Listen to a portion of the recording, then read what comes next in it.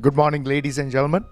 Welcome to the Grand Prairie Stadium in Dallas, Texas, for what is going to be the seventh game of the over 60s Nationals being played here. This will be the fourth day. We have had a rest day yesterday, and today's game will feature the undefeated Legends versus the undefeated United team. So this will be an interesting matchup. The United have won the toss and have elected to bat. Beautiful sunny day, wonderful setting. Cannot ask for a better day for cricket.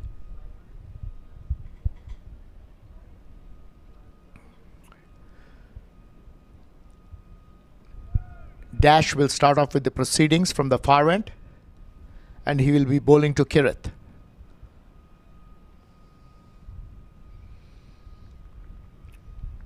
Starts off with a wide down the leg side.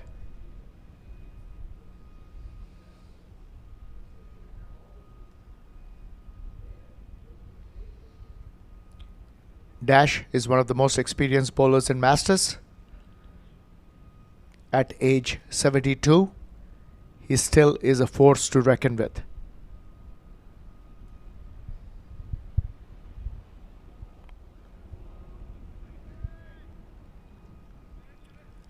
Bowls left arm medium pace, very accurate.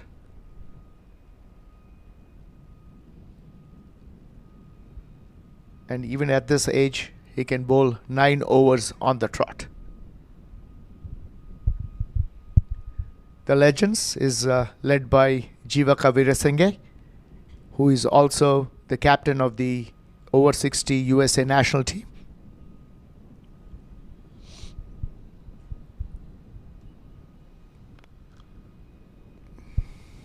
A confident drive by Kirith to mid-off. We have one slip and a gully, a deep third man, point, cover, mid-off, mid-on, short mid-wicket, and a short fine leg. In Masters, the first power play is 14 overs, where you can have 3 fielders outside the 30-yard circle.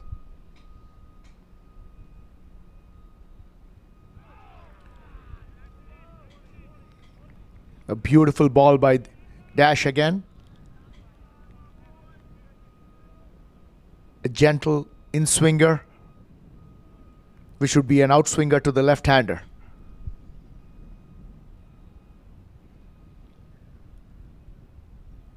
Moved back in the air and straightened off the pitch.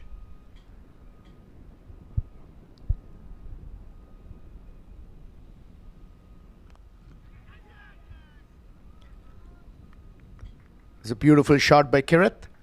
Off drive a little in the air, but timed it well enough for him to get to the boundary. So the first scoring shot for the United.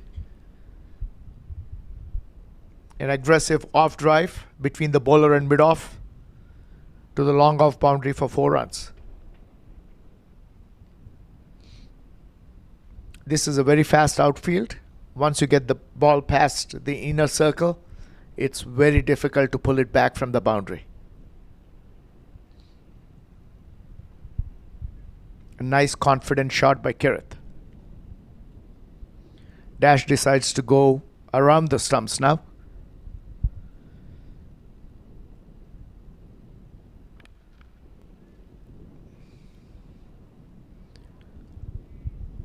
Gets the toe end of Kirith's bat.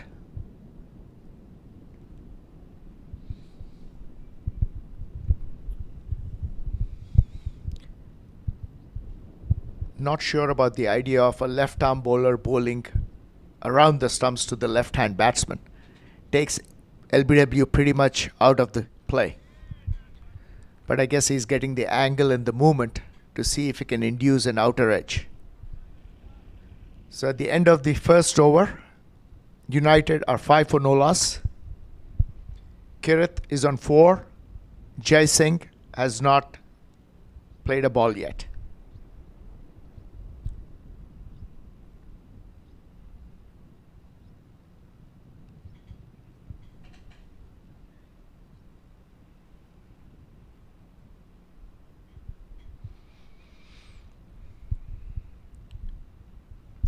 Jai Singh is from Connecticut. He actively plays and coaches. He's a part of the over 50 team of the North Bears. A classical right-hand batsman. Very easy on the eyes when he plays his shots.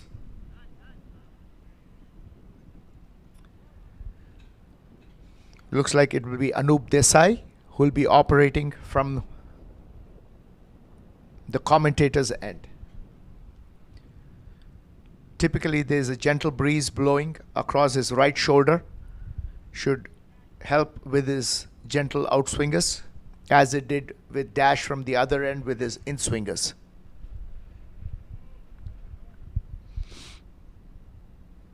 He has a slip, a deep third man point, a cover point, covers, mid-off, mid-on, mid-wicket and square leg.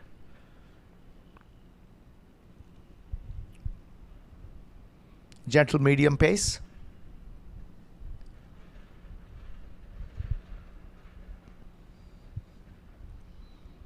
Abrar Ahmed, the fantastic wicket keeper from Northern California, standing up to the wickets. Ball slightly on the shorter side, played to mid-off and quick running between the wickets.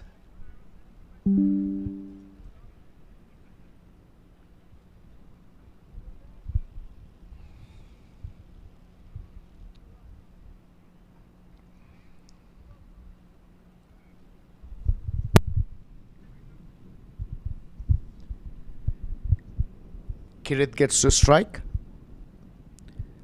The left-right hand combination in cricket always presents a problem to the fielding side at any level, even more so in Masters cricket.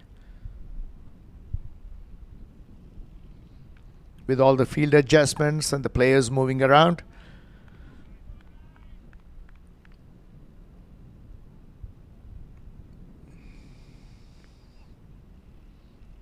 again, more on the shorter side. I would think Anup would be better served pitching the ball up a little bit, trying to get the early movement with the white ball. As most of us know, with the white ball, typically after 4 to 5 overs, the ball pretty much stops moving. So whatever movement you're going to get is in the early overs. Much better length there.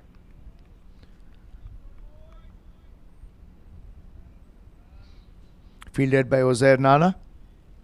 He probably would be, in my opinion, the best fielder in all of Masters over 60s, and I would probably venture to guess even over the 50s. There's that swing, got the outer edge of Kirit, and a difficult chance to the person at point. Looks like it was Shah Nawaz. A full length dive up forwards, but missed the catch. I wouldn't call it an easy one, but a catch that I would think should be taken. Probably will go down as a drop chance.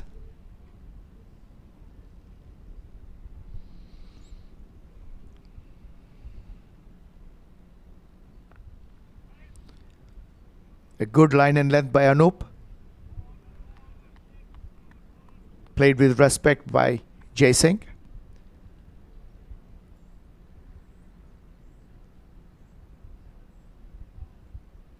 At the end of the second over, United are 7 for no loss. So a pretty careful, circumspect start by the United.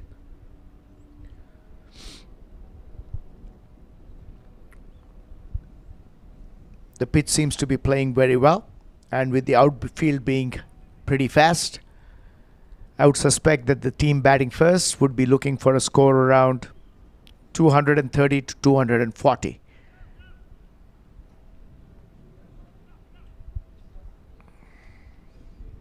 Dash continues the proceedings from the far end.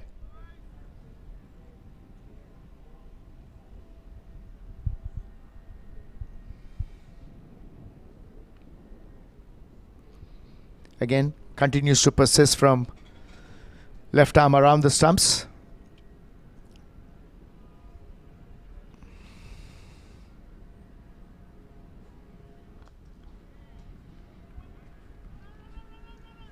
That is some good running between the wickets. Hit to mid-off. Shabai, who's on the 30-yard line, is a little deep to stop that single. So that's some good batting.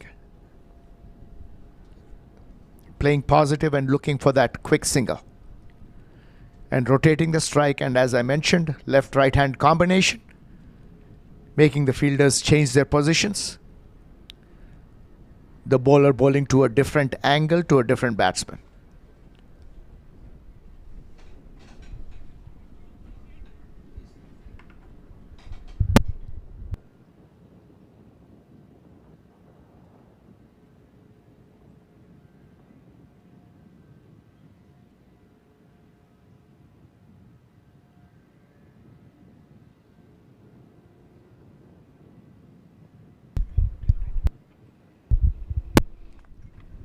Dash again coming in around the stumps to the right-hander now. His gentle in-swingers. I think the feature of Dash's bowling is his consistency. Occasionally bowls a few wides for my liking, but today he seems to be right on target.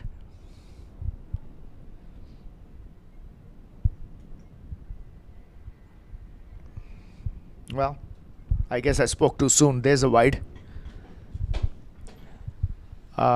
Let me welcome Ravi Suri to the commentary box. As you know, Ravi Suri is the vice captain of the over 60s Team USA and one of the members of the executive committee and a core person for Masters Cricket USA in all aspects. Thank you, Ravi, for joining me today. Thank you, Brock, for that welcome. That was so nice of you. It's so nice to see this tournament. Thank you, Parag, for the welcome. That's so kind of you. It's awesome to see this tournament shape up, because with the World Cup coming up, in about less than a year's time, will be the first of the tournaments in preparation for that big event. And the talent that we have seen in the first, this is the fourth day of the tournament. The talent that we are seeing here is extremely encouraging. And to see someone like Dash at the age of 70 bowl as quick as he ever has been bowling, it's a very, very good sign as far as that World Cup is concerned. Definitely, Ravi. I think, obviously 60s have now for the first time been playing with 6 teams in this Nationals. And that has brought in some new talent and also embellished some old talent that we've had. Dash, again, remember, played in the very first Masters tournament, and I was actually part of his team in the West Zone. I don't think he's slowed down any in the 5 years that I've seen him. Yes, actually, if anything, the last I played him was probably in LA a year and a half back. He's much better in terms of his pace and his consistency now than he was at that time. I think even he, seeing the talent around, would probably up his ante to challenge the best batsman that is coming across. And when I was talking to him, he in fact mentioned that he's extremely motivated to still show that he has the wares and the skills to play at this level, even at this age. Yeah. And I'm pretty sure, he coaches kids in Northern California, and that keeps him motivated and helps him with his fitness. Very true. That's true. Another quick run to mid-off. This is excellent to see. This ball went, in fact, to the fielder, and I think an early call. The running between wickets between these pairs, but this pair is, I think they've been opening for this is the second game that they've opened, and a good understanding seems to be existing between them. Jay is obviously a professional cricketer in terms of having played a lot of Masters games at the 50s age group, and Kirit too has played, I think, in a lot of over 60s games. He's been there from the very first tournament. I believe he was on that tour of Australia with the team that went for the World Cup there. Both these batsmen are shaping up well against some top quality bowling. So United are 11 for no wicket after 3 overs.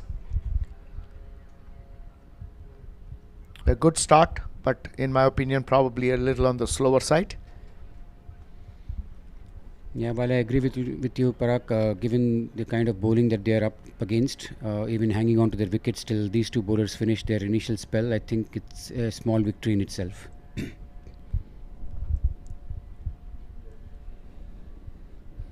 Anup bowling from the commentary end. Anup has been pretty consistent so far in this tournament. He's got some important wickets. When he played against the Titans, he got Sandeep Karwa, an attacking batsman, bowled, again being consistent, hitting the stumps all the time. You're right, Parag. Anup is a good thinking bowler who can move it both ways, and he bowls well within himself. He doesn't go to get too much pace or doesn't try things beyond his ability. Very smart in terms of knowing his strengths and weaknesses, and sticks to that line and length. And he knows he can move the ball both ways, and sticks to those strengths. Another dot ball.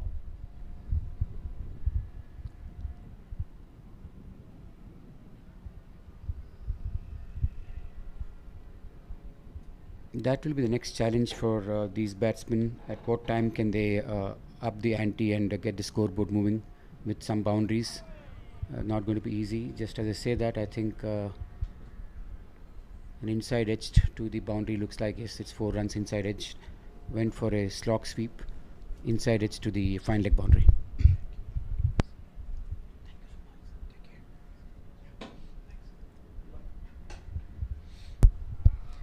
Yeah, that was a gentle outswinger, which is an in-swinger to the lefty. I think got the inner edge. Kirith is very lucky that it missed the leg stump. Keeper standing up had no chance of stopping that, and as I had mentioned, the outfield is lightning quick. So once it beats the infield, it's very difficult to pull it back. As a batsman, this outfield is a dream to play on. The simplest of pushes gets you a boundary, and it's value for, I mean, you time it, you can just be sure that it's going to the boundary. It's value for your shots. Yeah, Ravi, I think as a cricketer, this probably is a dream ground to play on for many people.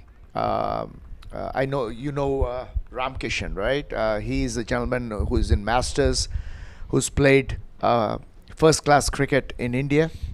And on his last discussion with him, he said he's played at many grounds, and he figures after the Eden Gardens in India, this is probably his second favorite ground, and that is saying something from a person who's played that level of cricket at multiple grounds all over India. Yeah, that is a big statement. And the good part is to match an outfield of this class and quicksilver outfield that we have here. The wickets have been extremely good, very sportive. There's something in it for the bowlers. There's obviously a lot in it for the batsmen as the ball is coming on. It's not stopping or it's not having a tennis ball bounce. The ball does come onto the bat, which makes it good for both the bowlers and the batsmen. Yeah.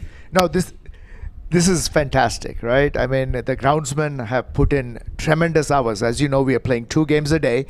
So the groundsmen get here, at around 7 o'clock, and they're probably leaving, the ground past midnight, and getting these fantastic facilities and preparation for this. And another thing to mention is what you're watching are some fantastic pictures with our streaming, which again, I'm pretty sure rivals any international broadcast that has come out here. And thanks to Hassan again, who spends the same amount of hours. He gets here a couple of hours before the game starts and leaves home. So kudos to him. He's been associated with Masters from the very beginning, and every tournament he's so passionate about this that every tournament he comes up with a new innovation and makes this experience complete, if I may say so, for all of us Masters. So Hassan, another fantastic master. That's a great point you make, Parag, because we have been on some recent tours to different parts of the world, and the streaming quality there left a lot to be desired. But here, you can really figure out, the entire flow of the ball from the point it pitches to where it's going, and the quality of the picture and visual is absolutely high class. And to add to that, we also have the replays for runouts and stumpings, which Yeah. make it all the more exciting. That which we're going to see just now, and that was a quick attempted run straight to point, and I think it was a direct hit, and direct hits are always tricky, and we'll get a good look here as to whether he made his ground. And now if he grounded his bat, I think he made his ground. So again, a little bit of technique here. If he started grounding his bat even before, he would have made it very easily. I think Kirith was a little lucky there, landing his bat into the crease. So probably when he watches this replay, he needs to go. His coach probably in primary school would be, very disappointed with that end of that running. In fact, that's the beauty of this telecast and the whole streaming process. If players want to go back and watch it, how they got out, whether it's an LBW or a run out like this, for example, there is no point in plonking your bat after you reach the crease. Yeah. You have to drag it right from maybe a meter or so before you start reaching the crease. Dash again now going back to over the stumps, which I like much better to the left-hander because it brings the LBW back into play, but this one landing clearly outside the leg stump. Wow. Another beautiful ball, leaving the outside edge of Kirith. I think that ball was just too good for Kirith. And sometimes the batsman just needs to tip his hat and say, all right, fantastic ball. But he needs to get that out of his mind and keep playing. That's a left-hand seam bowler's dream ball. Pitched and then left off the seam, left the batsman hanging, so to say. Another beautiful ball on that spot. So what is your opinion, Ravi, of a left-hander bowling to a left-hand batsman from around the stumps? Especially with somebody like a Dash who kind of has that movement and can get it away from the left-hander. Yeah, the left-hander, once he has the ability to get the ball in to the right-hander and let the ball leave to a left-hander, that makes it very difficult for the batsman because you're always guessing which way the ball is moving. And the angles that you get from bowling over the wicket or around the wicket, that is another headache if you're able to bowl from either side of the stumps. The batsman is always in two minds, unclear as to where the ball is going to shape and whether it's going to go out or come in. And once you're in dual mind, the bowler is already with his hands all over you, and the batsman is in deep trouble, playing a guessing game. United 16 for no loss after 5 overs. Again, a very sedate start. And again, has to do with some very accurate bowling. Really impressed with both these bowlers, bowling on the spot and Dash getting that movement. It's been the 5th over. I had predicted that typically the white ball moves for 5 to 6 overs. So let's see if I am going to be right in the next over and see how much movement Dash gets. I feel while the swing may not be as much after 5 overs, he can still seam the ball off the wicket. He could get some away seam movement, may not get the swing in the air. But Dash is an experienced hand who knows how to use these conditions to his advantage. Anup, continuing from the commentary end.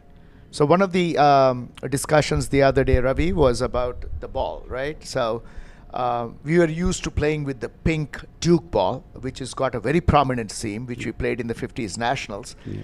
And a lot of seam movement, a lot of bowlers were getting with that. And you could see actually one of the MVPs of the over 50s is actually an over 60 player, Srikanth Satya, who again got a lot of seam movement with the Duke ball. Now this is a white torpedo ball, and some of the fast bowlers were complaining that the seam is not as well prominent. So what I'm guessing is if the movement in the air goes away, the bowlers will find it difficult on these conditions without a prominent seam.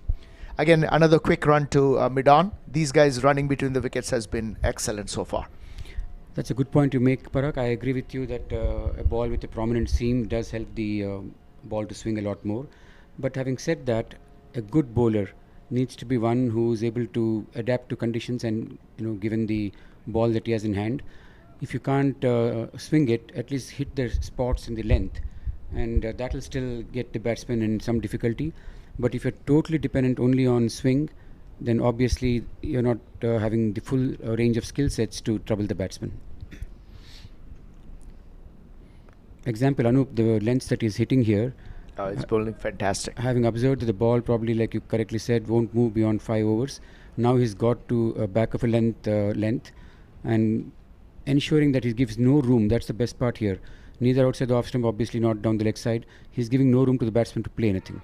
That's out. Oh! I think that was a pretty straightforward chance. Yeah. I think the ball probably stopped a little bit, and Kirith went through with his shot. Oh, that's and as this easy is as as easy a cotton bowl chance Yeah, as it'll get. Yeah, yeah, I'm pretty sure Anup has nobody to blame but himself for that. yeah. I know, Parag, you set very high standards for fielding. I completely agree with what you say and the standards that you set. But still, cotton bowl and slip catches are always dicey because the bowler, like in this instance, was moving away from the ball. Ball came to his right while he was going towards his left in his follow through. Another quick that, run, yes. very good running between the wickets. Sorry, having said that, it still was a very catchable because it was just direct popped hit back to and him. he was gone. So I guess it was not that good running between the wickets, but they got lucky there. I know, Ravi, you are a very generous man, but at any level of cricket, that catch, I don't think I can find an excuse. I'm pretty sure Anup will probably not like my comment, but that is as straight as it'll get. Yeah, there's a replay for you, and it's just popped back to him. Yeah. No, I don't know. I mean, yeah. bowler moving this way, that Yeah. way. No, that's an easy catch. Actually, I was wrong. It was to his left, and he was moving to his left. So it is not like the ball was going in the opposite direction. That makes it an easier catch than what I felt it was. All right, he's got his homework. Go back home and take 100 of those catches. Like the advice you gave me, go back home and bowl 100 balls without bowling a wide in the nets. Well, that is the only way you're going to get better, Ravi. Yeah. No, I agree with you. That's Again, how you. he's getting a little bit of movement still. Dash. This is his fourth over. But I mean, I am amazed at this gentleman's consistency. At age 72, coming and bowling that line and length with that movement, that is so impressive. Well, I well guess kept. commentators curse there. Brilliantly kept, having bowled a wide down the leg side. That was very well kept by Abrar. Abrar has been an impressive keeper. He is another one of those keepers that we have. In fact, the 60s are pretty fortunate. I think they have about 3 or 4 keepers.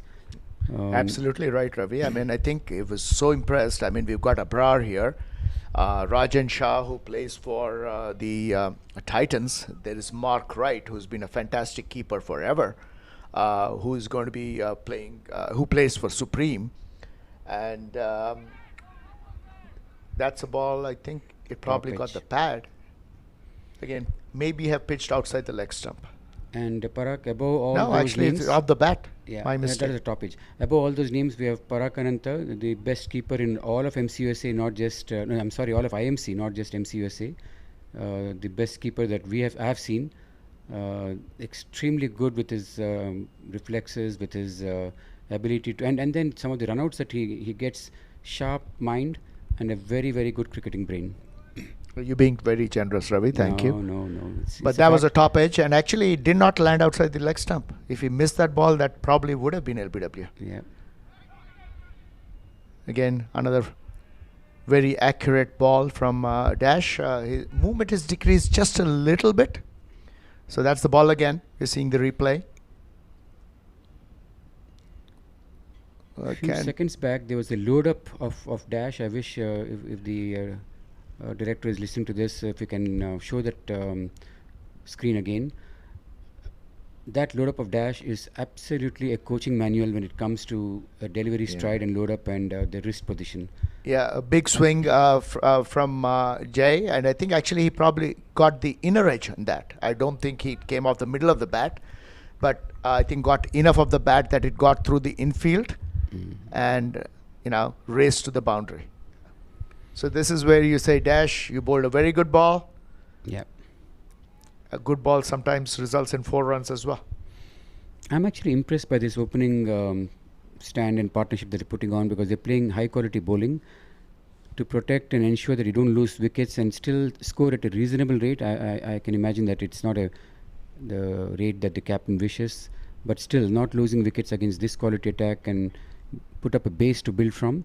I think that's very creditable, and the batsmen have done well here. We'll take a look at that replay of that possible LBW or top edge shortly. We'll see where that is. Dash again now going around the stumps to the right-hander. Yeah. As I predicted, the movement of the ball is kind of lessened a little bit. Yes. Here's the replay. And see if the ball's pitching outside the leg. No, it's pitched in line. And that would have been curtains for Kirith if it didn't hit the bat. Yeah. Thank you again, Hassan, for that fantastic replay. Hassan, that replay, if you are able to play it once again, just notice Dash's fingers, the way he used the fingers in addition to his wrist to seam the ball in. It's an absolute coaching manual. At the point of release, Dash used his middle finger to seam the ball in. I hope you can get that replay and take a close look at the fingers that Dash used in releasing that ball. There you go again. Yeah, keep an eye on the finger, please. Yep, that's the load up. Watch the finger. There you go. That snap of the finger is what gets that seam to move and look at the movement of the seam from the pitch. I hope the players from other age groups are watching this and taking notes. Anup bowling from the commentary end again, very accurate. Ball goes to Uzair Nana again, one of the fastest fielders in all of Masters, and the batsmen smartly don't venture taking a run. It's one thing to say. That is a beautiful shot. Awesome shot. I think Anup there for the first time erred in length, a little shorter, a little wider off the off stump, and that's a classic square cut, I would say, of the back foot. Fantastic shot by Jay Singh. All credit to the batsman Jay here, in the sense the ball was short and not that much outside the off stump. If you notice, it probably in the fourth stump, but Jay picked that length brilliantly. And that's how the shot got into play. A beautiful off drive again. Wow. 4 runs to deep cover. Another fantastic shot. I think Anup tried to overcorrect here. I don't think it was really a half volley, but he hit it on the rise. Wow. A beautiful shot. Absolutely. Foot out to the pitch of the ball and the bat swing taking towards the line of the ball. Very well timed and hit through the covers. The ball raced to the cover point fence for a boundary. Just a reminder to guys who are watching this, this is over 60s cricket, guys. And the quality of cricket we are seeing so far, absolutely fantastic. Parag, so now Sanjeeva goes to deep cover and to protect against what I would think is cover drive. So I would expect Anup to be trying to bowl up to the batsman. Parag, just to get the view of you on this so-called super team, another good shot there. My view is, yes, no doubt Jivika put an absolute gun side there, but the challenge is, if you perform well against this gun side and you show your mettle against this team like this, that's when the sweet moments for you to feel good about scoring and performing, whether it's taking wickets or scoring runs, is that much more. The sweet moment is that much more because you played against one of the best sides in the entire tournament. So again, one of the things we talked about, Ravi, and I know, our team played against this, what you called, loaded team. But my discussion with my team at that time was, it doesn't matter if they have 11 batsmen, they only have 240 balls to play. So they can only score so many runs. So if you are disciplined bowling to them and good fielding, then you restrict them to whatever reasonable score, and you got 240 balls to chase that down. A shot to mid-wicket, amble for a couple of runs there. So, I mean, that is the way to play, I would think, a loaded team, right? I mean, you be disciplined in your bowling, don't give them extra runs, don't give them extra balls, and they can only score so many runs in 240 balls. And then you try to chase it down. Yeah, that's very well put. Now, Anup, again, I don't think it was a bad over, but he went for 2 boundaries there. Probably 1 bad ball in that over. Again, looking at Dash here from the front on, and you can watch his delivery and his fingers.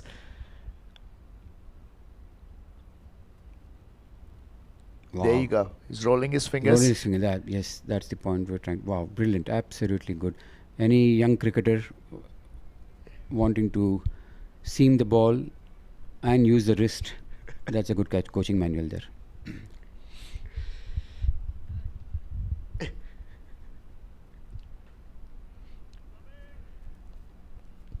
So 36 for no loss. So suddenly this run rate's gone up. Jay batting on 18 of 18 balls, 100 strike rate. And Kirit 15 of 30 balls, a little on the slower side there. But after 8 overs, 36 for no loss, a good steady start by United.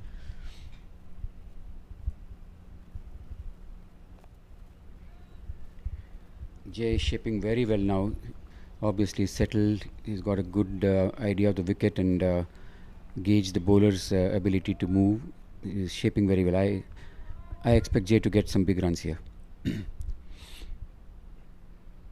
Hopefully it's not a commentator's curse and Jay will go and get a big score.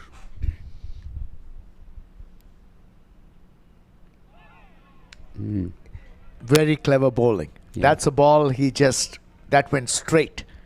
And obviously Jay still expecting the ball to come in. Misses the outside edge. This is where I think the batsman's got to make a little bit of an adjustment now, knowing that the ball's not going to be moving as much. And the keeper again standing up so that the batsman cannot be standing outside his crease. Smart keeping that. Very well kept again. Like they say, everything in Another out cutter there. That is such clever bowling. Right now, with the last 2 balls he bowled, I don't think, again, I wish, he's probably obviously using his fingers. There's a look at that. And that's basically an out cutter that he's bowled, where the ball actually moved out. Very smart to even shift his line a bit to outside the off stump. Parag, I was saying that everything in cricket is about playing in partnerships, whether it's 2 batsmen batting or bowlers bowling. It's about partnerships. And the point you made about the batsman observing the ball will swing a bit less after 5 or 6 overs. That's where the non-striker could go and have a quick word and remind the batter, look out, the ball may not swing as much now. This kind of information share and talk between the batsmen is extremely useful. Oh. A collection on the leg side. I think it's probably off the pad. Yeah. But that is some fantastic keeping. But I'm so impressed with, I don't know why I'm surprised. Again, the replay of the ball here, I think it probably clipped the pad. Yeah. Yeah. And some fantastic glove work on the left side by Abrar. As I was saying, I shouldn't be surprised with the cricketing acumen.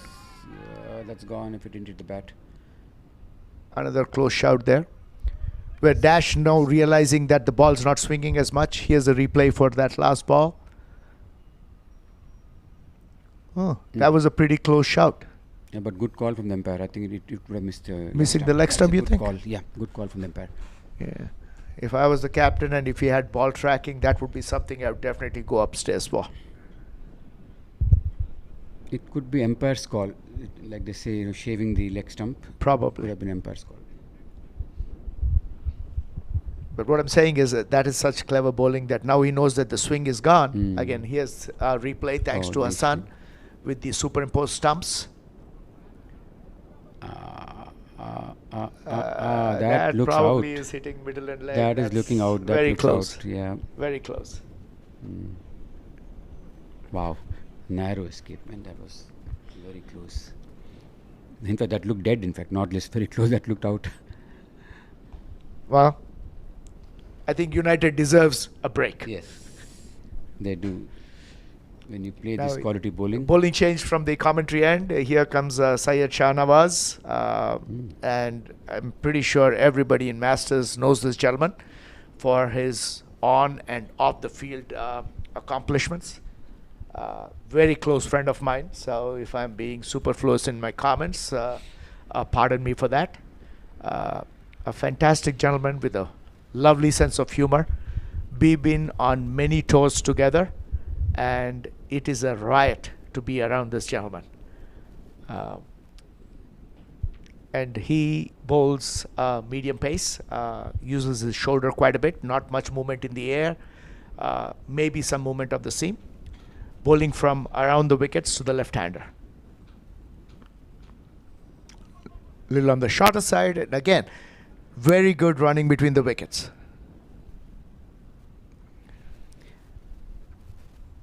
The running between wickets is such an important aspect of the game at any level, more so at the Masters level, because you can get those fielders who are a bit slow in the field, and if you keep taking those singles, the pressure builds, and your best way to play the game is get to the non-strikers end.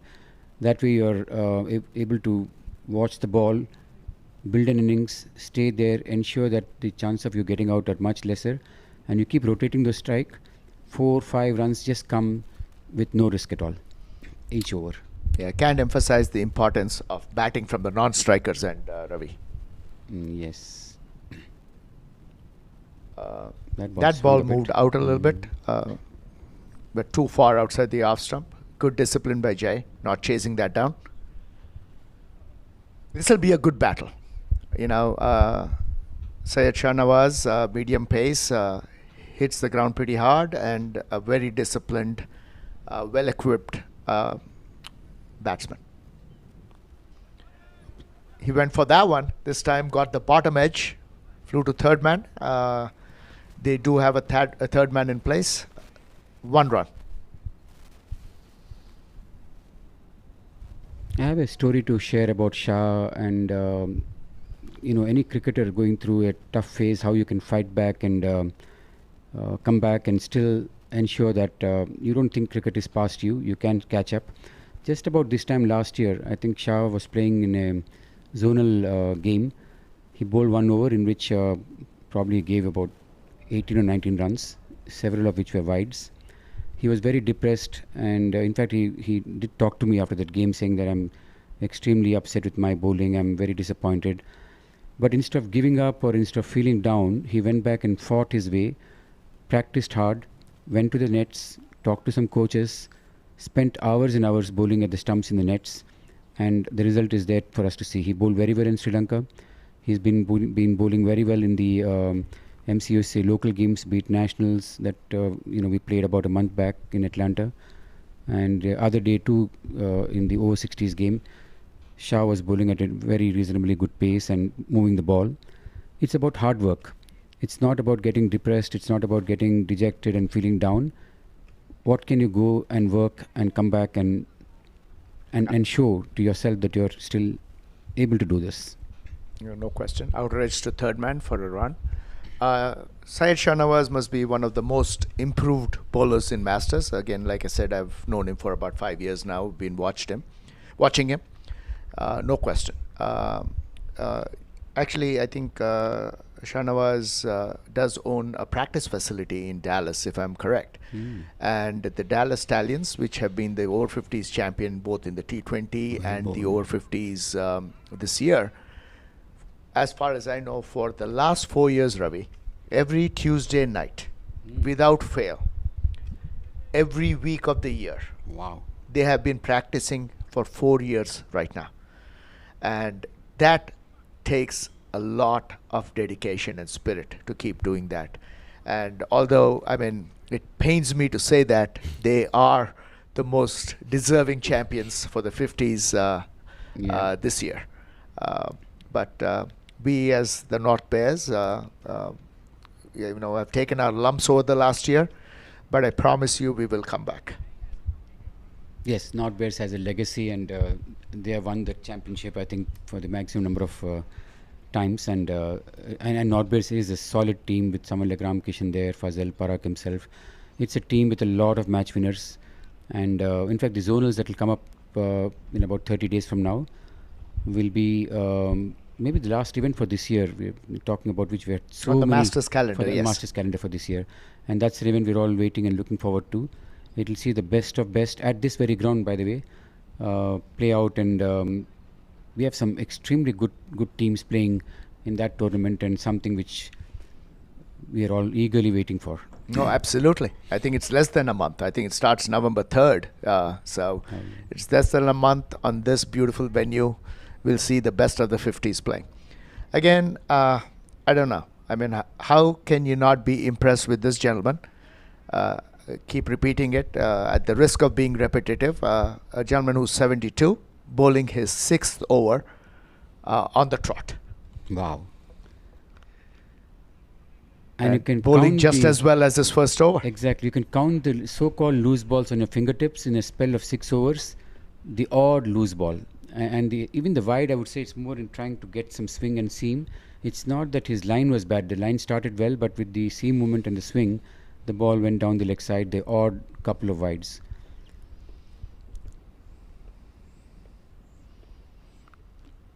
Wow. Well fielded, very well fielded. Yeah, no, this is some high quality cricket.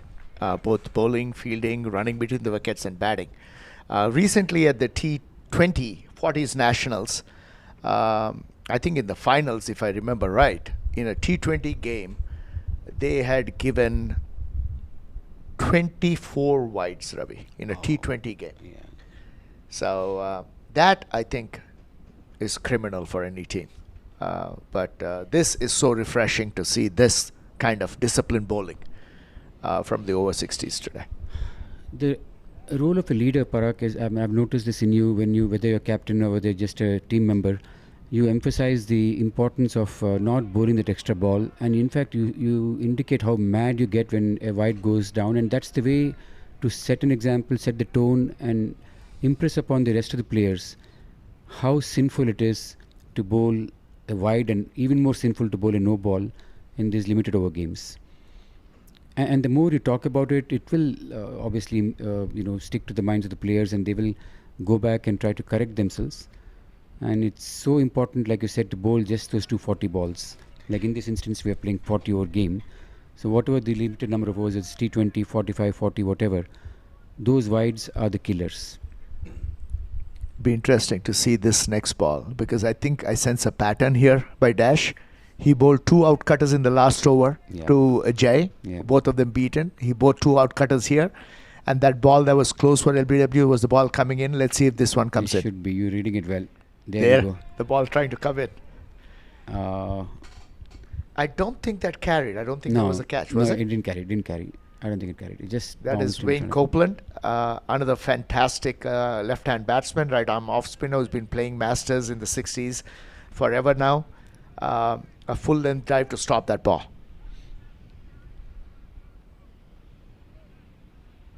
Yeah. Well, I think it was in the air, but that would have been probably the catch of the tournament if you pulled that off. Yeah. But again, you're looking at a 64-year-old gentleman, a full-length drive forwards to try to pick up that catch.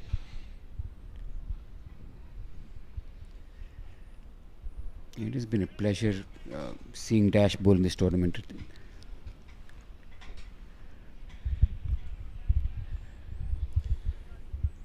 I mean, what impressed me most in this spell is he thinks after every ball.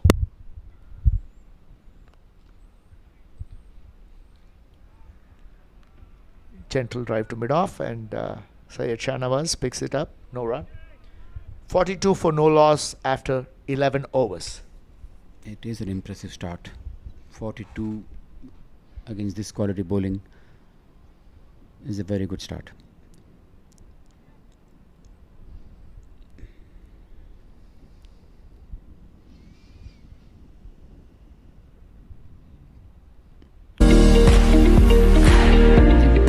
bowling options up his sleeve. He still has quality swings to come. He has sharp bowling as of now. He has.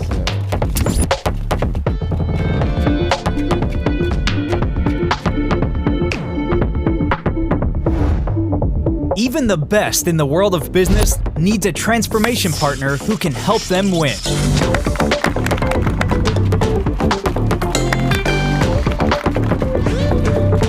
Yash Technologies, more than what you think.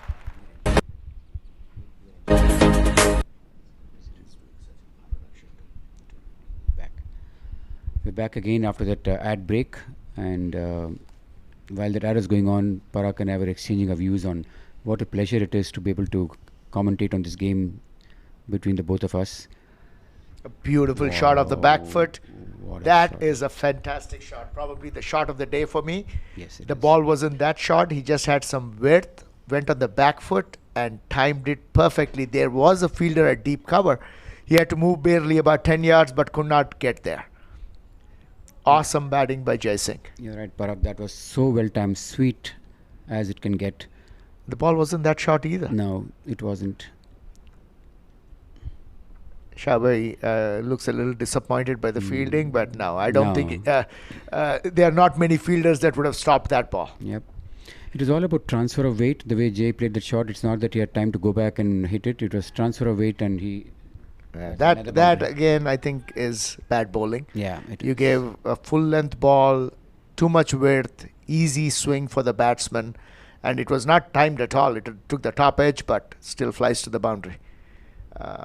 On these wickets, Ravi, I think the best way to bowl is to hit the stumps. Yeah, you have to bowl within the I stumps. mean, yeah. you have to No get room. every way of getting out into play. Yes. Bowled, LBW, caught, and cannot give width. Given this wicket and this outfield, width is asking for trouble. And that too for a batsman like Jay, who's so well set now. And Yeah, overcorrection there by Syed Shahnawaz, a wide on the left side. So, over not going too well for Syed Shahnawaz. Let's see if he can make a comeback. 2 balls, 8 runs. Actually, 2 balls, 9 runs. yeah. But as we had said before, this is a gentleman who's worked so hard on his bowling. Much better line and length. And ball goes to the deep cover. Actually, not deep cover. He's on the 30-yard line. So, if I'm looking at the field here,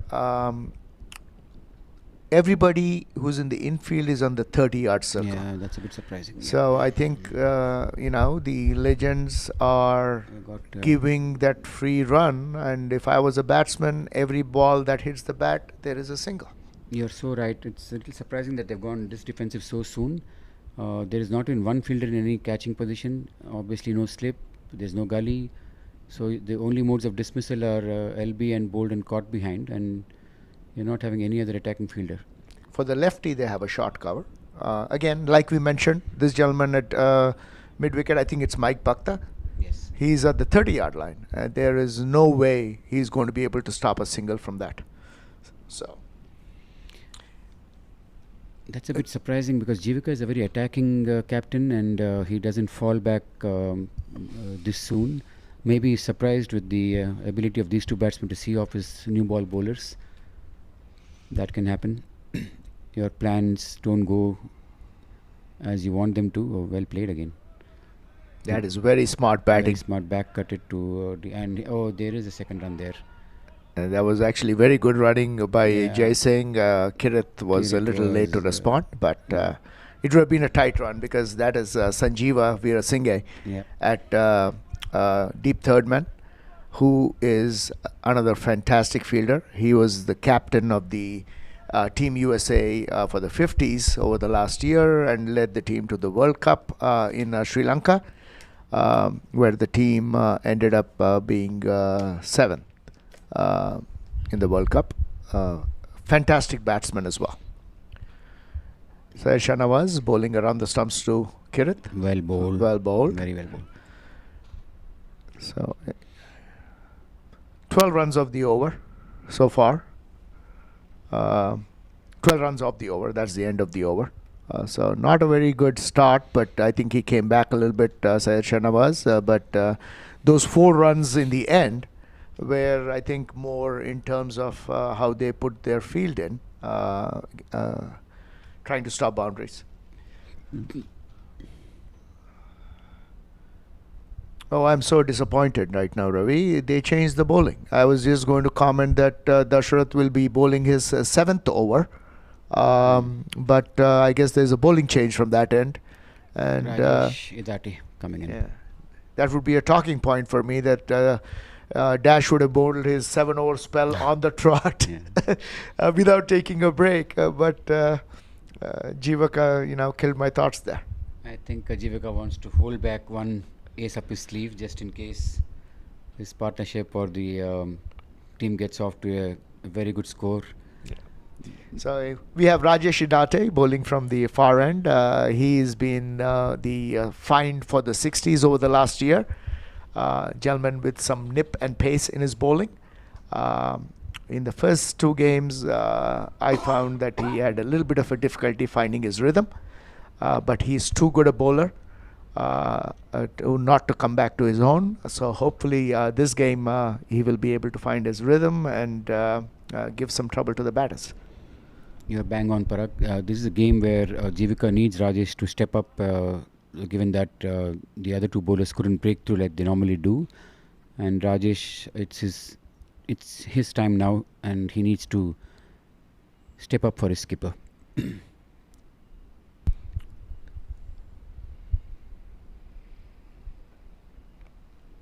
Oh, lucky.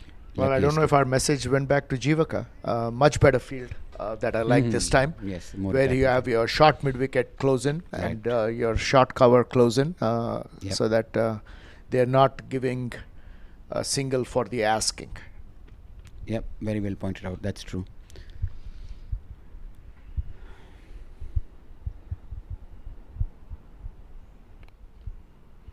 Consecutive balls to a batsman is the only way you can get him out. You keep getting him off strike.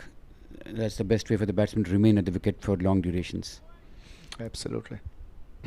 As you mentioned before, best place to bat is at the non-strikers. Yes.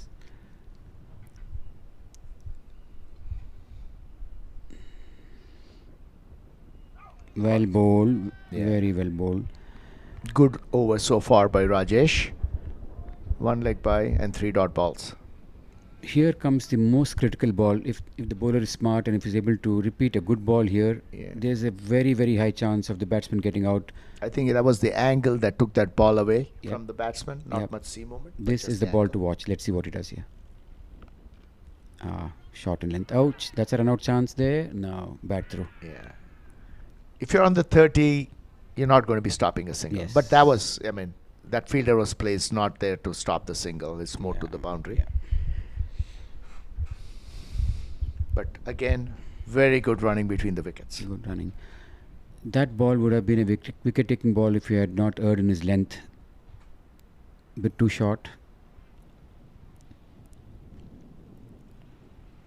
Better throw might have. Well, you're talking about 60-year-old shoulders, Ravi. Yes. You're not going to have gun throws. No. It was interesting the other day when we were playing the game. There was a gentleman, Farhan, who from the deep square leg boundary hit the stumps on a direct hit. Wow. So yes, there are still some 60-year-olds with gun arms, but that is more the exception than the rule. Before his shoulder trouble and surgery, Rizwan Sheikh, I saw him in LA in one of the grounds which had the longest boundary, and a throw from deep mid-wicket right into the keeper's gloves for a run-out, and it shocked the entire squad watching that run of play, because you don't expect a 60-year-old to be able to throw from deep mid-wicket fence into the keeper's gloves above the bails. Yeah, absolutely fantastic. So at the end of 13 overs, 57 for no loss. The Legends desperately looking for a breakthrough, and the United looking golden so far. This is a very good challenge to the Legends. I like what's happening here, because you need to put a team under some stress to see what they can come up with. Yeah, we need to put the Legends under pressure. No Well bias bowled, in my very stay. well Oh, bowled. there's the There you wicket. go. That's a brilliant ball. That is the wicket they're looking for. Outstanding ball. Really I good. think that pacey ball and- cut in off the seam, Yes. and Jai Singh could not decide whether to play back or forward. A You- very timely wicket for the legends, and Syed Shahnawaz comes to save the day. You summed up so well, Parag. It's about the batsman being in two minds, not clear whether to go forward or back. That was the best part of that length. Really well pitched. It was not pitched up, nor was it short. The perfect length to hit. Yeah. Now that is a dream ball. Dream ball. Hit the top of off stump. Wow. Yeah, bowler's dream ball and batsman's nightmare. That brings us to drinks. 57 for 1 and 13.1 overs. So far, a decent challenge to the legends, and we'll get you back to you after the drinks break.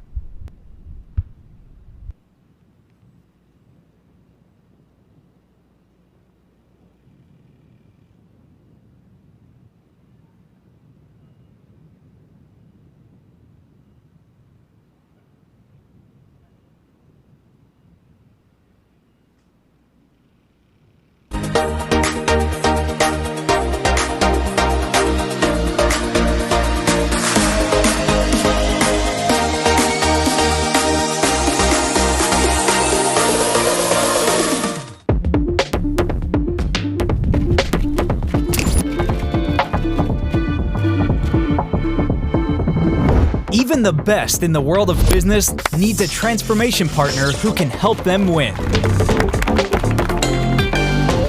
Yash Technologies, more than what you think. We're a general contractor located in the Atlanta area specializing in commercial construction. We are very honored to be able to donate to the Masters Cricket USA organization and be able to help with the Over 50s National Tournament. We are so confident that if you use us, we'll have you hitting 4s and 6s in no time. Good luck to everyone.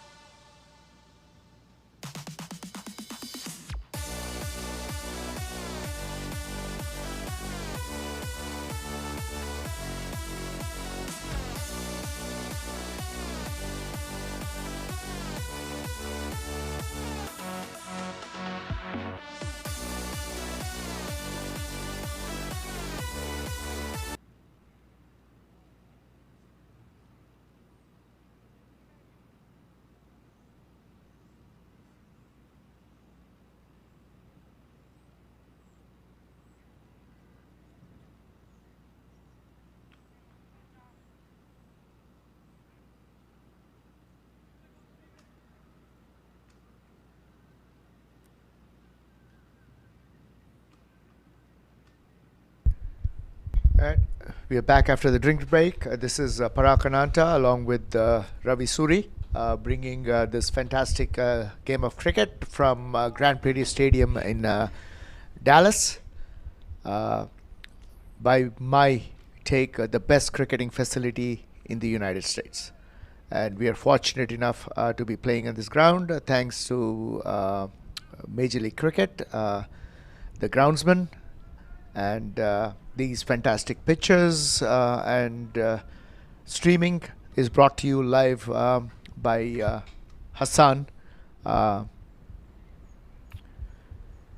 continues his over. And this is Amir Qureshi coming into bat. Amir had a very good outing. I think a couple of games back, he scored a half century. Was very impressive in that game.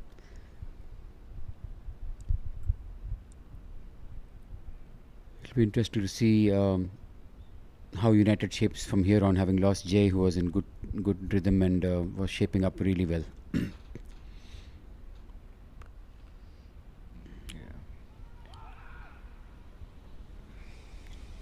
Jivika has sensed the moment and got his fielders in, at least on the offside. I see a short cover. Here's a look at the last wicket again. That is a beauty ball. What a ball. Just short of good length outside the off stump, moved in a little bit of the seam, kissed the top of the off stump. Jay Singh, who was batting so beautifully, that is a difficult ball for any batsman at any level. Good bowling there by Shahnawaz. I just wished he was a little bit more consistent. Not asking for more, but Shahbhai bowled 6 balls of the same ball. Oh, there's an outer edge missing. Probably gone to second slip for 4 runs. It was a good outswinger at a good length. Picked the outside edge. And Shahid, who's a fantastic slip fielder, dived full length to his right. But that was probably between second and third slip.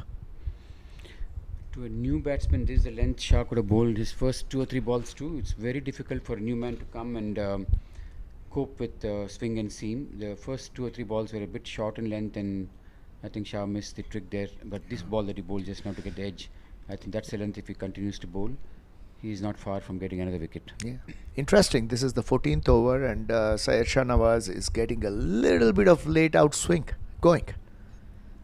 Good point. Very good observation.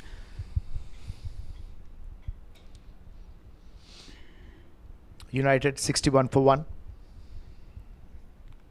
Pitch it up, Shah. You're not far from wicket. Pitch it up.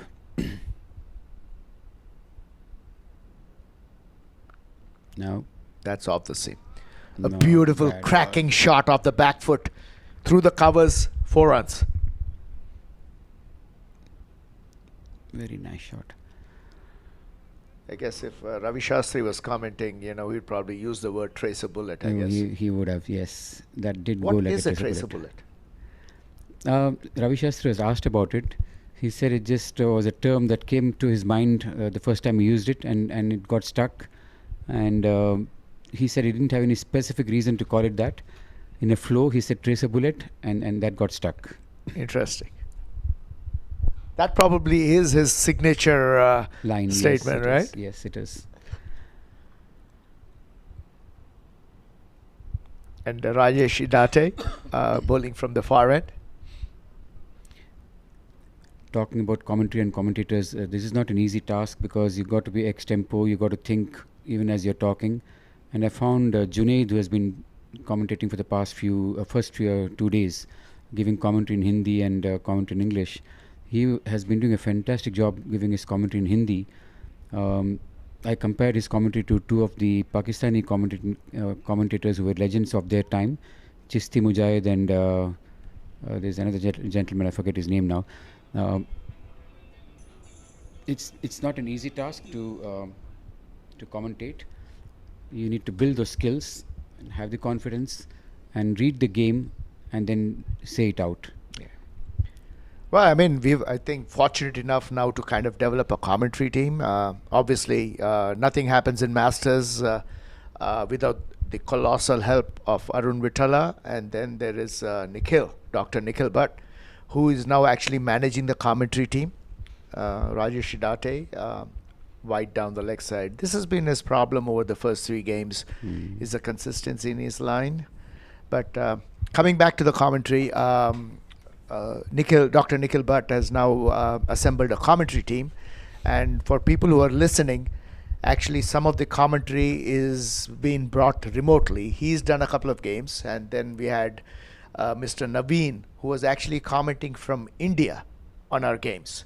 So with technology and some enterprise, we are making some good strides in Masters cricket. Again, probably a first that we're doing. Again, Rajesh Date, good ball outside Wow, the off good stump. Again, I mean, a good ball, a bad ball.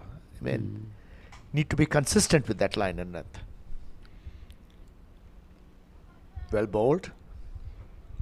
On the point you raised about commentary, Parag, it's such a unique feature of Masters. As it is, the Masters is a very fortunate body to have so many volunteers, so many well-meaning people, so many who want to come up with bright and new innovative ideas. This whole concept of a commentator sitting remote at some other location and then talking about the game is a brainchild and something very unique to Masters. There's inconsistency again. A wide down the leg side. And the previous ball, Kirith was lucky enough that he missed the ball and the ball missed the leg stump as well. So one good ball, one bad ball. It's like the Morse code.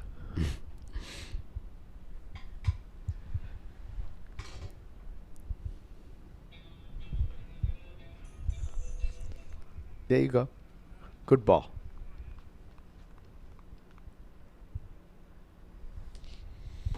Again, bowlers, a lot of it probably is, everybody's got a day job. We're working hard.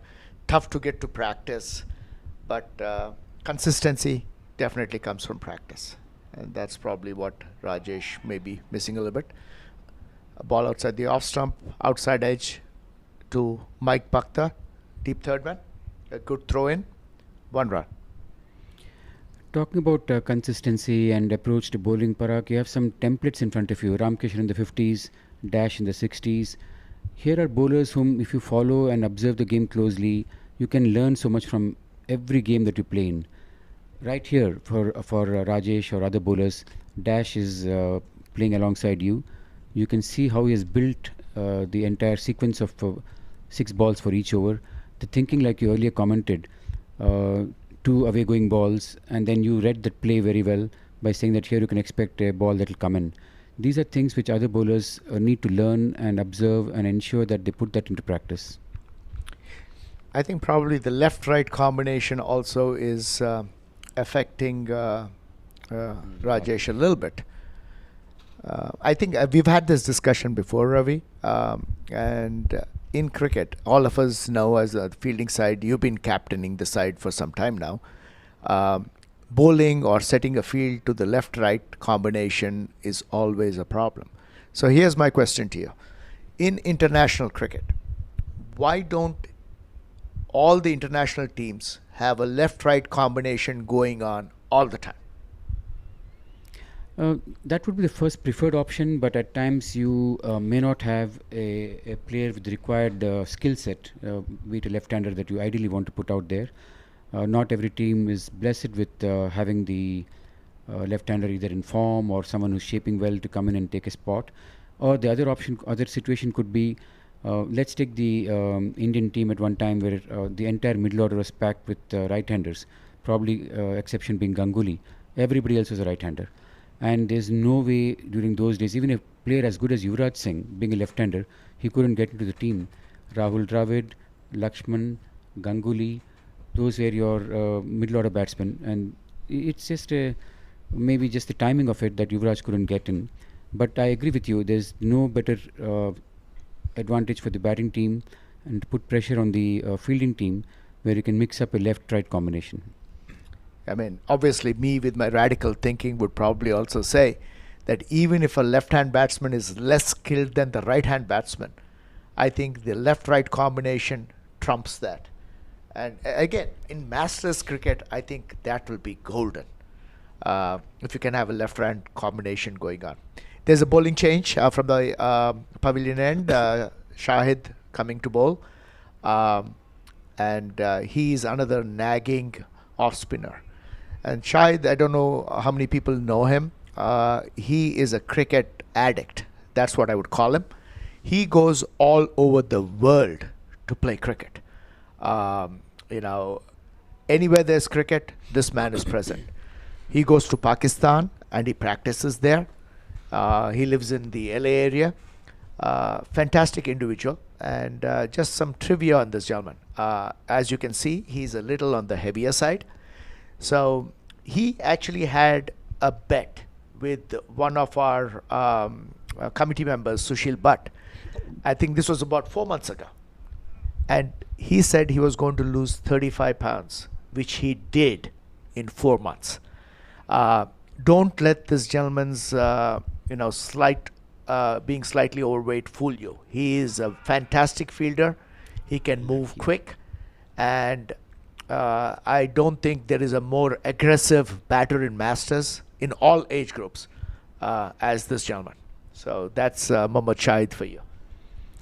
And on Shahid, I have a nice story to share. The first time I saw Shahid was on a tour to Toronto. The MCUSA Over 60 team went to play Canada, Australia, and England in Canada, and that's when Shahid made his debut for the Over 60 team. He bowled his off spin against Australia in the first game that we played them, and Shahid was extremely effective. Bowled a very good spell of 8 or 9 overs, and I thought here we found an off spinner who can be very handy. But the very next game, he was probably 30% of how good he was in the first game, and it was purely because he probably didn't have the stamina or the required skills to complete back-to-back games. And I spoke to him at that time saying, Shahid, what happened? Why are you not bowling as well as you did in the first game? And that probably stuck to his mind, and he said, look, I need to work on my fitness. If I want to continue playing well here, it has to be losing weight, working hard, getting fitter, and making sure that I contribute in every department of the game. And that's about 2 years back to now. Shahid is a transformed cricketer. Yeah, one of the many stories in Masters. And that's a fantastic first over from Mohammad Shahid. Accurate. Gave up 1 run. The other day I was talking to him and I said, I have a new challenge for you, Shahid, because this is a gentleman who loves challenges. So he promised to send me a video of bowling 54 balls. That's 9 overs, which is the maximum you can bowl in Masters, bowling within a 6-inch circle. So he's going to do that video of 54 continuous balls, unedited, and send it to me.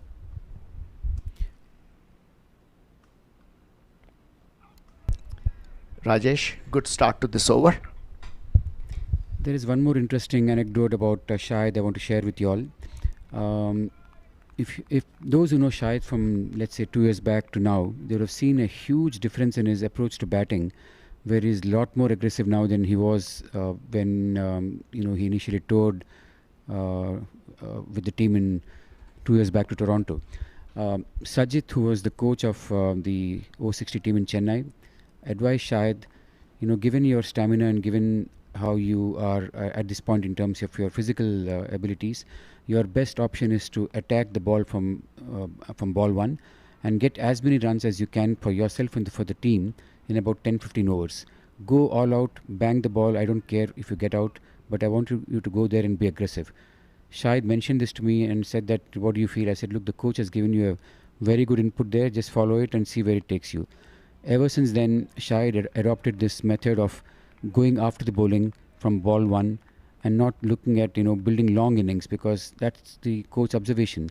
You have a certain limitation in terms of your stamina.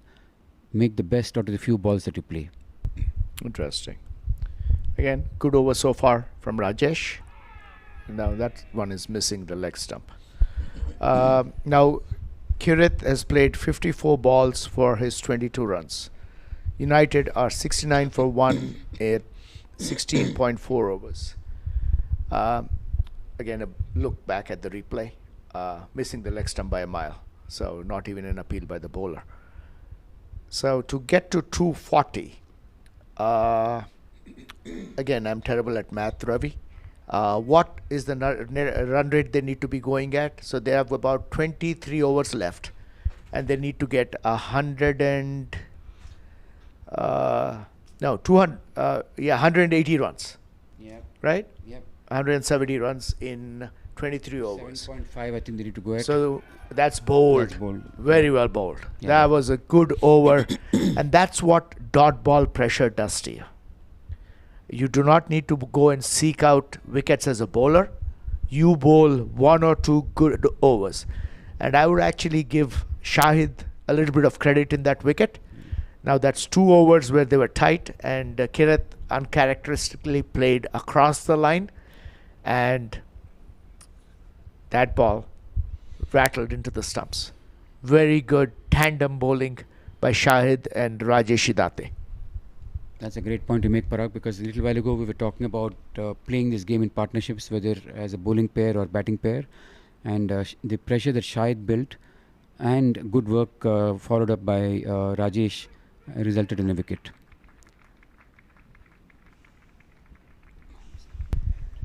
So United are 69 for 2 now at the end of 17 overs. So the fantastic, again, another look. Ball did move a little bit in the air, but I think the batsman has to blame himself for getting himself out there, playing all over the ball to mid-wicket. The batsman who has come in now to play is Keith Lawrence. He also had an impressive innings, but more than that innings, yesterday we had fielding drill sessions and fitness sessions for the O60s team, in which Keith Lawrence participated. Keith is an over 70s player who is going to be on the tour to New Zealand hopefully for the World Cup.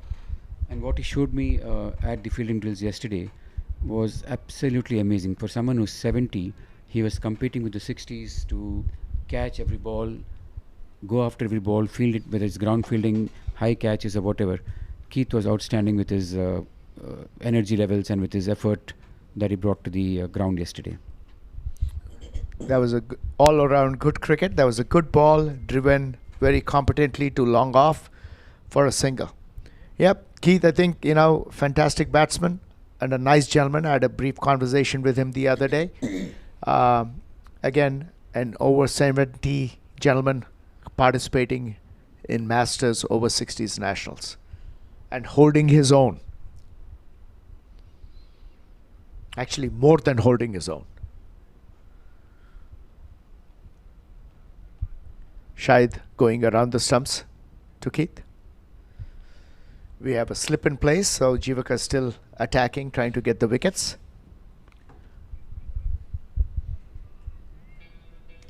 And now he has his fielders stopping the single.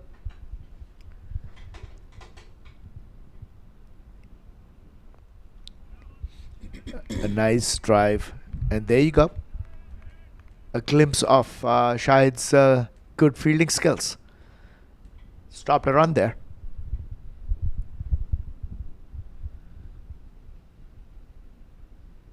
Beautifully bowled. And very well played. Very well played. That's good cricket, as good as it can get. Very nice loop on that ball. Slowed it down in the air, but Keith read that play well. Wow, what a ball. Off spinner's dream. Yeah, I think it drifted a little bit in the air and then straightened off the pitch, missing the off stump. Another good over by Mohammad Shahid. He's being rather stingy. 2 runs of 2 overs. So I think the legends have pulled it back. Another look at that ball. Kind of drifts in the air and then straightens off the pitch. Wow. Must compliment the groundsman for giving a very sporting wicket. I mean, you can play shots on this. The ball comes onto the bat, and if you give it enough revs, it does grip and turn. And if you hit the seam, there is some movement of the seam in here. The more I see Shahid, the more inspired I get. He is a captain's delight. Can get you quick runs, and then with his bowling, that's a double-edged sword there. Right there, you have 2 Ds covered of the 3 Ds of cricket: batting, bowling, and fielding. And Shahid is not a bad fielder, like Parag said. He's deceptive. He's a very safe fielder when it comes to his hand, and such a hard-working cricketer. He puts his posts at nets or at fitness. I think the hardest-working cricketer in entire MCUSA.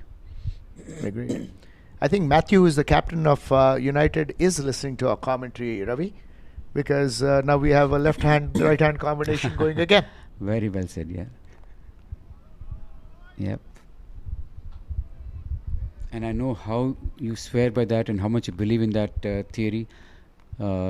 It does really impact at Masters level for sure, because as it is, field placements, fielders, not every fielder is sharp and quick at Masters level. There are few fielders who are good, But in the 11, you do have the odd slow mover, quite a few slow movers, in fact. And then when you have this left-right combination, it really plays into the hands of the batting team. Don't forget the mental alertness too, Ravi. At our age, between left and right-handers, we often find the fielders lost as to where they were standing for the left and the right-hander. Great point. Absolutely great point, yes. That's a wide ball. Yeah, Rajesh needs to work on this. I mean, cannot give those freebies. He's built great pressure with 3 dot balls. And then gives a free run.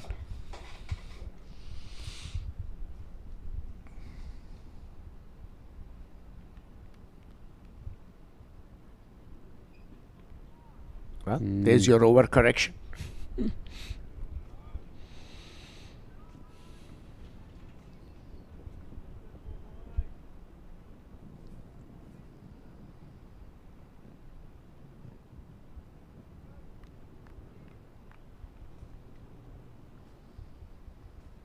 It's when you watch bowling like this that you start realizing how good a bowler like Ramki is, or how good a bowler like Dash is, where the pressure that they build through not giving any wides, first of all, and secondly, the length that they hit, and that's how they get the wickets. You give away these wides, all the pressure is removed. Yep, that's a lofted shot over short cover for 1 run.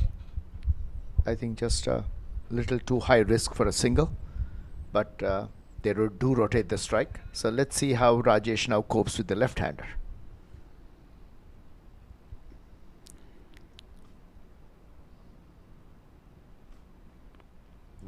Well bowled. Talking about good bowlers, there's another bowler who I really have a high regard for. It's Zubair, who is another master at building pressure through dot balls. Just the other day, he had 7 overs for 17 runs. And the entire spell that he bowled, it was all about sticking to his strengths, not trying too many variations, no need to turn the ball. At this level, what you need to do is be consistent. Repeat a good ball, and that's the mantra Zubair follows. I guess I think we've been a little too harsh on Rajesh, because in his 4 overs, in spite of him being wayward, he's given all of 8 runs. Amazing. But of those 8 runs, looks like 5 or 6 wides, and that's where the issue is. It would be otherwise 4 overs and 2 runs maybe. That is right. They can always ask for more, Ravi. I think that's the role of captains, Parag. You have been an outstanding captain. So here's thank you, Hassan, for this wonderful graphic. Shows the number of wides in the extras. 9 wides and 1 leg by.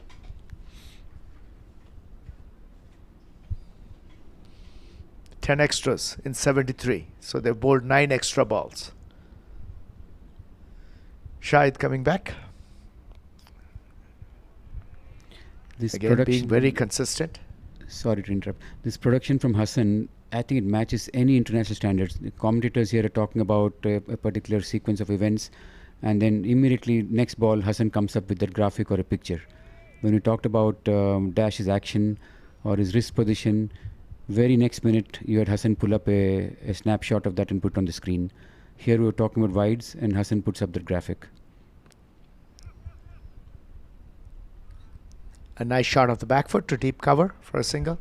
You're right, Ravi. Again, last night we committed to doing the commentary, and then this morning I was kind of having second thoughts and said, did we commit ourselves to doing this a little too soon, and maybe do we enjoy it or not? But as we spoke over drinks, thank you, Hassan. We are really enjoying our stint here. Thank you. Yep, it is. That, again, the left-right, I would take the credit for the left-right hand combination there, Ravi. No doubt, yes. That's a ball that went down the leg, and 4 runs by Keith Lawrence to deep fine leg.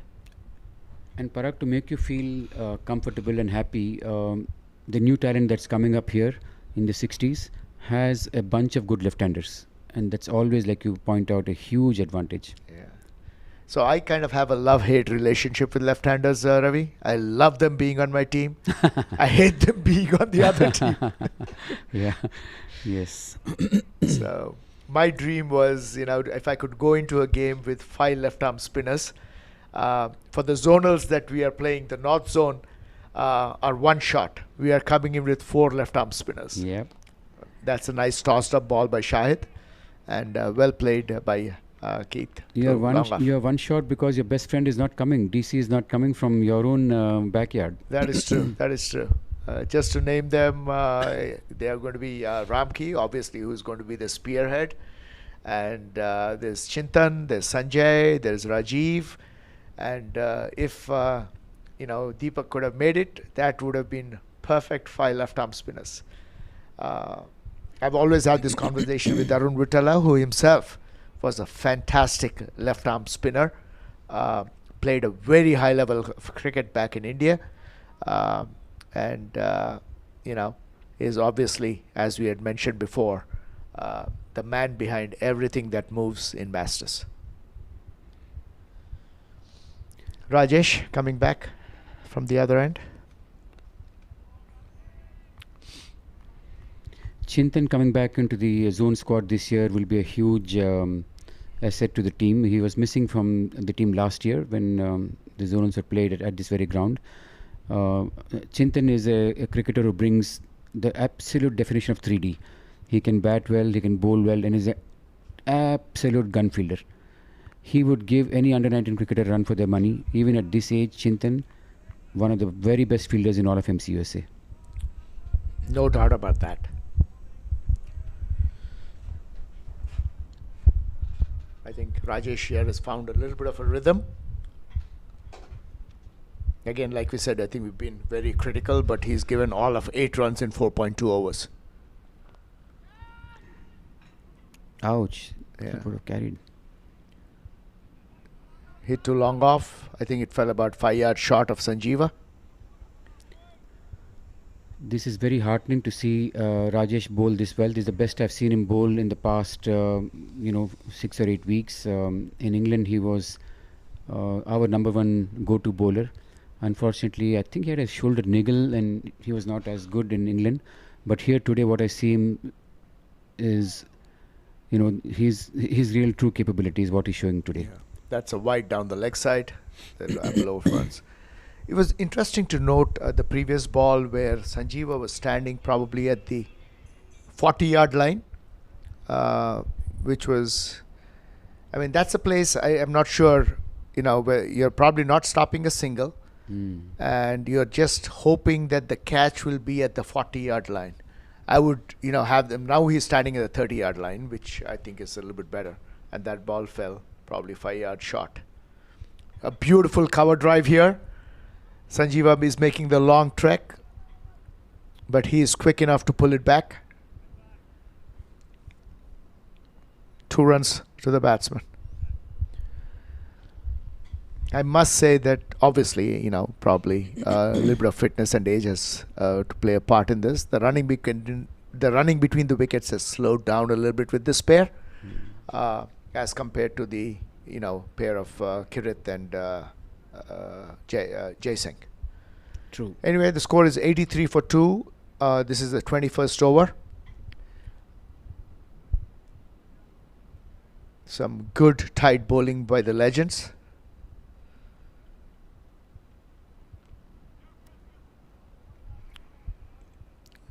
I would suspect that's the leg by. That's a leg by.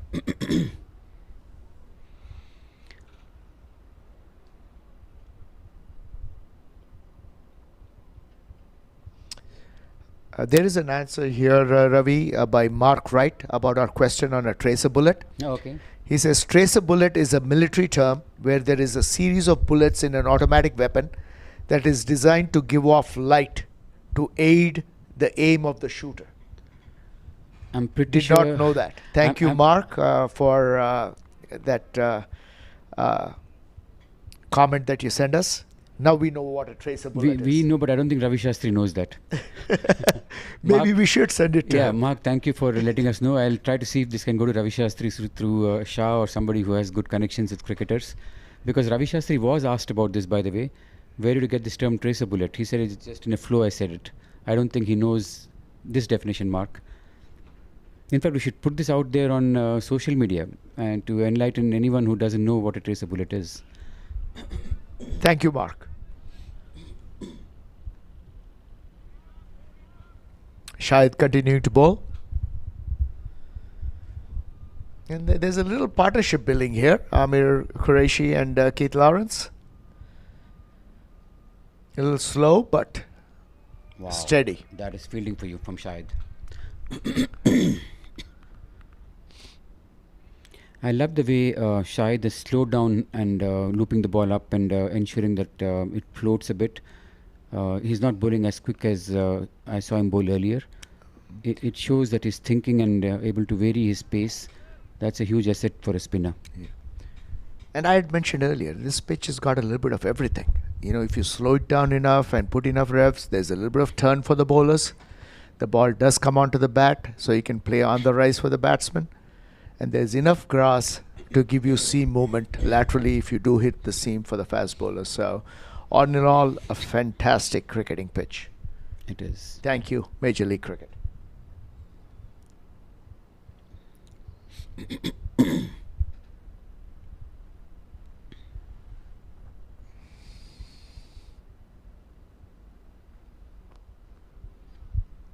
That's a wonderful on drive to the boundary for 4 runs. Wow. That's a fantastic shot by Keith. He actually used his speed to come down and picked it up on the floor and drove it straight for 4 runs. Awesome cricketing shot. Now that shot will make Shahid think twice, and maybe I expect him to bowl a quicker ball here. Let's see what he does. The on drive is one of the most pretty shots ball. He in did cricket. bowl a And quicker ball. And did he? That is given out. LBW, I would think. Very well bowled, Shahid. That was smart of you to bowl that quicker ball. It'd be interesting to see. I would have guessed the way he played it, maybe it hit him outside the line, but obviously we from the commentary box don't have a great angle. But it'll be interesting to see the replay, which I'm sure Hassan will provide for us in just a second. Any comment on umpiring decision we make, and if Arun Bhai is next to us, he will scream at us and say, what can you see from here? Now, we are wrong. The umpire is right, as usual. That was hitting middle stump, straight on. We have seen some outstanding umpiring. In fact, I mentioned about the umpires. They are umpiring 160 games every day, day after day. That is something that it's stunning that they're able to, stand there. And it's easier to play 80 overs. It's so difficult to umpire 80 overs because you're standing in just one position. Maximum square leg to your bowling position again, umpiring position again. It's a very, very tough job. You have to focus, concentrate every ball, every single ball of those 80 overs of the game. No question about it. I mean, Jatin, who runs the umpiring for Masters Cricket USA, fantastic gentleman. And this morning I was kind of talking to him and saying, listen, if you need a break, we can step in. And he, being the total quality control gentleman, was giving me the look sideways and says, let me do my job. Again, look at that. And yeah, that is hitting middle stump. Well bowled, Shahid. Very well bowled. I'm sure we'll have another graphic with Hassan posting those superimposed stumps on there.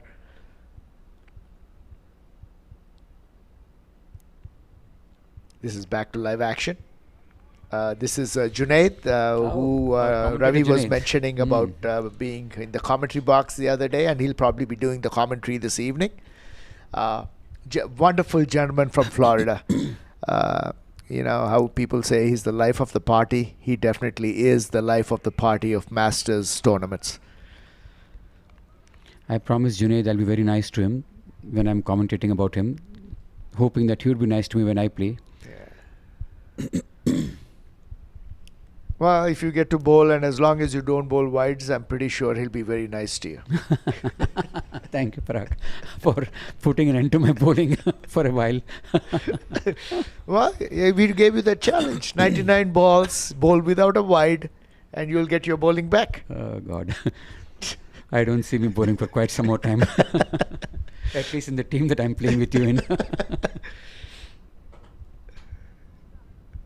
Rajesh continuing from the far end.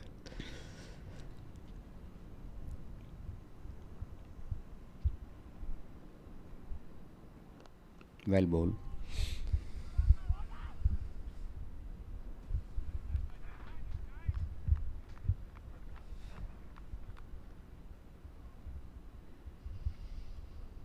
From long-term perspective, it's very heartening to see Rajesh bowl the spell. This is the most consistent spell he has bowled in recent times. That is welcome.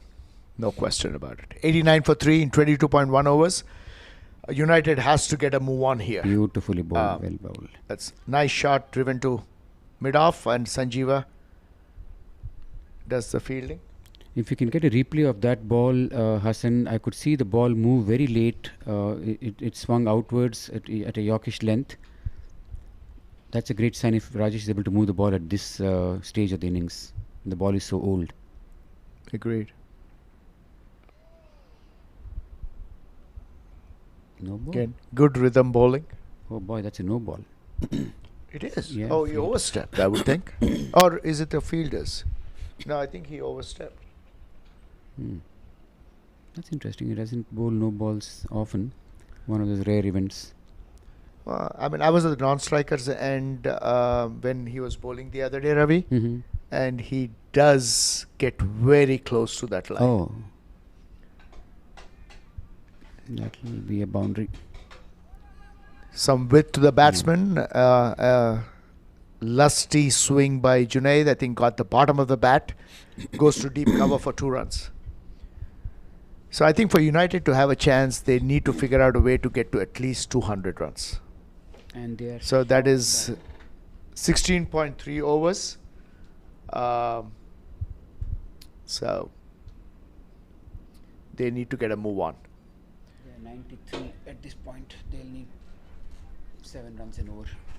Junaid tried to not easy. work the ball, single to the other end.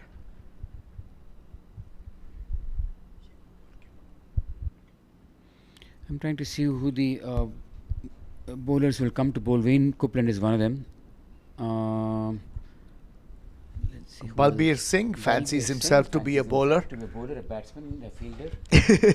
3D. So I was going to ask you that when you mentioned that, right? The 3 things that people do in cricket is why does it all? There's a lusty hit to mid-on in the air but short of the fielder to Ozair for a single. Why is it always the sequence that goes batting, bowling, fielding? Why isn't it the other way around? Because typically in a cricket game, whether you bat or bowl, you field all the time. So shouldn't it be fielding, bowling, batting? That's a very interesting observation, Parag. But it'll go back to, let's say parents want to encourage a kid when he's 5 or 6. The first thing to do is buy a bat for him. I've not seen parents even buy a ball for the kid. Yeah. I suppose it just comes from very young age that bat is the thing that's most important in cricket. That's a good on drive by Junaid and some fantastic fielding by Uzair Nana. Again, like I said, one of the best fielders in Masters. Stopped a couple of runs there. Yeah, we were talking about Rajesh Idate is moving the ball this late. Let's see, Ravi. Yeah, not much Not movement. much, I think just it was the striking. batsman Yeah. who moved more than the ball moved. That made it appear that the ball Yeah, moved. That's a good one. But Yes. that was a good ball by. Yeah, it is York Lane yeah. ball. Yeah. So we have with us Himanshu Patadia, one of the best left-arm spinners in Masters. He was the highest wicket taker for Masters Cricket USA in the World Cup in South Africa in 2023. He'll be joining us and taking Ravi's place for a little bit in the commentary box. Welcome, Himanshu. Thank you, Parag Bhai. I just got here, so I'm trying to figure some out, see what's happening. But it seems like a good day to bat. They are 3 for 97, so I think they should be able to score at least 200 plus from here on. Well, if they want to have a chance in the game, they do need 200 plus. I see. I played with Junaid. I know he can bat. You know, he'll keep rotating. He can't clear the boundary. Boundary he can do, not the sixes. but he'll keep tapping the ball, and he runs hard, but unfortunately his partner don't seem to be as quick as he is. So let's see. That is interesting, right? I mean, I think my personal opinion, boundaries are overrated. They are high risk shots. As long as you can rotate the strike every ball, get to the other end, the safest way to play cricket is ones and twos. Right. Mahmood Shahid, again continuing with his great spell, 4.3 overs. He's given 14 runs for 1 wicket.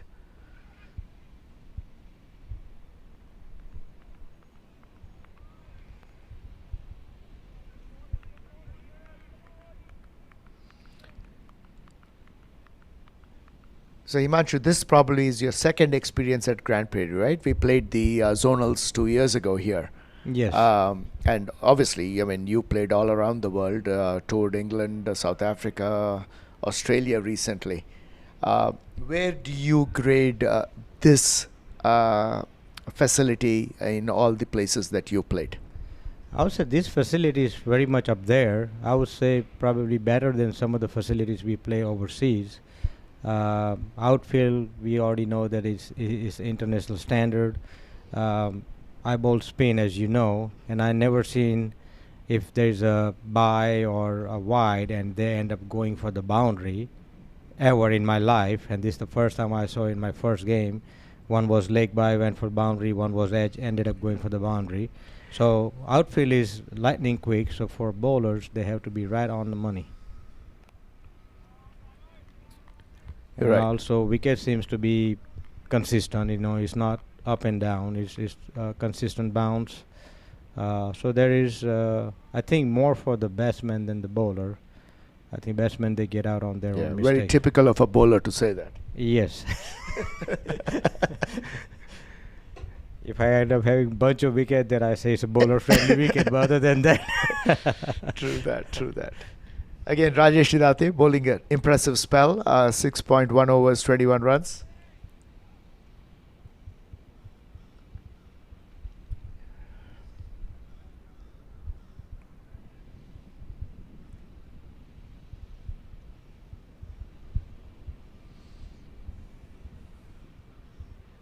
Well bowled again. So I think the par score on this ground, especially against this team that is stacked with batting, the legends, if you do not get to around 240, it is going to be very difficult to defend that. So the United needs to find a way to push the ante up. They've got about 15 overs left after this, and they need to go at about 7-8 runs an over. This will not do. So at least a run a ball and an odd boundary here and there. yes. And as we already spoke earlier about the running between, you know, I know Junaid can run, but then Amir, I think That's a beautiful shot. We talked about, you know, upping the scoring, and there was a short ball on the leg stump and put away, rightfully so, to the square leg boundary. So United is 102 for 3. From here on, I think they need to at least try to score 5-6. I know they are not running, so in that case, Amir needs to try to hit harder or place it in a gap where he can score boundary. Yeah, and that's brings us back to batting in partnerships, right? You probably, if you had two guys who could run, another beautiful shot. I think that's kind of two bad balls in a row, and the ball went 20 yards left to Wayne Copeland, and as you had said, unfortunately the batsman only can run one. Yes, so I mean these are the main difference will be, unless you hit the boundaries, if not you have to run. And this was, to me, I say you could walk for the second run, so I would consider this very poor running between the wicket, and that ends up putting pressure on the other batsman while he's willing to run and it's a clear 2 runs. You are not doing this, and we know that we need 250 plus score against this team, so they have to push a little harder. I know knees are hurting and everything, but still you can make it to the second run. completely agree, Himanshu. And that brings us to the topic of fitness, right? Uh, and obviously, everybody is investing time, money to be here to play this game, and it just baffles me that the batsmen don't put in the time and energy to get fit, and the worst way to get out is tired out, and a lot of batsmen do that at this level. Something that they love to do is bat. You can hear every player complaining, I don't get enough batting. And when they do get to bat, they get to a point where they're tired and they get out. So, That's a run right there. Yes, and coming back to what you just said, that uh, fitness, batting, bowling, the whole deal, especially for batsmen who knows that every inning or every match they're gonna play, they're gonna get to bat. So in that case, they need to have at least that 50 or 100 run single double stamina, um, so they can help the team instead of their own individual stats, because I played this long, I scored this, but then it didn't help the team, so it's no good. again, Mohammad Shahid being very accurate. He's given 15 runs in this is his sixth over. Junaid 5 of 13. Amir Qureshi 25 of 37. But as we had mentioned, they need to get to bowling, batting, and getting at least a runner ball from here on out. A runner ball from here on out will get them 90 runs, which I still think is below par, 194. With this team, you probably do need 240. So I don't know who else is they have in their batting lineup, but they need some boundary hitters right now or some quick runners. That's true. And that's another my thing, that if you already know that who are your hitters are, if you have to just put the hitters together, runners together, so the guys who's not running, at least they can hit out, and the guys who can run, they have partner who can complement his each and every call, and run hard. And I think instead of boundaries and sixes, I always prefer, like you said, singles, doubles, because that upsets the bowler, that upsets the fielders, because you are taking run in front of their eyes. So yes, I think it'll be one more over before they go for drinks, which is at the 27th over, and I think they need to kind of recalibrate and see where they need to get at. That brings me to this thing about captaincy, Himanshu. In your mind, is there any other game that where captaincy plays such a significant role as it does in cricket? To my mind, I mean, there are honorary captains in soccer, there are honorary captains in baseball and, other sports.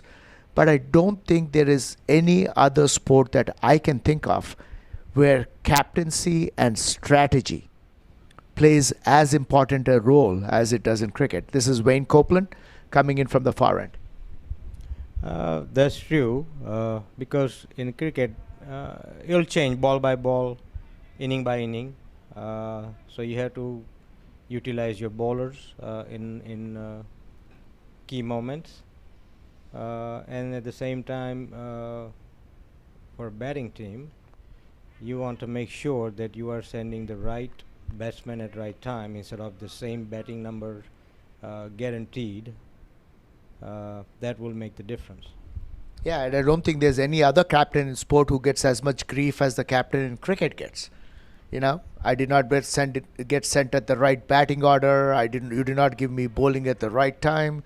You did not bowl me from the right end. You did not have the field set up right for me. So the captain is, the target for a lot of criticism. Right. In same token, when team wins, no credit goes to the captain. It always goes to that one particular player who ended up batting real good or bowling real good, and couple of catches that fielder might have done. But then it's the captain who decided to give to that bowler. Amir hits extra cover, misfield. I think he could have pushed for two, but he's barely walking. to the other end. So one more to United, 105 for 3. So that is such an irony, Himanshu. Captaincy sucks, right? I mean, nobody's happy with the captain. You get all the criticism, you don't get the credit. Yet, everybody wants to be captain. True, true. So we come to drinks here. We'll take a break and come back after this. United electing to bat after winning the toss. 105 for 3. Junaid 5 of 16. Amir Qureshi 26 of 42. So they've got 13 overs left, and according to my target, they should be now going at probably 10 runs and over. Kirit Parmar 22 of 56. And Jai Singh also had a fantastic innings to open the innings for United, but now they've slowed down a little bit. So we'll catch you after the break.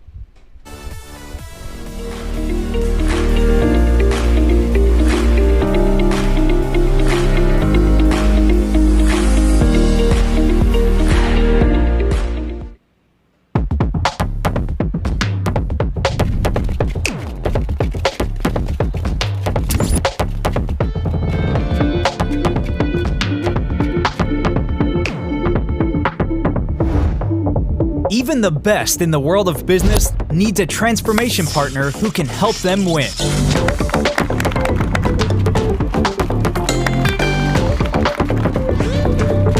Yash Technologies, more than what you think.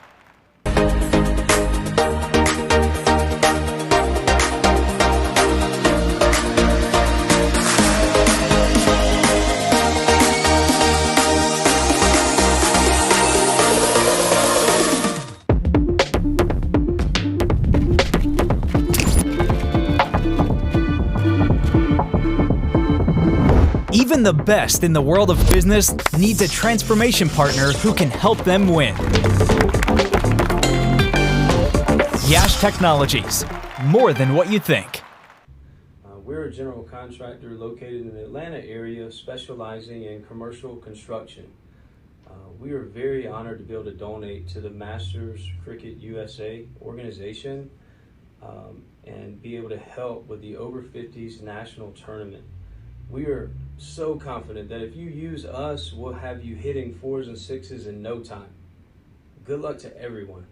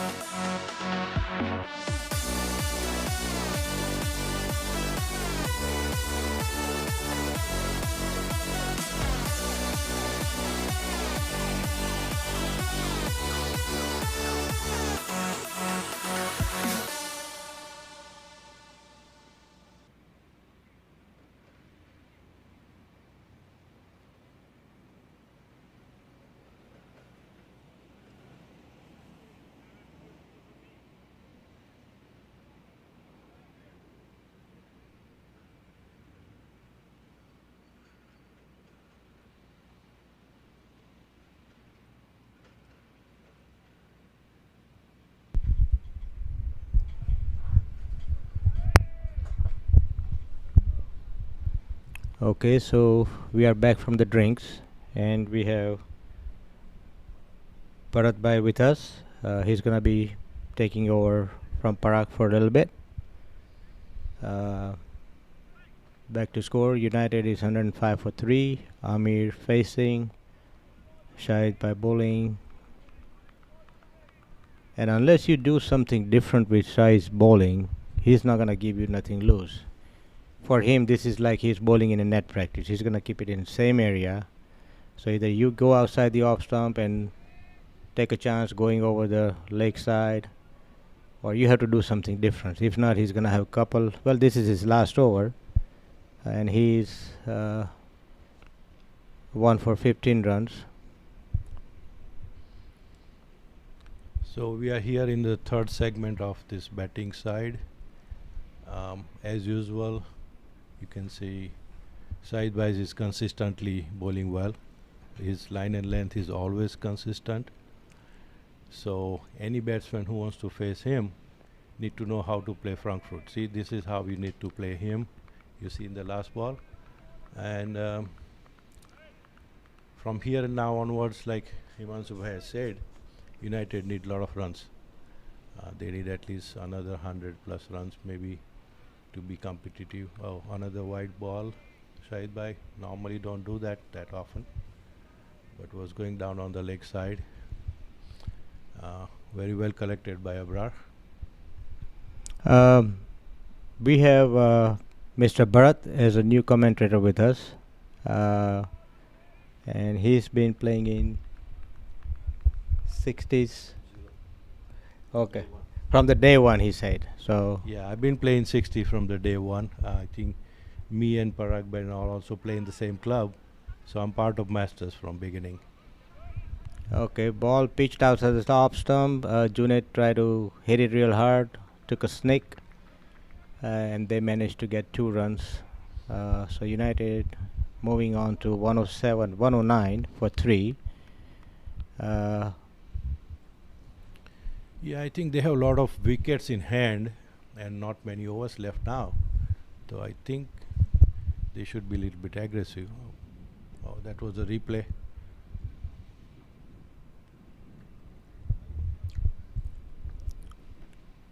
Syed Mahmood, 7 overs, 19 runs, 1 wicket. Very economical as usual. And if you already know what line length he's bowling, you have to do something different. You cannot just stay back in your crease and hope that he's going to give you ball to pull or go over long off, long on. You know, he's going to keep it just outside the off, little short of the length, and you have to do something different. So very good bowling on his behalf. So Wayne Copeland is on in action now from the I think it's a far end from here. He's been very consistent also in bowling. Actually, when we played the first tournament that was over 60, he was the best bowler award winner. So he has taken, I don't remember how many wickets, but he took the most wicket in that tournament, and that was played in LA. I think it was in 22. But he's also been a part of over 60 USA team. He has been to Australia also in the first World Cup, and in Chennai also in the second World Cup. Well, there was a misfield, but both the batsmen, they were just walking to their end, not keeping an eye on it.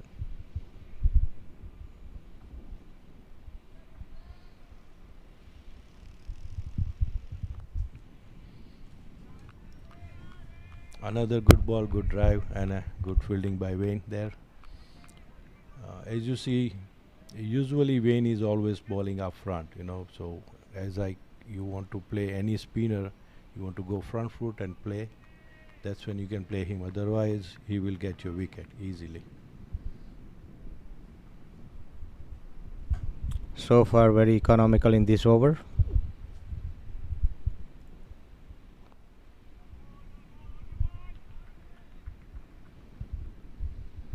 Junaid driving to extra cover for 1.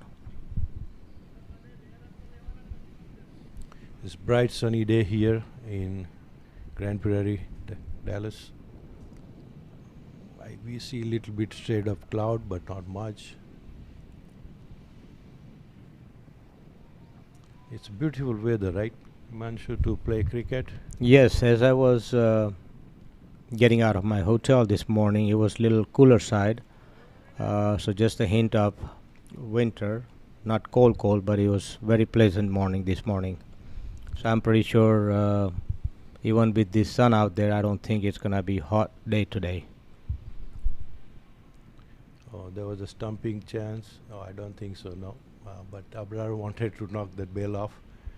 You see in the replay there. So Bharat, I'm new in this 60s Masters. I'm 58, and according to our new changes, I'm able to play in 60s. You've been here before me, so how is your experience so far? It's been great to play with over 60s, and it's a lot of fun actually. And as I say, I've been playing over 60 from beginning.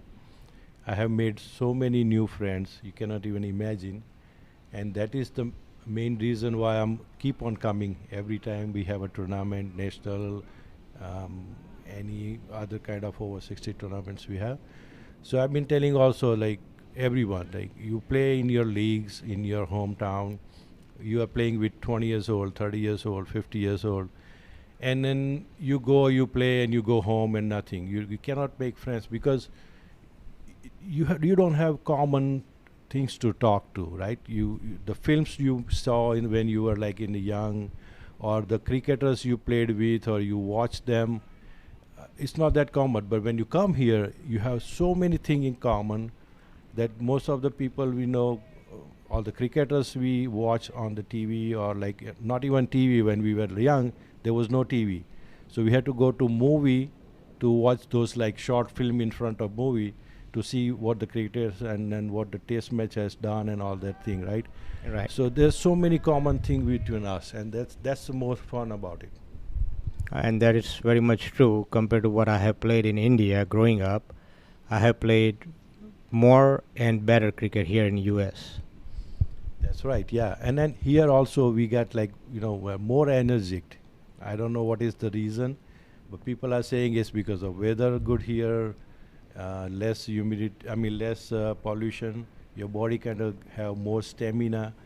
And like most people who grew up with me, they already retired. They cannot even walk. They don't think about playing cricket. But here in United States, we are able to do that because we have so much stamina here. And then even though you have a knee injury or any back problem, but as soon as you put your foot on the ground, all this pain goes away. That's the beauty of this. Yes, it's basically mind over matter. If you believe you can do it, you can, and if you think that no, you are done, then you are done. And life is all about moving on. So meanwhile, Syed Shahnawaz ball pretty much straight. Amir tried to hit out.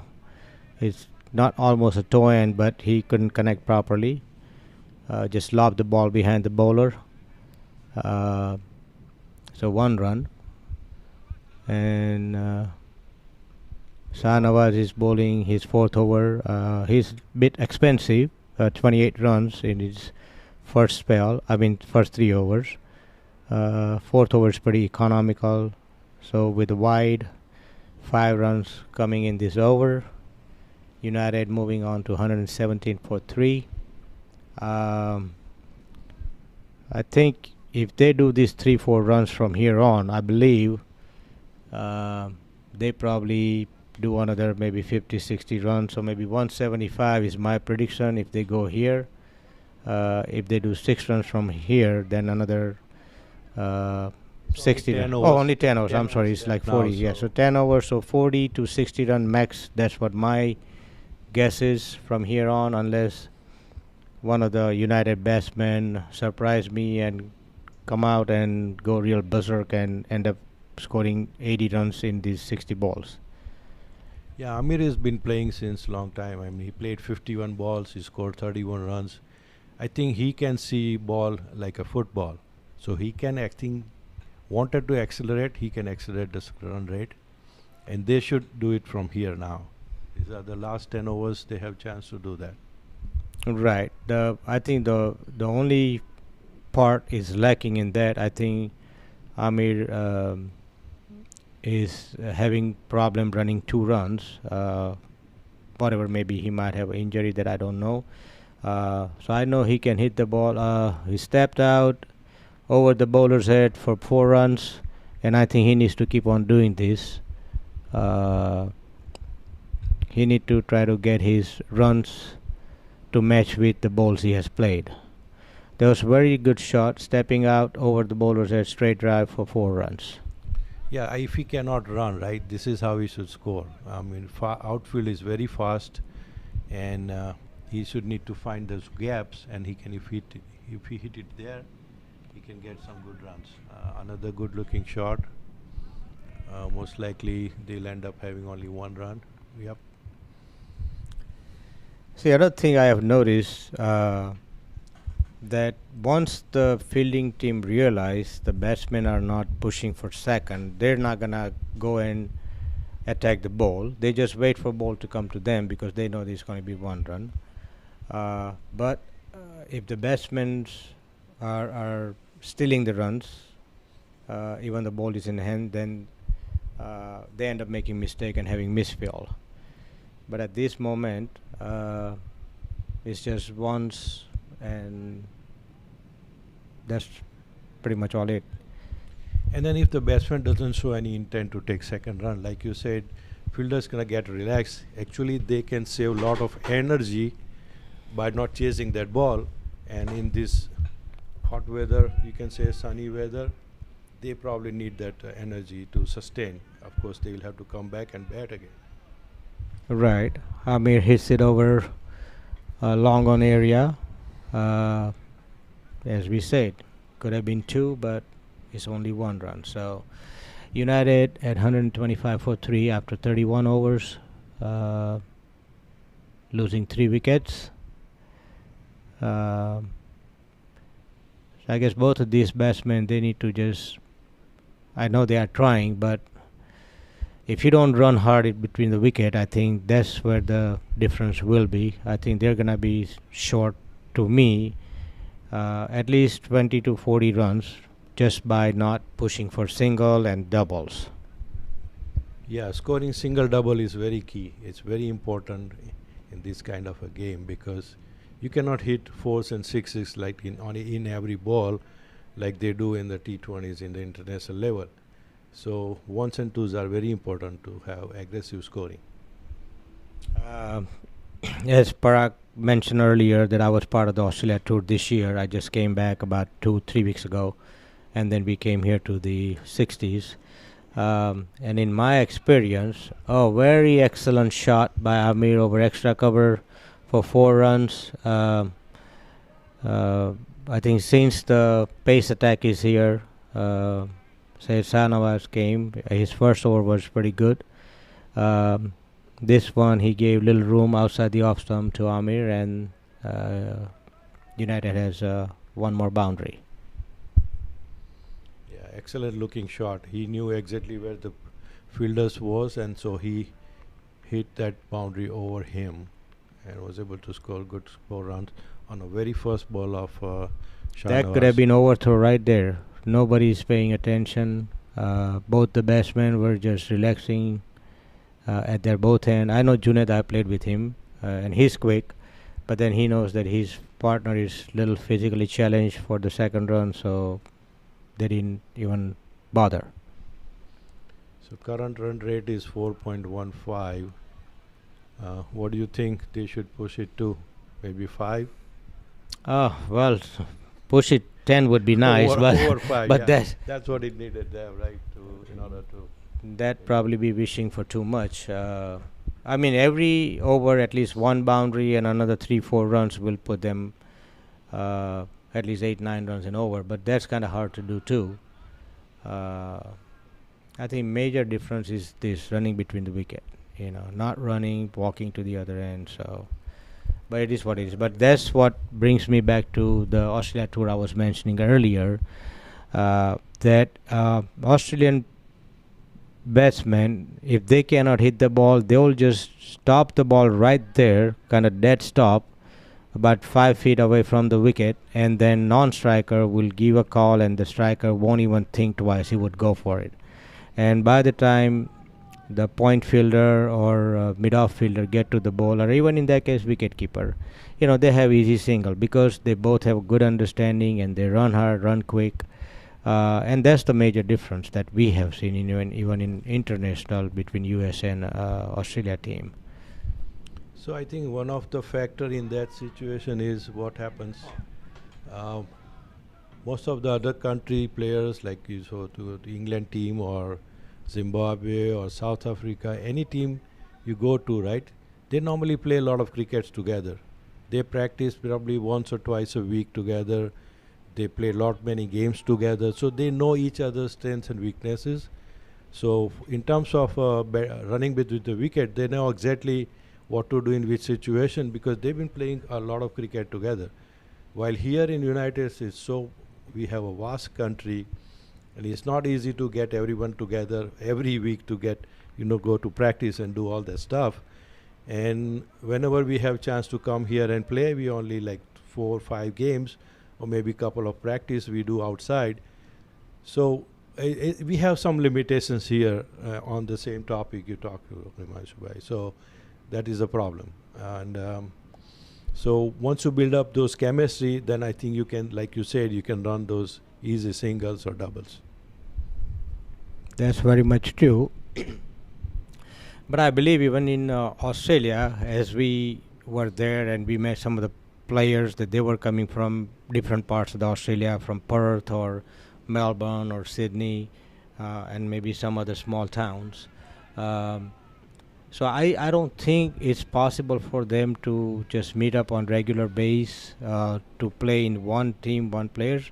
But I think they have started what we already have here: regional, national, zonal, and of course they all play in their own areas. But I think major difference is every time I think they play, all the wickets they have are turf wickets, so they are used to playing on these conditions.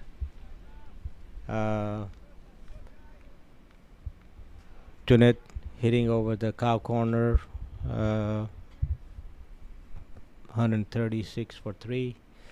Amir steps out, good shot over the long one for 6. I think Amir needs this 1 or 2 over from here to make up all the balls he has played to come. Well, he caught up pretty much. He's 51 of 60. I would say well played, 50. But if he had those doubles, I would say he probably very well be around 80 runs by now. So another probably 30-40 runs they lost because of probably an injury, I guess.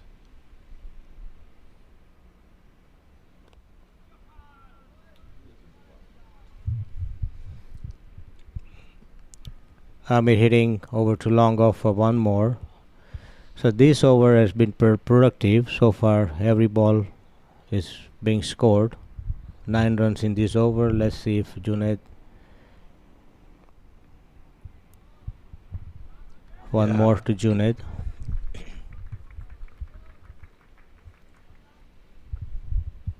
So one should score 10 runs at least in the last 10 overs. That's what I think. When we grew up playing cricket, we know. And I think they did this in this over at least. They are like 10 overs, 10 runs they scored in this over. That's a good one. That's a loosener. Wow. Another 6. So this is the most productive over for United. 2 sixes and another 4 runs. I'll say 16 runs in this over. And 8 overs or 7 overs remaining from here. I believe they should be able to push it for 200 plus.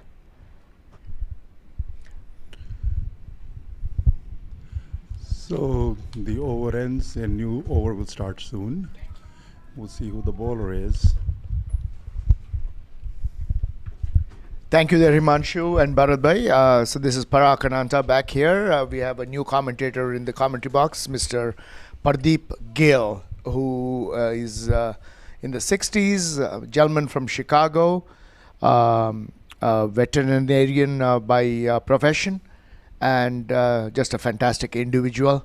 Paji, welcome. Thank you very much for being part of Masters. And I think both of us will carry this game to the end of this innings. It's a real pleasure to be here with you. Thank you, Parag bhai. Thanks for the welcome. And this is my first experience being a commentator, and a lot of inspiration from a lot of other commentators that I've heard over my lifetime. I'll do my best to do a good job. to explain things, what's going on in the ground. Yeah, beautiful ground here, beautiful day, bit hot, maybe a little bit muggy. So the new bowler in is Anup Desai. He has bowled 4 overs for 19 runs, no wicket. And the batsman is Junaid. Junaid plays towards short mid-on, takes a run, it's a walking run. And Amir will be facing the second ball from Anup Desai. Yeah, so I think the slog overs are well in play right now. I think they've picked up their scoring rate. They have 6.5 overs left. They are 151 for 3. And a big swipe there by Amir Qureshi, who's actually made up his run rate, 58 of 62 balls. But that's a dot ball here. So what do you think, Parag Bhai, should be a par score for a mighty batting side? Well, I mean, obviously, yes. I mean, we talked about the Legends being a very stacked side. They probably have batting from 1 to 15, if that can be a number. And I think to have any chance, they do need to get to 240, I think, on this ground. I agree. I think so. They have a decent bowling attack, and I think they can at least make a game out of it and bring it close, if not win the game. So we'll see what happens at the end of the innings. Would it be fair to say that every other team is rooting for the Legends to lose? I agree, because because we lost to them. So yeah, so we may see a surprise soon. Yeah. Another hit to deep mid wicket. Again, I mean, obvious Amir Qureshi playing an excellent knock here. Like Bharat Bhai and Himanshu had mentioned, that if this gentleman was a little fitter and was able to run between the wickets, he would have at least had 30 or 40 more runs. But he's making the most of his lusty hits. A couple of sixes in the last over. That was relatively a good over by Anup in the aspect of things here. I think he gave 6 runs of the last over. So 152 for 3 in 34 overs. There are 6 overs left. It's going to be very difficult for them to get to 240, but at least, you know, I would say 10 runs and over from here on out will get them to a score where 210, 212, 215, yes. Yeah, there'll be a decent fighting total, I would say. You never know. I mean, cricket is a funny game, and you lose like 3-4 top wickets in short spell of time.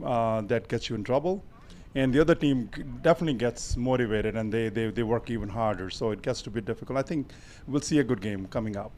Yeah, I guess as commentators we are supposed to be neutral, but I guess it becomes very hard. That's the inexperience talking. Yeah, I guess I'm going to throw that out the window, and I'm going to say I'm going to be rooting for the Legends to lose.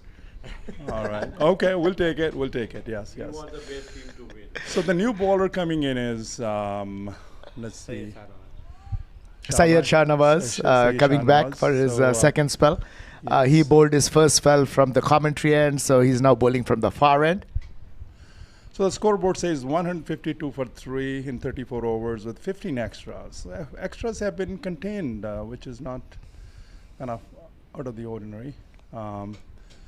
Next shot is played toward whitish mid-wicket, and seems like there will be 1 run. So Amir Bhai he took 1 run, and now. Yeah, that is interesting. Yes, only 15 extras so far. I think the average in this tournament has been around 35 extras, which I think is ludicrous in a cricket game. Nice shot. How can you get 35 extra runs and 35 extra balls to another team in a limited over game? Yeah, that's like 15-20% of the runs you have to score. So, no, nice field placing. Let me go with the field placing. Again, the extras here, they bowl 13 wides, 1 leg by, and 1 no ball.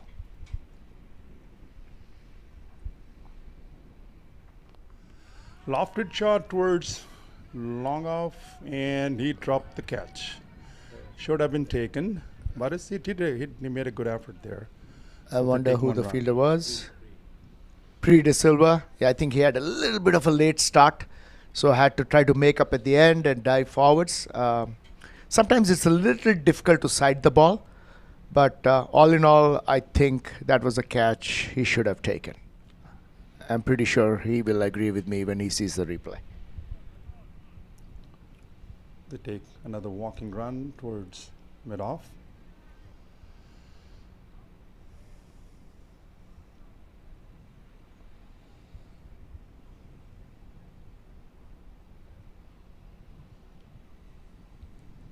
Two balls to go in this over.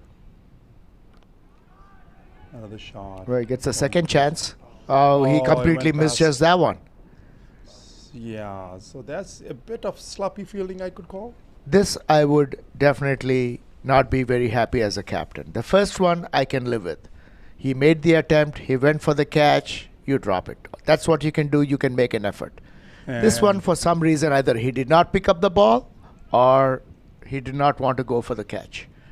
That, as a captain, probably, if somebody was there, would not, and I'm sure the bowler is not happy about that either. Yeah, so that's why he came in with a little shorter ball this time, and I could see the bowler is not happy. So that's an angry ball. That's an angry ball, yes, exactly. Because you give a four, you don't take a catch. What the bowler is going to do in such a heat? He's going to be hotter. End of the over, and the total reads at 160 for 3. 160 for 3. Amir, 65 of 70 balls. Junaid, 19 runs of 36 balls.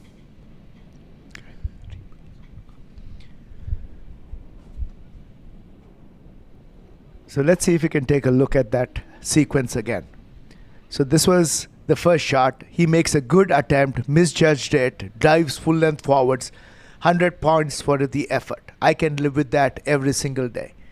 Now the second one is there, completely misjudged, did not even get his hands to it. That's not good feeling. Yeah, it tires you out too. It's such a hot and humid day. Let's see. Come on, Paji. Down You're the being stairs. such a nice guy. What does hot and humid have to do with going I after the always, ball? being a bowler, I always feel for the fielder also. Yeah, I guess know. we are supposed to be nice as commentators, but it is what it is. Yeah, it's a game of cricket, and it's always played in hot, sunny day. There's no exceptions to that. That is some So white excellent keeping by Abrar. A wide down the leg side. So there's the next game coming up, Parag Bhai.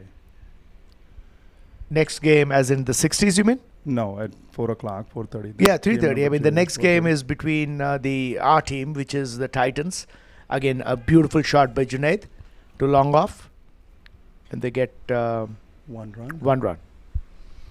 Again, at this stage of the game, you probably should be trying to run 2, but because of the limitations, you're I not think able Amir to. is conserving his energy for big shots. There we go. Towards the long leg area for 1 run. Ball is not fielded cleanly, but it saves a run though. Yeah, a relatively big ground with 5 fielders outside the circle. Boundaries are tough to hit. So I think, running between the wickets becomes key. And as we lamented a couple of times, they probably left about 30 runs on the field here. And that's a beautiful piece of stumping. Abrar, again, Junaid going for the big shot. Wonderful innings by Junaid though, 20 of 37. Obviously, he was a little limited running between the wickets, which is his game a little bit. But a wonderful piece of keeping. We were talking about this a little bit earlier, about the plethora of wonderful wicket keepers we have in Masters, and Abrar being one of them. Quick hands. Rajan Shah, who plays for our team, a fantastic wicket keeper. Mark Wright, obviously, has been a wicket keeper who's been excellent for many, many years. I don't know if I'm missing somebody else. Yeah, you're missing one person that I know very well. No, you're talking about me, yes. Yeah. But I've just entered the 60s. I mean, look at the quick hands this gentleman has. Yes. That is Beautiful fantastic. stumping. Beautiful stumping. And again, wonderful pictures thanks to Hassan. We are enjoying this wonderful stream with replays and, thanks to you, Paji, some wonderful commentary. Sanup gets back there, a wicket.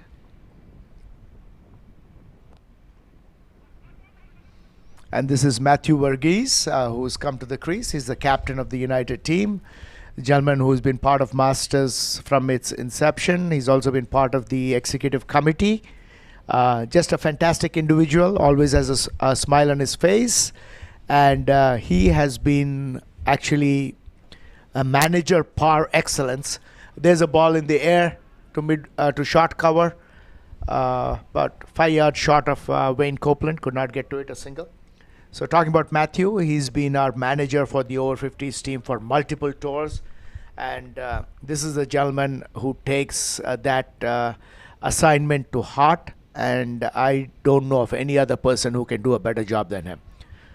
A white ball and another brilliant piece of wicket keeping by Abrar. Hello, Parag. This is Himanshu back again. Thank you, Paji.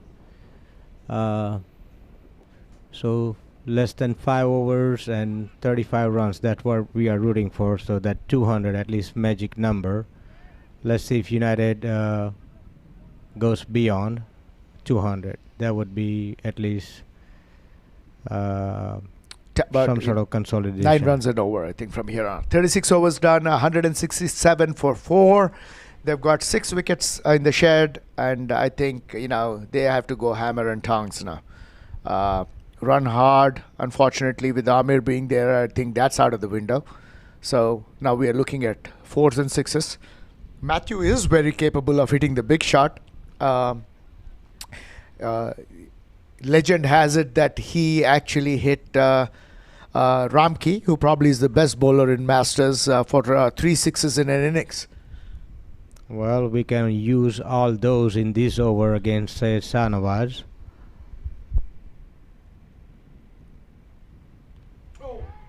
Well, I guess he heard us and he tried to go for the 6, and Shahnawaz must have heard us too. So he said, I'm not going to let you hit the 6. I instead hit your stump. Yeah. So very well bowled by Syed Shahnawaz. Matthew has tried to up the score, decided to go for wild swing and bowled out for, I think... I would actually say it's good cricket all around. That was a good ball, and as a batsman, there's nothing to fault him. He needs to push the score, going for the big shot, and did not make the connection. The intent was right, the result not so much.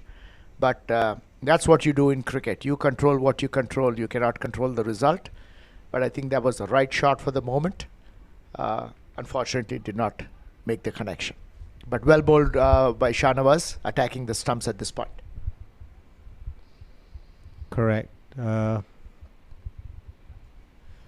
New batsman Peter Jones. Peter Jones.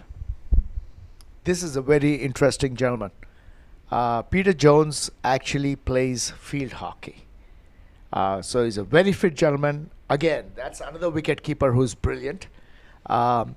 And he actually topped the yo-yo score when we did the fitness testing in Dubai for the 60s. Oh, wow. And he plays field hockey. I don't know if it is an age group field hockey for the United States team. It's probably an over 50 field hockey league. So he plays for the United States team of field hockey. And a wonderful gentleman. He has recently been on a tour to England as the wicketkeeper, and has been a constant fixture for the 60s in all our tournaments. That's very good. Syed Shahnawaz 6.2 overs, 46 runs. I think a little expensive. A nice swing. There is a deep third man, so they only get a single. Yeah. The commentary box position here in the stadium is a little weird because that quarter of the ground is a blind spot for us. So we have to just go by our TV screen here. So we don't see the third man when the bowler is bowling from the far end. Again, Syed Shahnawaz coming back. His patent slower one, which gets hiked to the boundary for 4 runs. I think there was a good execution on Shahnawaz. I think fielder let him down. That ball should have been stopped. But regardless. 4 more to United. Moving on to 172 for 5. That's the 4th ball in the over. And if you are playing against Shahnawaz, you can bet that if he's going to bowl a slower one, it's going to be the 4th ball of the over. And being number 4 ball, that's the ball you might be able to score 4 too. That is so true. remember the magic number in his over, 4. Yeah. Fazal Alam, who's the captain of the over 50s team, always brings that up. 4th ball, slower one. And he loves his slower ones. He's gotten wickets off it, but he also, in this, context, he got hit for 4 runs. Right. I guess he was looking for his own 50 in bowling also. So after 7 over, 52 runs, 2 wicket for Shahnawaz. I think a little bit on the expensive side. Yeah, he's got compared 2 to looking at the score. But that's what happens, I mean, most of the time you have a good day and then couple edges here, couple edges there, and then suddenly you look like you don't know how to bowl. But that's not your fault because your fielders did not support you. Absolutely. It's never the bowler's fault. Yes, being a bowler, I know that very well. But to be fair, he got the prize wicket of Jai Singh, who was looking so good. That was a beautiful ball that he got him bowled with. So that should count for a lot. Otherwise, that I think would have been a 50-run difference between what the score is. Correct. Anup Desai from the commentary end. Still getting a little movement of the seam.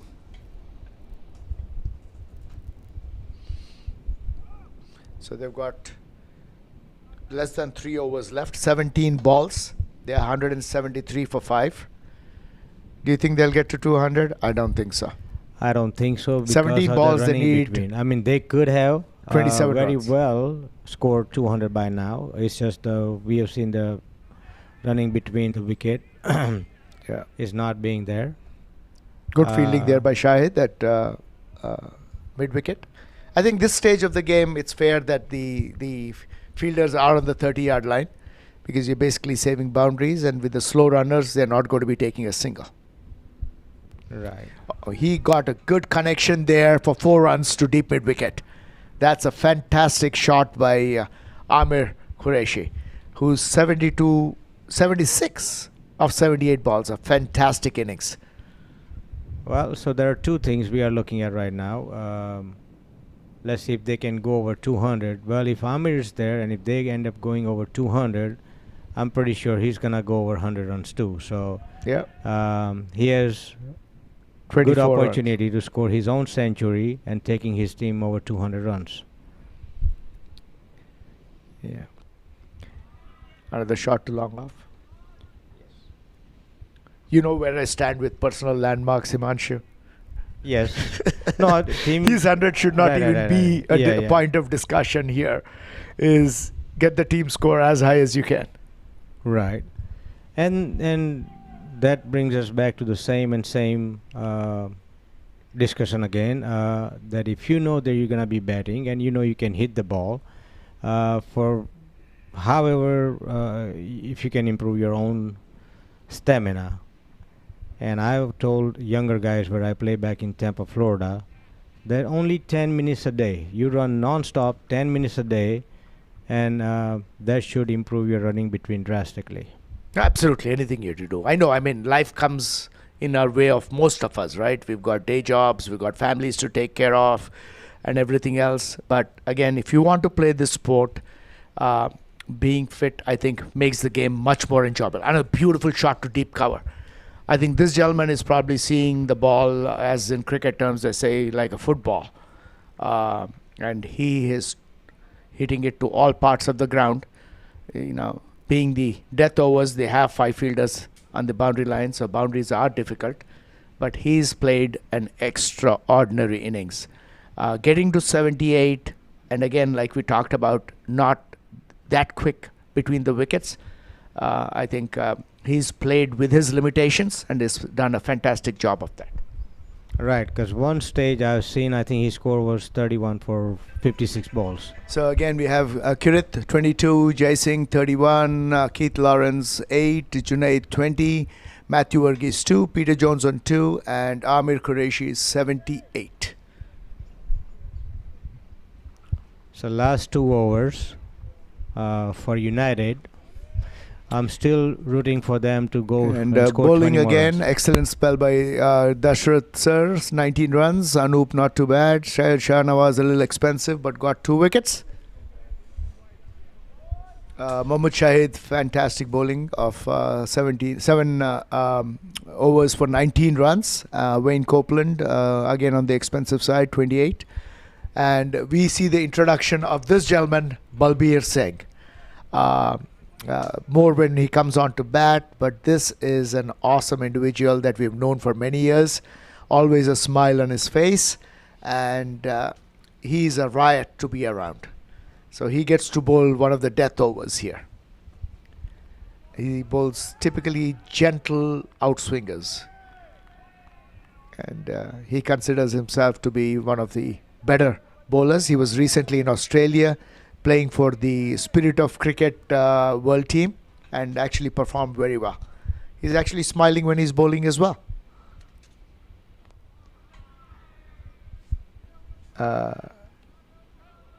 He won't be smiling there. Well, got hit for a straight boundary. A little bit of a misfield by the fielder there. So resulted in 4 runs.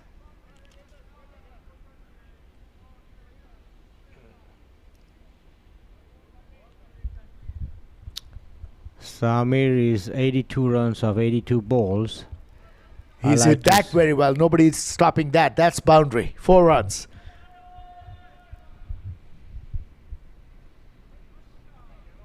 So you may be right. He's 14 runs away from his 100. 14 runs short, I think. If he just keeps going, he might probably get to his 100 in this over. So there's 9 balls left. 14 runs to get. 3 more in this over. Let's see. So far, those last 2 balls that he hit, they're pretty much right in the slot. Let's see what Balwinder does. That's a straight boundary. Now that's taken by Shahnawaz this time to long on. End of a fantastic innings by Amir Qureshi. 86 of 83 balls.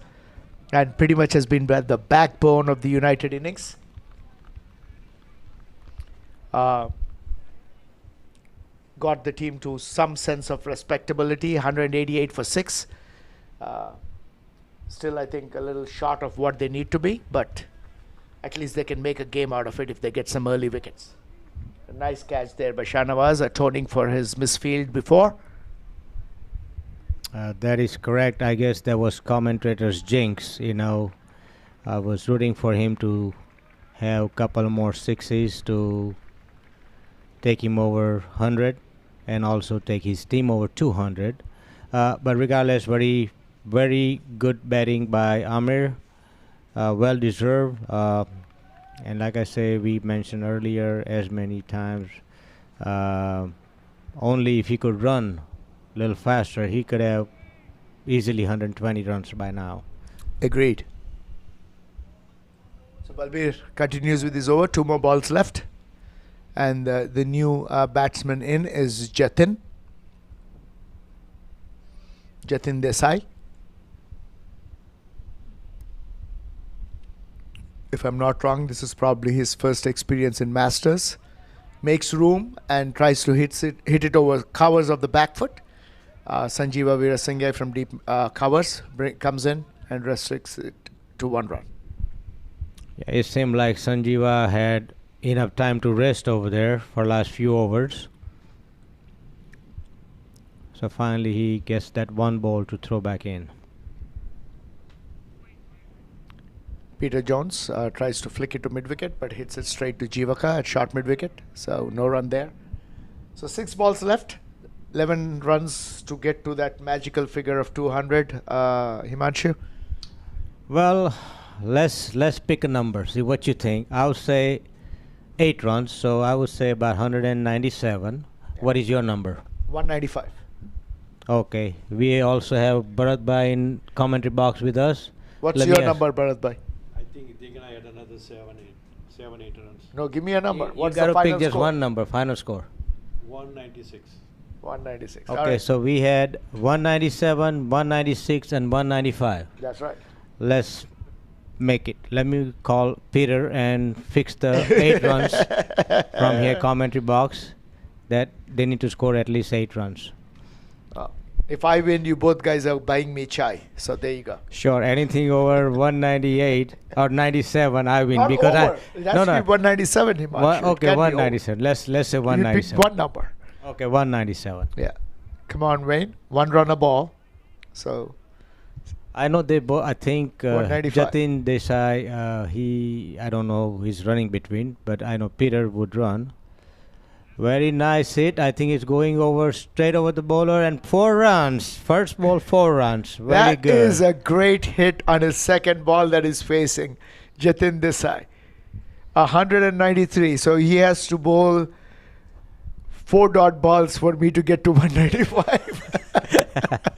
And I need one more boundary to have 197.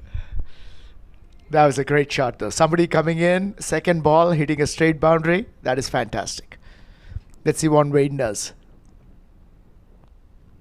Hits it again straight.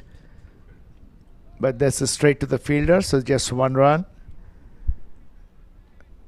All right, Wayne, you need to get your dot balls out now. There you go. 4 balls, 3 runs. That's all they need.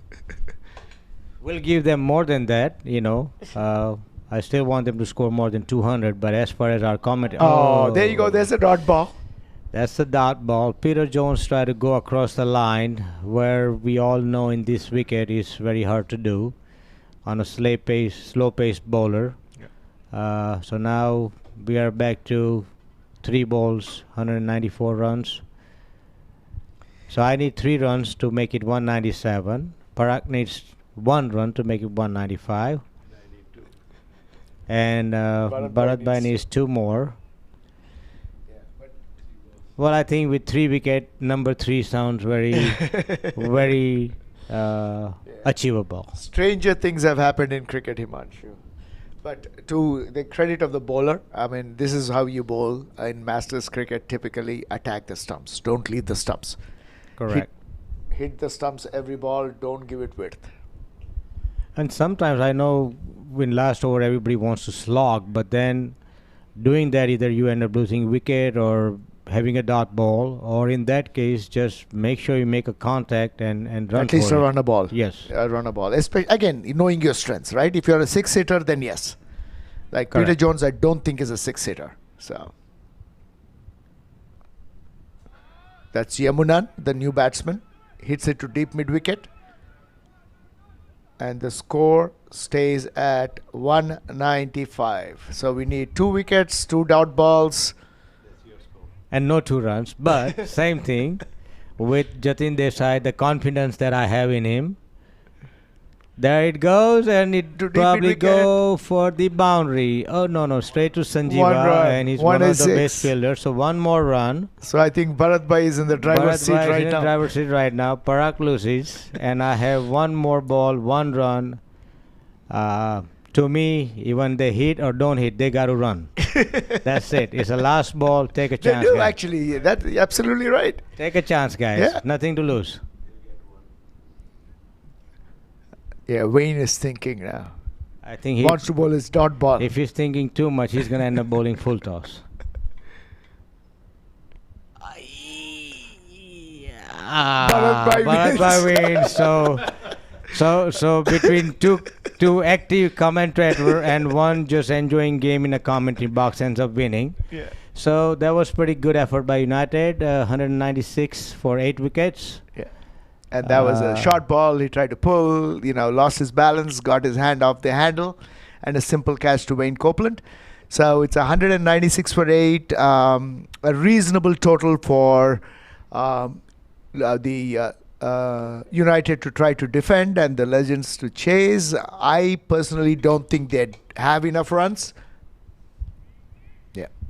Yeah, So- well, that's true. But then, So looking at the scorecard, Kirith 22, Jay Singh 31, Amir Qureshi 86, Keith Lawrence 8, Junaid 20, Matthew Verghese 2, Peter Jones 2, and Jatin Desai a cameo of 7 runs.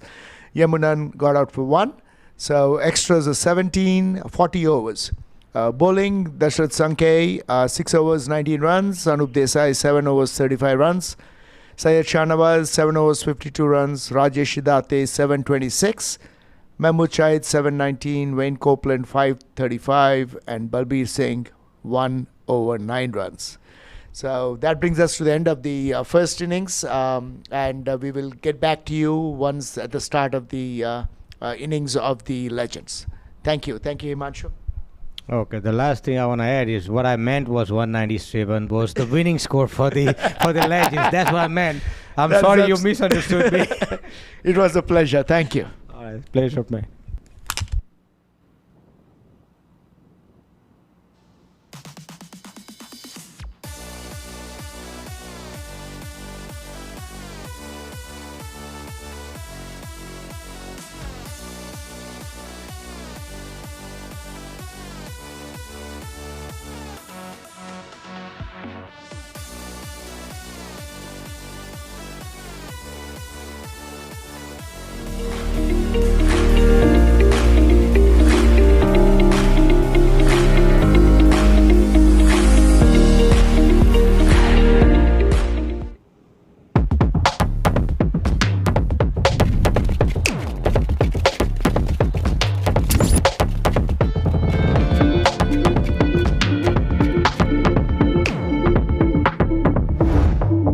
Even the best in the world of business needs a transformation partner who can help them win.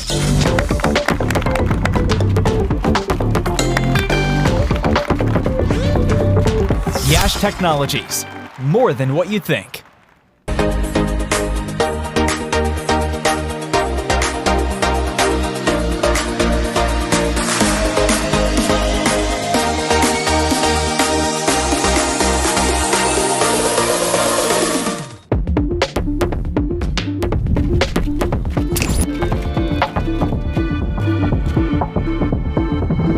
Even the best in the world of business needs a transformation partner who can help them win.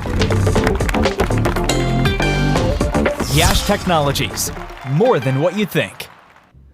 We're a general contractor located in the Atlanta area specializing in commercial construction. We are very honored to be able to donate to the Masters Cricket USA organization and be able to help with the Over 50s national tournament. We are so confident that if you use us, we'll have you hitting 4s and 6s in no time. Good luck to everyone.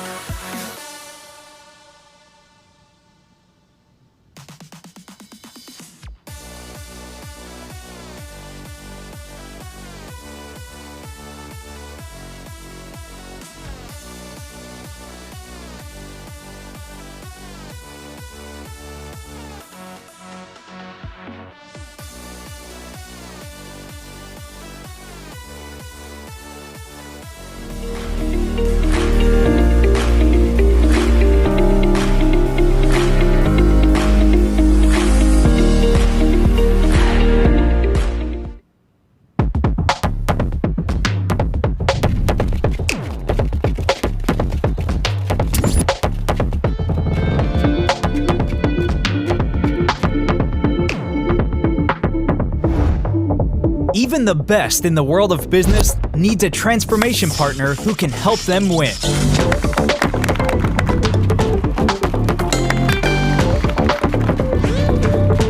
Yash Technologies, more than what you think.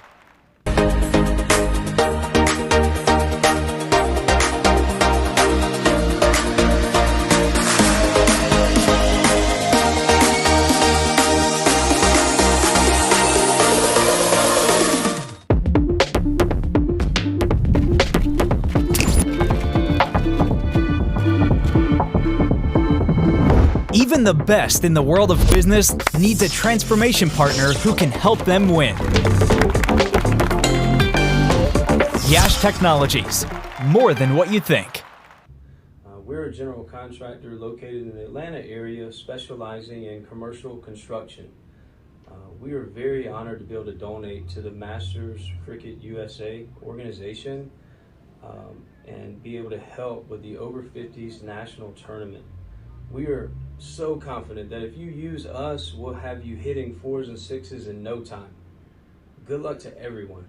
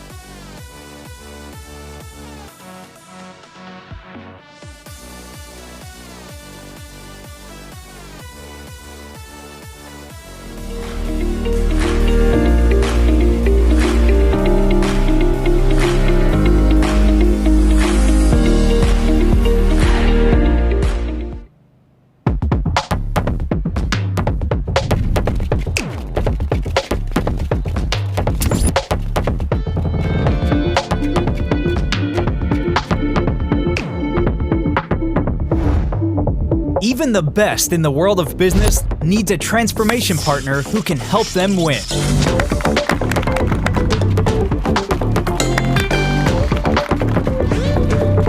Yash Technologies, more than what you think.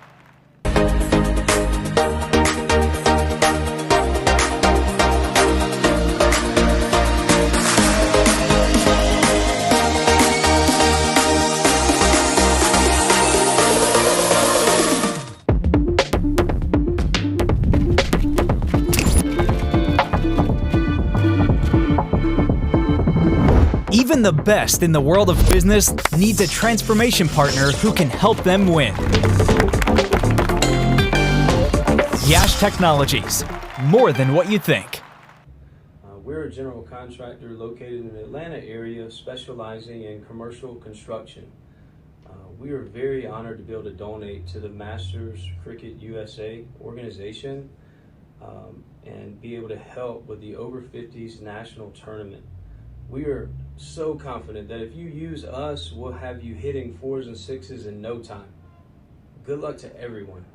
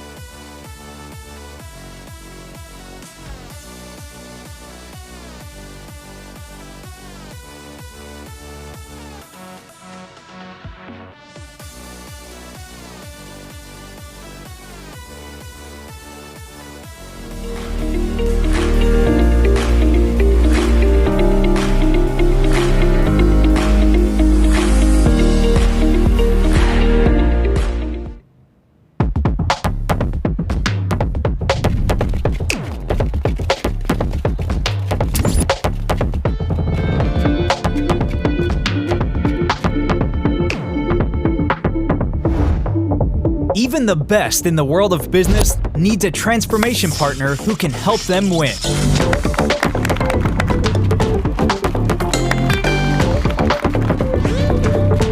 Yash Technologies, more than what you think.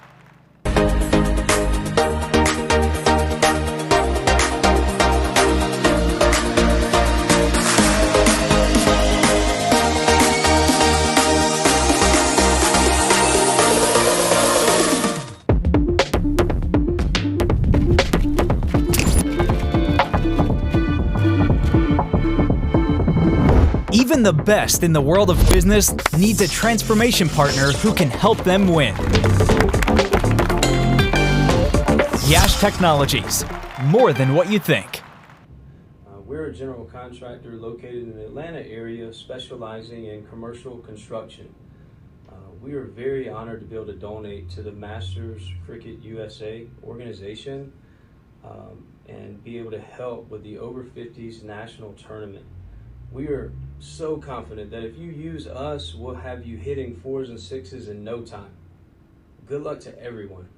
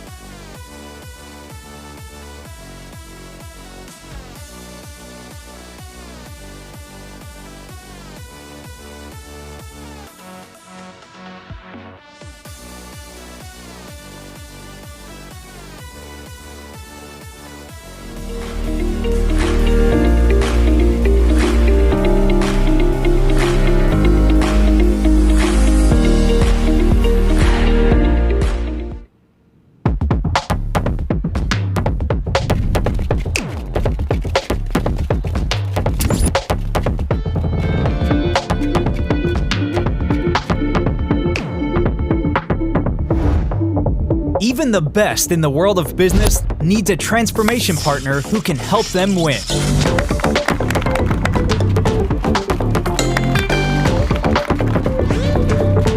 Yash Technologies, more than what you think.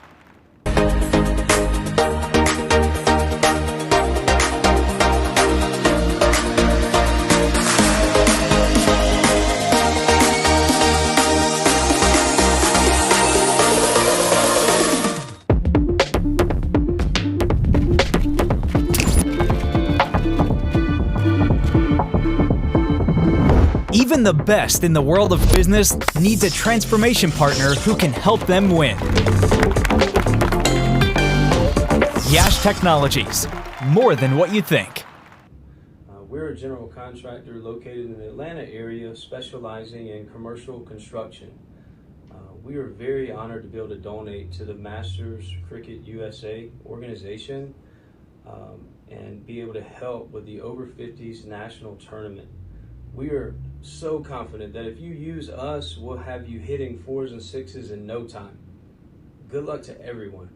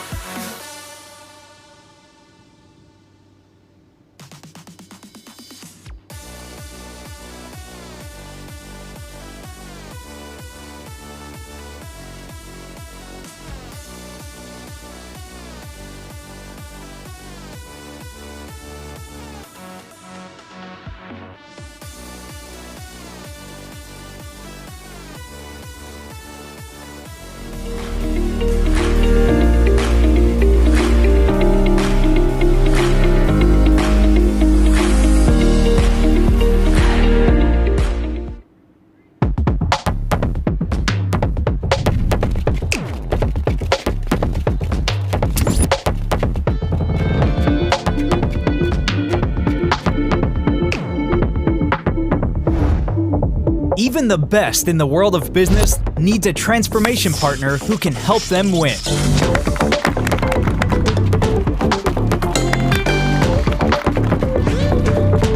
Yash Technologies, more than what you think.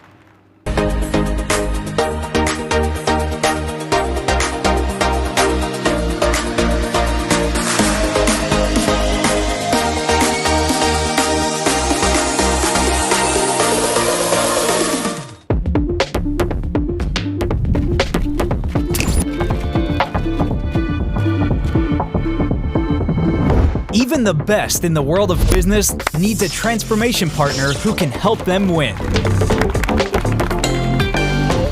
Yash Technologies, more than what you think. We're a general contractor located in the Atlanta area specializing in commercial construction. We are very honored to be able to donate to the Masters Cricket USA organization and be able to help with the Over 50s national tournament. We are so confident that if you use us, we'll have you hitting 4s and 6s in no time. Good luck to everyone.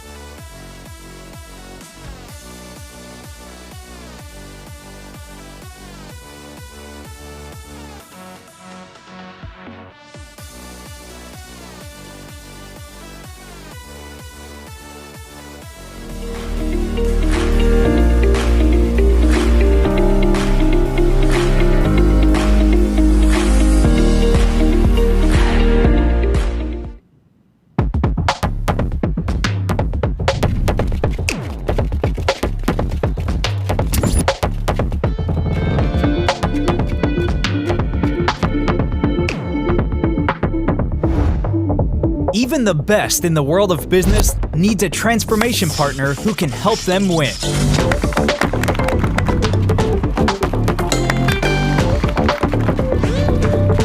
Yash Technologies, more than what you think.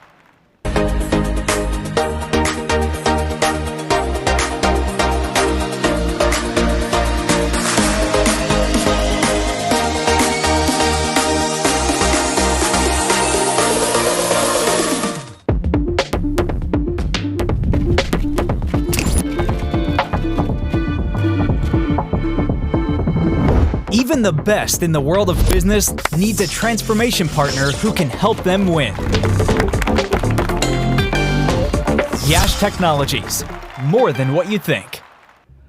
We're a general contractor located in the Atlanta area specializing in commercial construction. We are very honored to be able to donate to the Masters Cricket USA organization and be able to help with the Over 50s national tournament. We are so confident that if you use us, we'll have you hitting 4s and 6s in no time. Good luck to everyone.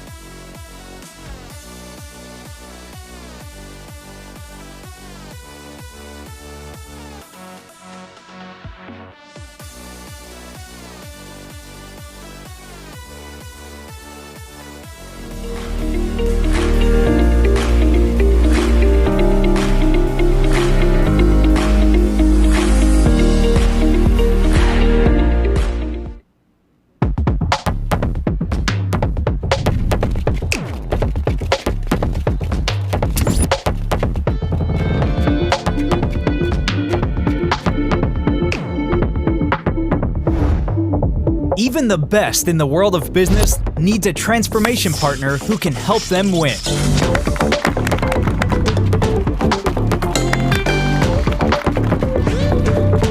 Yash Technologies, more than what you think.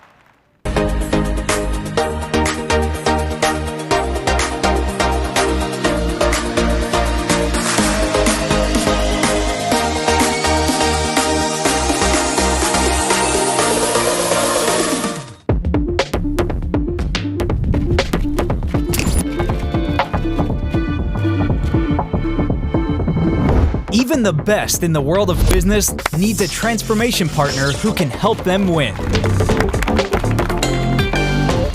Yash Technologies, more than what you think.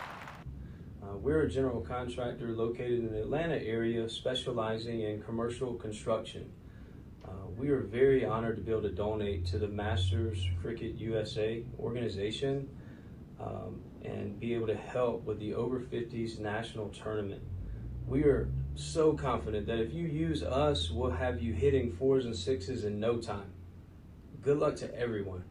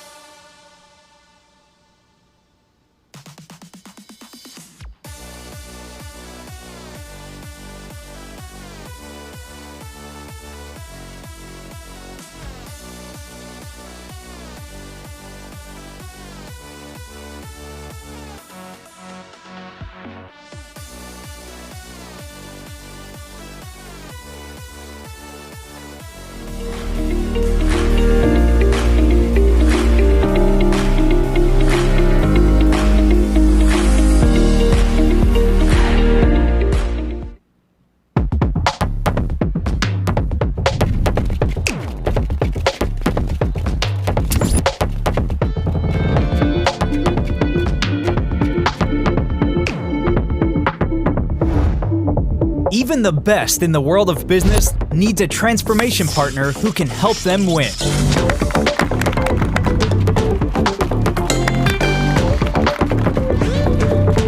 Yash Technologies, more than what you think.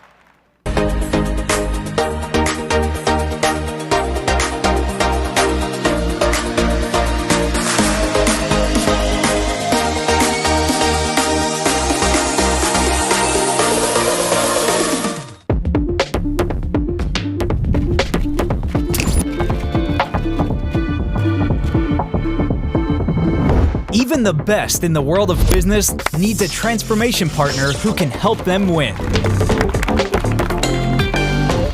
Yash Technologies, more than what you think.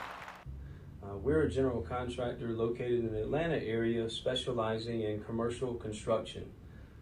We are very honored to be able to donate to the Masters Cricket USA organization and be able to help with the Over 50s national tournament. We are so confident that if you use us, we'll have you hitting 4s and 6s in no time. Good luck to everyone.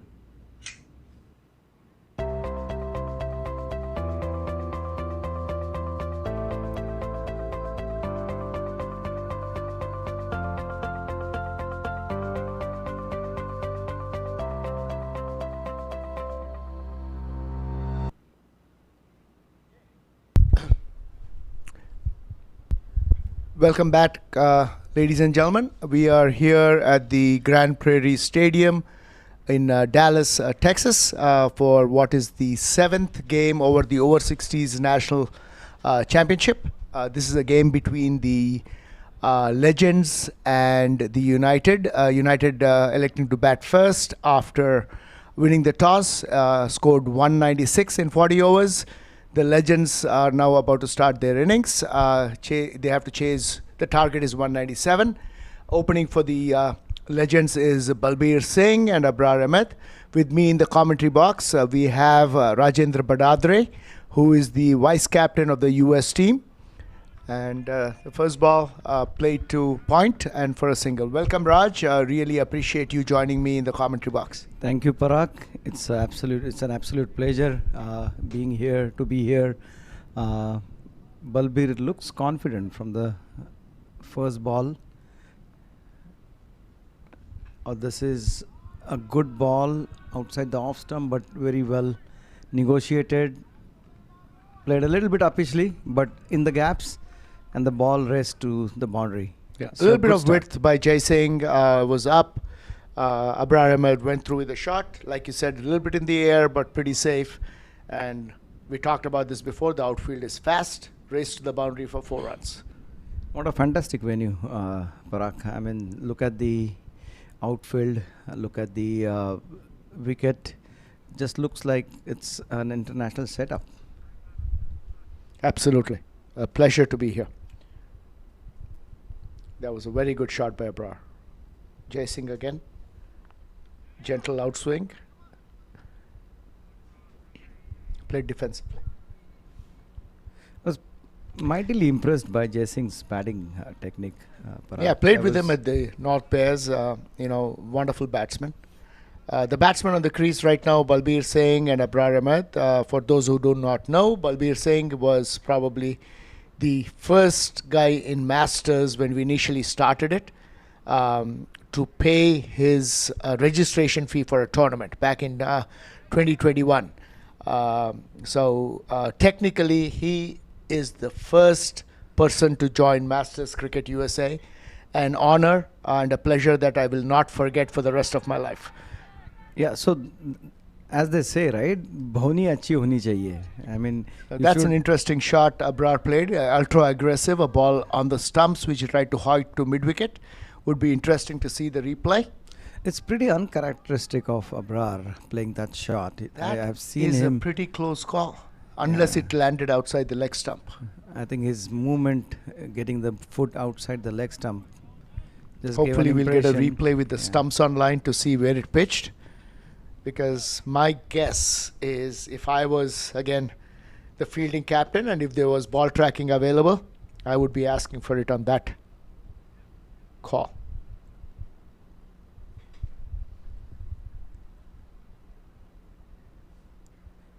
May have just landed Yeah, outside the leg stump. I think it was drifting away.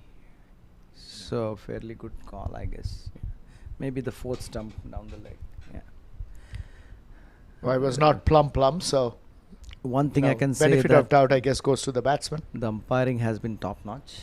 No question about it. This tournament, I mean, this has been one of the best umpiring standards we have. Agreed. maintained, I can say that. Coming back to that topic, when we say that bhoni achhi honi chahiye, right? So the first fee that we got from Balbir, I think, set the tone for the entire Masters. I can Agreed. say that. He's a wonderful friend of mine and always a very happy personality. He's been on multiple tours with us. And, probably, we could call him our mascot and our jester as well. Fun guy to be around. I mean, I've seen him as one of the biggest hearts in Master. I mean, he opens up his everything, you can say, wallet, everything. Whenever you are around, his Dildar yeah, in he Hindi. brightens For the those people who mood do of not understand. everyone. So Again, Junaid from the commentary end. A full toss on the leg stump. Very well played by Balbir. Not enough power to go to the boundary. Chased down by BK. BK, another gentleman who's from our 70s. Ran down that ball to deep square leg. but their batsmen run 3. These batsmen appear to be, again, like the opening batsmen of the United, looking for runs and playing positively. So, Parag, you have been here for the last 3 days. What's your take on, does the wicket get better as the day progresses? It's a little bit tough to bat in the mornings. How has it behaved in the last 3 days? No, as I had mentioned in the broadcast earlier today, Raj, the wicket is playing very fair. So there's a little bit of grass on the wicket, but it doesn't hold. So for a batsman, the ball's coming onto the bat, you can hit it on the rise. For the bowlers, there's enough grass on it to seam off if you land it on the seam, and it does grip enough for the spinners as well. So I was actually complimenting Major League for providing us with a very fair wicket to provide us a good contest between bat and ball. That's good to hear. The next ball, Junaid comes in straight. Good length delivery, very well defended by Abrar. That is what we have known Abrar to be. He mixes defense and aggression. I'm seeing him a little bit aggressive today, but I think they have some plan how to approach the chase. Hits it to long on, 1 run. I guess they could have run 2 there, but this is Again, actually probably the first extended look I'm getting at Abrar, Raj. I know he's played for your teams a couple of times, but probably batted low in the order at that time. So I've never really paid attention to his batting. So this will be interesting for me to watch. And a beautiful shot there by Balbir Singh of the back foot, and that'll race to the deep cover boundary for 4. A fantastic shot of the back foot. A short ball with some width, given the right treatment. And the beauty of this shot was the way it pierced the field. A perfect gap between point and covers. No chance for the fielder to stop it. Yeah. Sometimes it's not how hard you hit it, it is how well you hit it into the gaps. Absolutely. And if you see, there is no need to play aerial shots on this ground. You just have to pick your gaps properly and you will have the scoreboard ticking for you. I think the biggest challenge, Raj, for most of us playing cricket is not getting used to the pitch. It's actually getting used to the outfield. Where we play our cricket most of the time, you're dealing with, 6 inches of grass, and the only player who's supposed to be the star is the guy who can hit long sixes. Yep. So it does take a little bit of time to get used to, changing your game a little bit to actually play on surfaces like this. Second over for Jay. Abrar facing it. Again a short pitch ball. Very well played into the gaps. And I think there is a deep cover but couldn't chase the ball. That's a boundary for Abrar. Yeah, that's some bad bowling. I mean, you're bowling short, you're bowling wide, not making the batsman play on the front foot. That's easy pickings for the batsman. I mean, they have some plan. I think from the word go, they have been aggressive. They know it's not a big total to chase, but if you put your team ahead of the run rate in the first 10-15 overs, then you don't have to really panic. So that's a good team strategy, in my opinion. Agreed. 197 is always a tricky chase, right? I mean, if it's below 100, then it's no contest. Yep. If it's 270, 280, then you are going all guns blazing. 197 sometimes can be a tricky target, and you're right. I would probably approach it the way these guys are, is to basically take the run rate out of the equation. Get ahead of the run rate, and then you can play the innings whichever way you want. Yeah, and to support, I mean, they have a very, very strong batting lineup. A wicket or two here and there should not be a problem. So the way they are approaching this innings is really a good. Oh, that was a brilliant ball. I think it pitched on the off stump and moved a little bit. Abrar trying to defend it on front foot, missed it completely. An excellent work by the wicket keeper. Who is wicket keeping? Peter Jones. Oh, Again, Peter. we Oh. mentioned this. There is a plethora of wonderful wicket keepers in Masters. Peter Jones, one of them, standing up to a fast bowler and whipping the bails off in a flash. Abrar was in the crease, so no harm done. Again, a good ball. I think that's the line he should bowl to Abrar. Knowing Abrar, he fishes outside the off stump or he drives uppishly in the covers. Unfortunately, the captain doesn't know that he plays uppish in the covers. Looks like. Good to know, Raj. Is he playing in the zonals for you or the West team? Not this time. All right. I was just going to say you gave us some very good information there. Being the captain of the zonals team on the West. Keep going. I know there are a whole bunch of players here who are from the West who's going to be playing in the 15 zonals in less than a month. And feel free to give us some more information. Yes, the batsman who is batting now, Balbir, he is playing. I think for him you have to place all the 11 fielders outside the rope. So you can take that as now go on. Give me a nugget here. How, as a captain, how would you get Balbir Singh out? So he has to play the ball towards mid wicket. Okay. So you're making him play across is what you're saying. Yeah, play the ball across mid wicket and then he takes a run, single. While coming back, he's going to fall down. Okay, so give him 2 runs to mid wicket and you'll get his wicket. Yeah. What Raj is referring to is an unfortunate incident we had in Canada on our first trip to Canada. And I think we were playing Canada in the semi-finals. He was actually batting very well at 26 or something. He hit the ball to mid wicket, took the first run.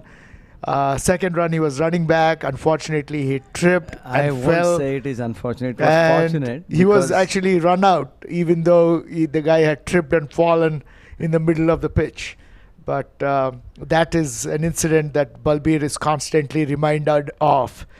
But like you said, fantastic batsman, fantastic individual, and has been an integral part of Masters forever. I say it's unfortunate even because it gave us the biggest comedy moments of Masters. That is true. That's what it is about. It's about making memories, and that's a memory that's indelible in our minds forever. I mean, I'm really happy the way he is playing. The problem with Balbir is his first 10 balls, Parag. Mm-hmm. He has to, and we have been telling him, he has to focus on rotating the strike, or at the most look for bad balls.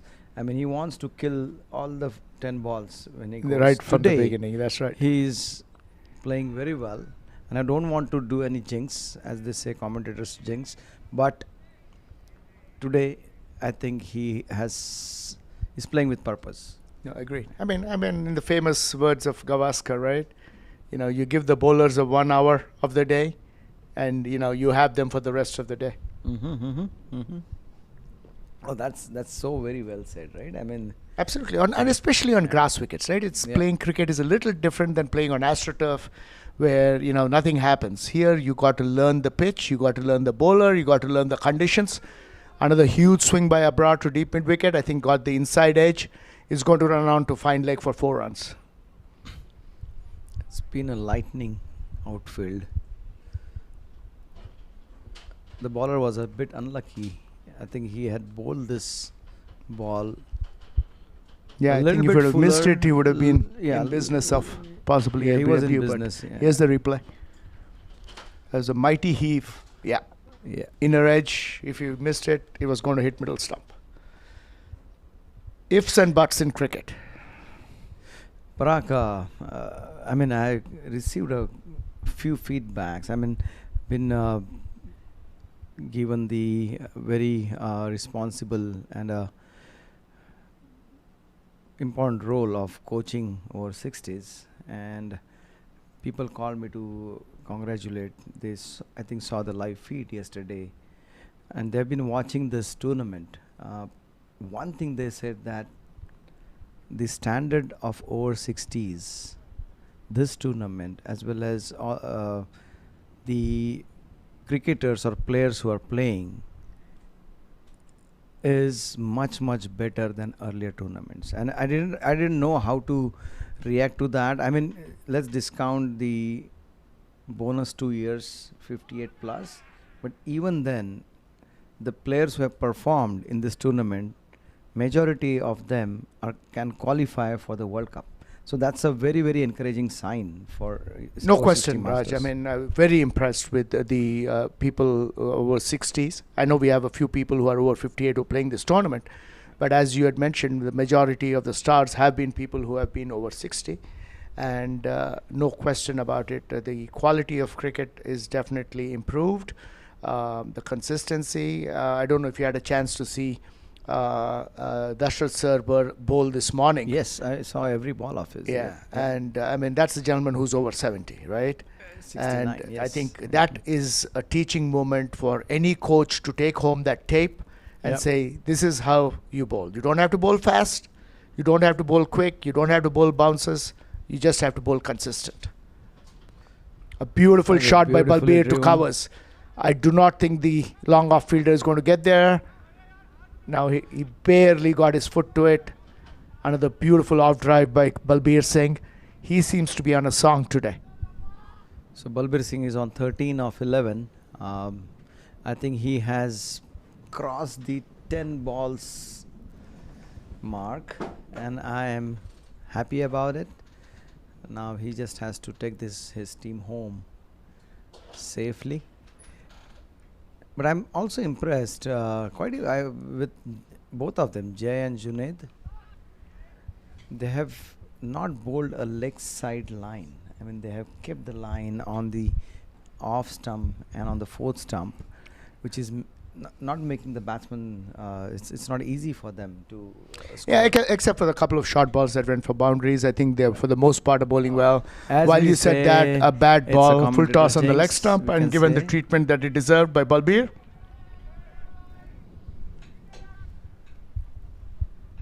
So Jay, does Jay open the bowling regularly? No. Fazal was here. Not for our team, at least. I mean, he can bowl this gentle outswingers, but I don't recall him opening bowling for the North North Bears. Bears. That was a hit me ball I for saw 4 one runs. of his good innings. I mean, just for a glimpse, he made some 40 or 50 runs. Oh, that he's a game. fantastic batsman. In Jay Singh Atlanta. is. Yeah, it was. I mean, some of the played a good shots he innings, hit, yeah. were just fantastic. So at the end of 5 overs, the Legends are way ahead of the run rate required, 30 for no loss. The only way the United can get back into this game is if they can get a couple of wickets.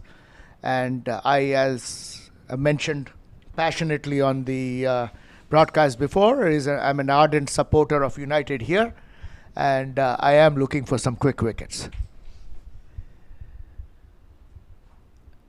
How much of percentage are you supporting the Legends? I mean, Well, if It's, there's more than anything more than 100%, that's what I'm supporting United for. Because I have a personal agenda. I'm playing in this tournament, and the only way we have a chance of, any semblance of winning the trophy is if the Legends lose. So By the pardon way- me for my impartiality here. that was a beautiful drive driven on the onside by Abrar, comfortably completing his run. The score now is 30 for no loss, with Abrar on 13 of 17. I think it should be 31. Abrar 14. That Oh, is this so is unfortunate. Such a unfortunate dismissal. A very soft dismissal, I would call, because this ball was on the leg stump to be hit. And Balbir Singh, I think he double just mind- got himself stuck. I think in double mind, and I think the ball probably came a little slower than he anticipated. I think it was more of a leading edge.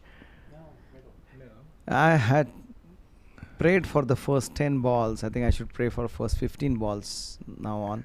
But Balbir Singh was playing a cameo. He played a cameo here, but He was playing a looking. He good was looking innings. very good. Very good. is out And on that's- 17.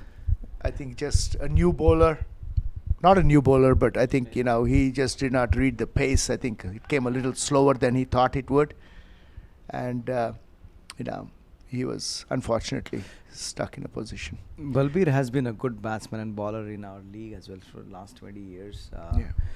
Pretty sad to have him leave the wicket. The next batsman looks like It's Pre De Silva. Yeah. although I love Balbir, in the interest of the match becoming interesting, I actually think this is a good wicket for the United. Makes the match a little bit interesting, as I had called for. The only way they're going to win this game is getting quick wickets. Now I know why Parag was praising Balbir a lot. He believes in commentators' jinx. As I said, I mean, Balbir is a very good friend of mine. Wanted him to do just well, joking but here. I was definitely not rooting for the legends. In the commentary box here, we have another talking about legends, a true legend of Masters cricket, Fazal Alam, who I've known in Massachusetts for many decades. Fantastic batsman. Recently has been on a tour to Australia. Very well played by Priti Silva to covers. Just So to coming back to Fazal, who known for many years, has been a recent trip to Australia, where he was named the player of the tournament and the best batsman. And he's also obviously the captain of the Team USA over 50s national team. Yeah, just to mention about Fazal, I mean, he had been struggling to score 100. That will be, he's out.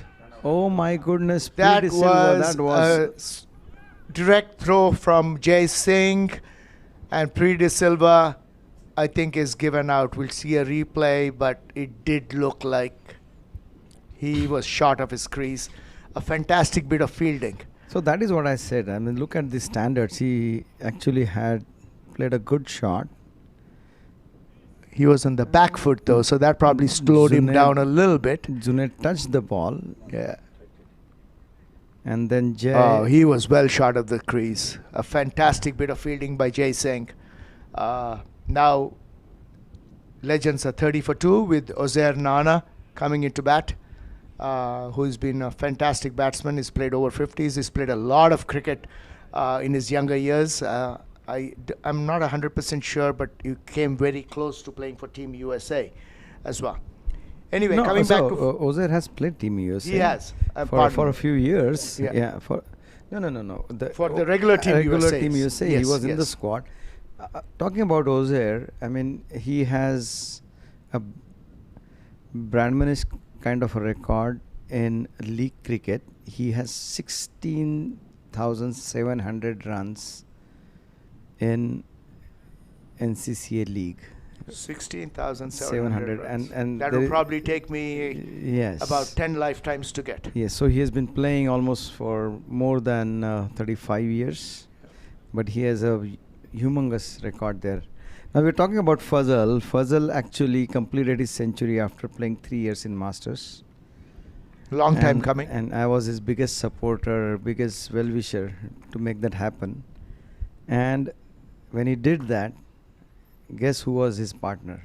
I guess Rajendra Badadri. Yes, and I was so proud of Badadari, it. as he And- calls himself. And then, yes. he Beautiful hit- shot there by Abrar. Abrar to deep mid wicket for 4 runs. I And think, Abrar is not going to hold back today. He's going to play shots.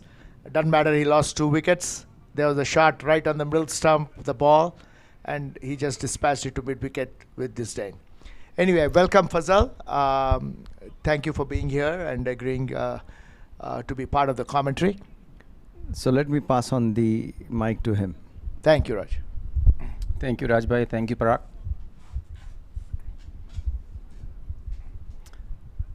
In space of 7 balls, this game has become very interesting, actually. So the loss of Balbir's wicket, actually, it was a good reflex catch too. He was going over Junaid's head. He stuck his hand up, and it wasn't difficult, but he needed some reflexes to get it in. And then this unfortunate run out. That was some good fielding from Jai. Agreed. Direct hits are always, touch and go, and he was well short of his crease. So Fazal, since we have you here, and we love to put people on the spot, you being the captain of Team USA, what would you think is the state of Team USA over 50s at the moment, and what do you think is the near future, what's coming up, and what are we looking forward to?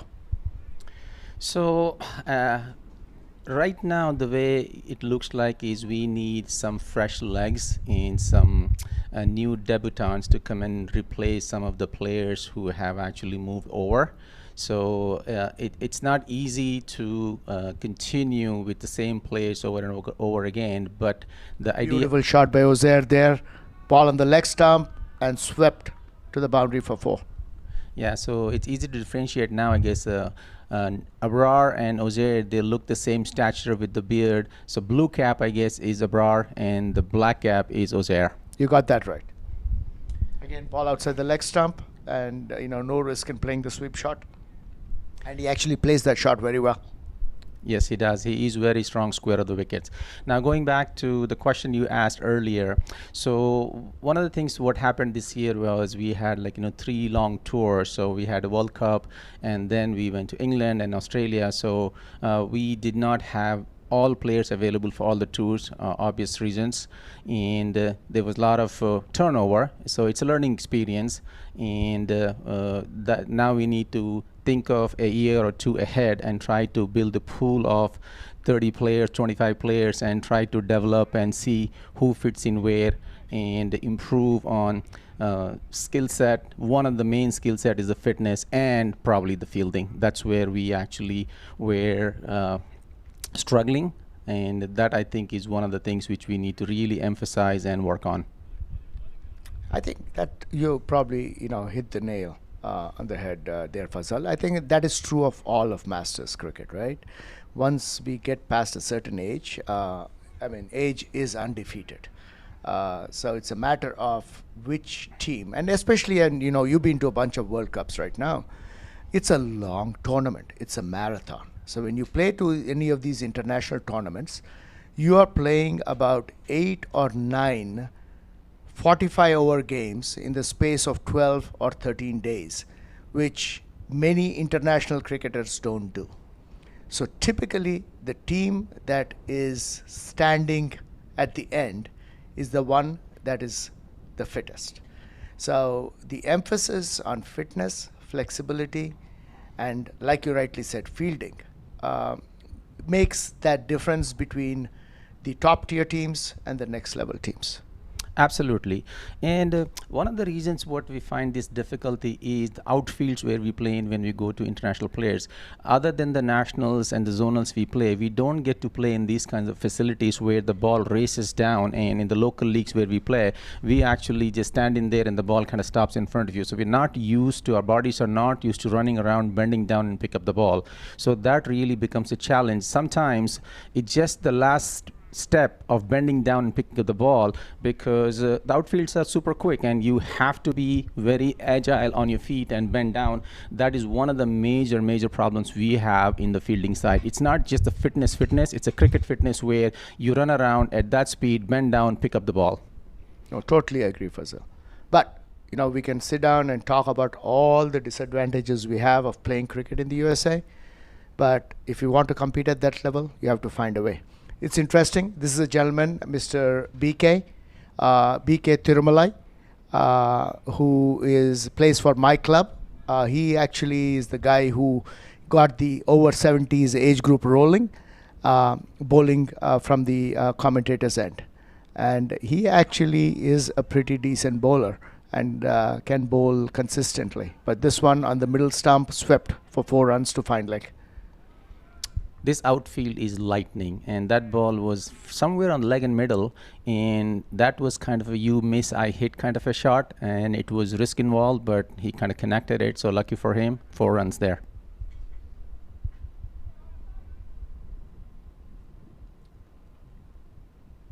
See the replay. More on the leg stump, I would think, the ball was. So the first ball he bowled a wide outside the off stump, tried to correct it, a little bit of overcorrection there. So Fazal, I think you are leading the North Zone team to the over 50s zonal championship in less than a month on the same venue at the same ground. And who do you see? Obviously, for people who are not familiar with Masters, we have the national championships, and from that we pick the teams for the zonals, which are the best players from the nationals. And there are 4 zones: the North, East, Central, South, and West. And they get together here to play against each other for the zonal championship. So with less than a month to go, what are your thoughts about the zonal championship? Who do you think will be the team that is the one to beat in that tournament? A beautiful cover drive by Ozair, doesn't have to move. 4 runs. That probably was a shot of the day for me. Absolutely. So coming back to the zonals for 50s, well, I mean, all teams actually look pretty good. I mean, it's again on the playoff games, like, you know, on that day, whoever performs the best, they'll take the game. And there is very good talent, new talent in all the teams, especially in the East, and North has some new players. South is pretty much all the stars. They have a big pool of players to pick from, and that's a very good team. They are one of the strong contenders, but again, if you remember the zonals in Dubai, East actually had the best tournament and won the finals in an exciting game. So it's anybody's game, and the West has a lot of talent too. So you really cannot pick a winner. If you want to pick one now, be my guest. Fazal, you have really grown as a captain. That is such a political answer. The question was, which is the team to beat? So if you had money riding, which is the team that you would pick to win the championship? North. Good for you. He is the North Zone captain for those people who are listening. No, but to be truthful, you're right. I mean, all the teams are this time around looking at the rosters. They've got fantastic rosters. The South Stallions have won both the T20 and the national championships, so they will be loaded. The West has got many fantastic players, including Sanjeeva Veerasinghe, including Ozair Nana, who's batting at the moment, Balbir Singh, Raj Badadre. So plenty of stars there. The East Central, who trumped everybody in Dubai and won that tournament, beating the North in the finals. So any team can win, but yes, you would put your money on the North, on your team. Absolutely. So another exciting part of North is, like, we do have some new players who haven't been at this level. So these are the first time debutants. So we have a couple of youngsters, young 50s who are coming in. So I'm super excited about it. One of them is Raj Srinivasan, who actually was on tour to Australia. Unfortunately, he got injured in the first game, and they came back and placed the last couple and had a good innings in the last game when he was kind of 80% fit, I guess. Still haven't seen him 100% fit. Then we have one exciting player who hasn't played zonals yet, Uday Patel. Super excited to have him on the team. And Dharma, who was on Australia tour, he's been playing for some time, but his accuracy has really helped our initial spell. So looking forward to that. So we do have Ramki back in the squad. So everybody who knows Ramkishan Hanumara. So the 60s Nationals, here is the batting leaderboard. CK, who scored a fantastic century the other day, is at topping the thing with 172. There was a single taken by Ozair to deep mid wicket. And Ayaz Sheikh, who got the century in the same game, is on second position. And Mike Bhakta, who's on this team, the Legends, a third. Srikanth Satya, who got 100 as well, on fourth position. So that's an impressive leaderboard there. Yeah, there are already 300 or 400s in this tournament, Parag? 3, I think. 300. One by Srikanth Satya, one by Ayaz. The bowling leaders, again, Mohammad Shahid, no surprise. He again bowled fantastically today. Ahmed Chaudhry, I think he's got two. I think he's got a 5-wicket haul as well.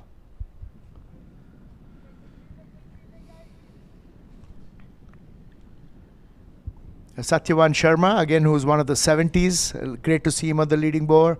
My favorite, Zubair Hussain, on the leaderboard as well.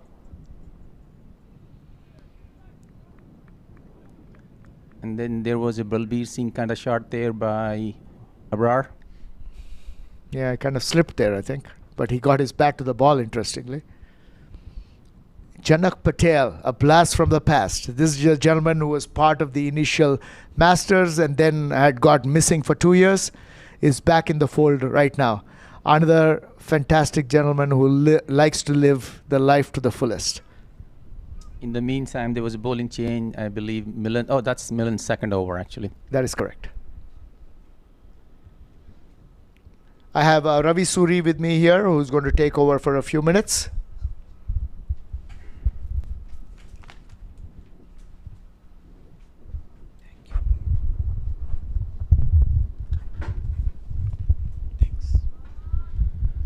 Thanks, Parag. Looking at the outfield, how lightning fast it is, and the wicket and the conditions, I do expect a lot of runs in these zonals. So zonals are 450 zonals I'm talking about. It's from November 3rd to November 10th. And believe me, it's going to be some exciting games over there. And I expect bunch of centuries in those tournaments, because in these batting conditions, once you go in, once you settle down, there is no reason to go ahead and make a big score. The boundary leaderboard for the tournament is just on the screen. Chandrakant Barlinge, CK as is called, has 20 boundaries. Mayur, left-handed opening batsman, 18 boundaries. Monty Venkar Swamy has 18 boundaries. Srikant Satya with 15. And Shahid, surprisingly, Shahid lagging behind on that count. That was not expected. He's at 14. And the sixes, Ayash Sheikh 7. Amir Qureshi 2, Pardeep Gill 2, Jatin Desai 1, Mohammad Shahid 1. Surprisingly, Shahid has only 1 6 in this tournament, so that means he's playing very responsibly and to a different game plan. That could be on the same what I was talking about a moment ago, where the outfields are so lightning fast. You really don't have to force the ball, hit the ball. As long as you hit the gap, it's gone. You are bang on, Fazal. In fact, I asked him in the first game that we played against the Legends, Shahid batted a lot more responsibly, much different to his natural way of batting. And I checked with him, and he said that given this outfield, there was no point in trying to hit the ball in the air. That is smart thinking. A change in bowling here, Yamunan Kannan, off spinner from New Jersey. Loopy ball. Got good bounce of the wicket, and Abrar went to cut it and missed it altogether.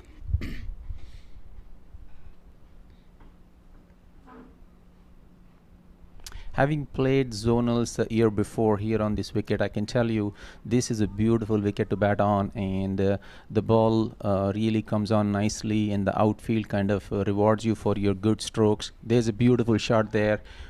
Full length ball over bowler's head for 4 runs, I believe, straight over bowler's head. I'm surprised it doesn't have a long off. He has a cover point mid wicket.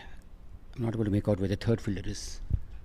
Maybe I don't see. There probably is a long on which we can see. There's a blind spot here in the commentary box where we cannot see exactly right behind bowler's arm. Yep, just as I was talking on that, the cover point is being pulled into the 30-yard and mid off is sent back to long off.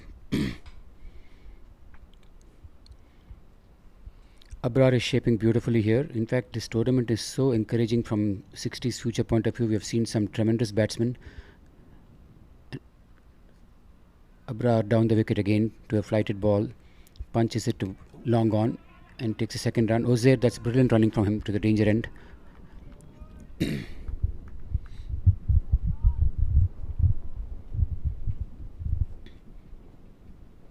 It's a pleasure to be sitting next to Fazal, who yesterday was awarded for being the first batsman from the O50s to get 1,000 runs. That's a massive record given the cricketers from various nations that we play against, and in the 50s, that's a very competitive space. Fazal, with the strike rate that he has, to get 1,000 runs at being the quickest 2,000 runs, says a lot about how he has been batting in recent times. On the tour to Australia, he had back-to-back hundreds. The second one specifically was in a winning cause when the team was in deep trouble. Fazal hit, I think, 137 if I'm not mistaken, an extremely responsible innings. And he paced himself so well. That's the good part, because the Fazal that we have seen all this time was one who would go berserk and maybe at times lose his wicket to indiscretion. All his well-wishers strongly felt about that aspect. but he certainly corrected the aggressive instinct and mixed it with caution and ensured that he plays to a game plan and in team's interests.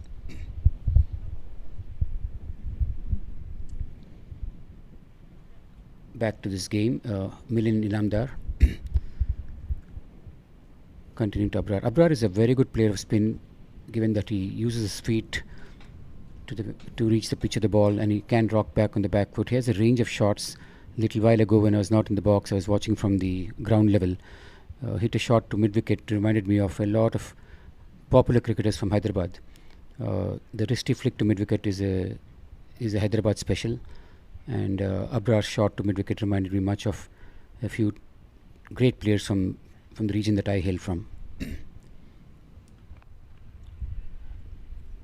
Another thing I wanted to mention here is the umpires. It's amazing how Jatin and Irfan has been doing the umpiring on these games, to do 2 games in a day. Hats off to them, and really makes it very special, and help Masters all the time. Jatin has been with Masters for a couple of years now, coordinating all the umpires and the assignments and whatnot.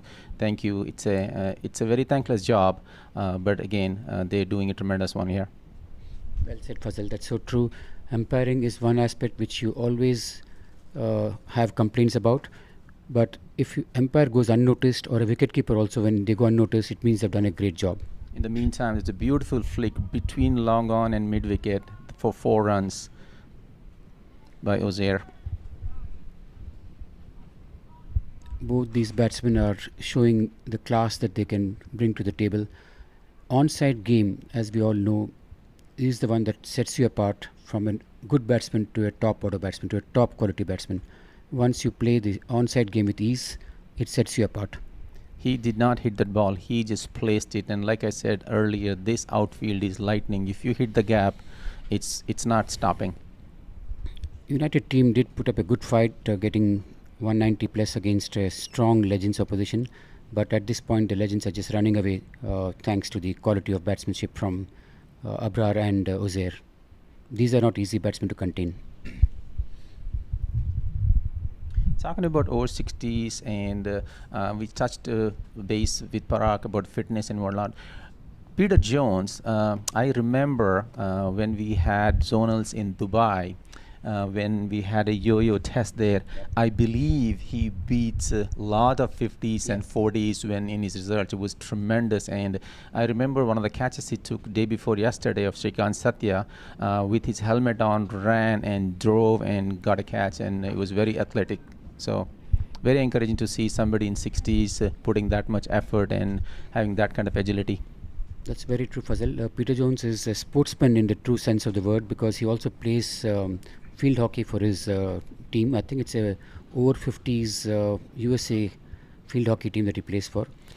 And the other thing that Peter Jones brings to the ground is the energy levels. You He's just see that a moment ago when he actually ran down to save that single. Yep, that's right. And the batsman will notice this. If it was anybody else, maybe they would have taken a chance to run, but with Peter Jones' energy behind the stumps, he was quick to reach the ball that went to short square leg. And yes, Peter Jones is a very good teammate to have on your side. Touching base back to the facilities where we play in and whatnot, this probably is the best facility in USA, and having played all over the world, this probably is the second best facility I can say I've played on internationally compared to all the World Cups we played and whatnot. So, and it doesn't come cheap. This is like, a place where we need a lot of money, and Masters has done amazing job thanks to all the sponsors and whatnot. So this basically is a dream come true for a lot of people to be able to play in these kind of facilities, and that is very encouraging. And I think shout out to all the Masters exec who make it possible for all these players to come live their childhood dreams and play in the stadiums. Very well said, Fazal. And when you have a quality of this kind of a ground, if something else is not in tune with the facilities you're getting here, then a bit things go out of sync. As an example, the charts and the visuals that we are getting thanks to Hassan, you have so much information coming every second over, whether it's the number of boundaries, whether it's the areas in which the batsmen have been scoring.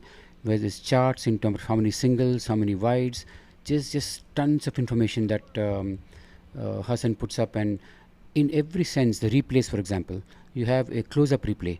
I have not seen this kind of coverage at any Masters or Legends level. That is so true. In the meantime, there's a bowling change. Jatin D is bowling from this end. 3-dot ball, 3 good balls actually, especially the second one was pretty good. And this is his 4th ball. That's 4-dot balls in a row. And let's see, I feel something is going to give here. So if he keeps containing bowling accurately, I'm sure there will be some excitement here coming.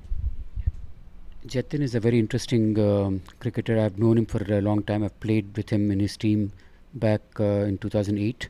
He was a tearaway fast bowler. And that was an excellent delivery, Ravi. Yep, it was. He's a smart thinking bowler. I played quite a bit with him. I know his cricketing abilities. Decent bat, but an extremely good bowler.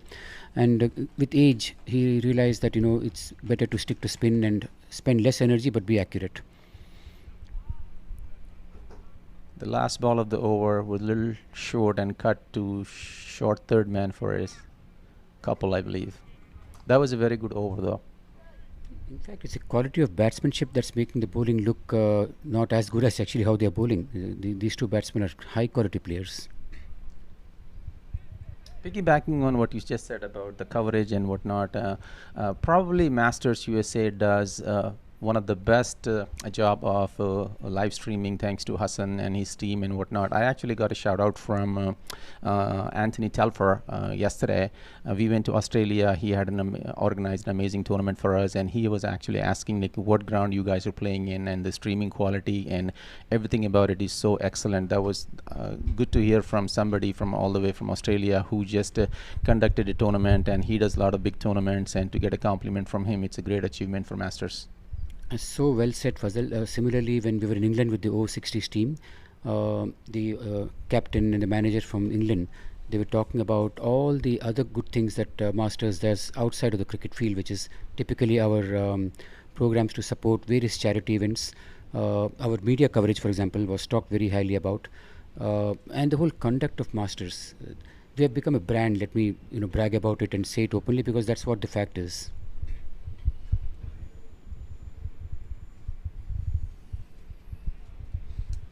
Is there another bowling change from the other end now? Looks like Yamunan Kannan, I think. Switched ends? Yeah. Yeah, I think Yamunan has been switched to come from the far end. That's a beautiful shot, straight over bowler's head. And there was some soccer there, but ball wins.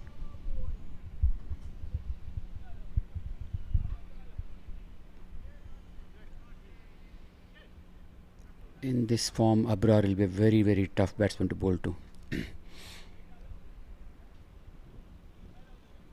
If a player can play off both front and back foot and can use his feet to meet the ball at its pitch, you're asking for trouble as a bowler. It's not easy then.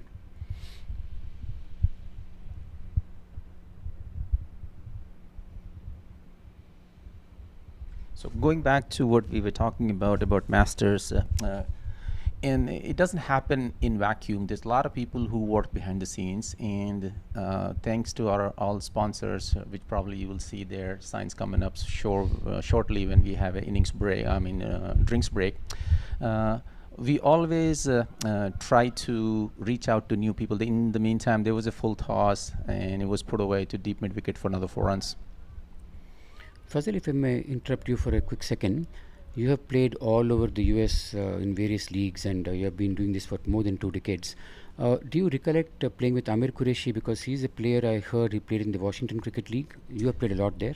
Yes, back in the days, I'm talking like 15 years ago, and he was supposed to play for Bears in one of the tournaments, and I believe it got rained out or something, and that didn't happen. So I believe he played for Knights with Vinod. But yes, I know. And in the meantime, there's that should be out. Stump. Well done, Peter. We're talking about Peter Jones, and he comes up with a smart stumping, and Yamunan got the better of Abrar, which is it's a lot to say about Yamunan's skills to beat Abrar. When Abrar goes down the wicket, Yamunan would have held the ball back a bit, and Peter was up to the occasion, got a decent stumping to get rid of Abrar. Let's see the replay. I think he jumped out real early. No, not really. played over the Missed ball. line, yeah.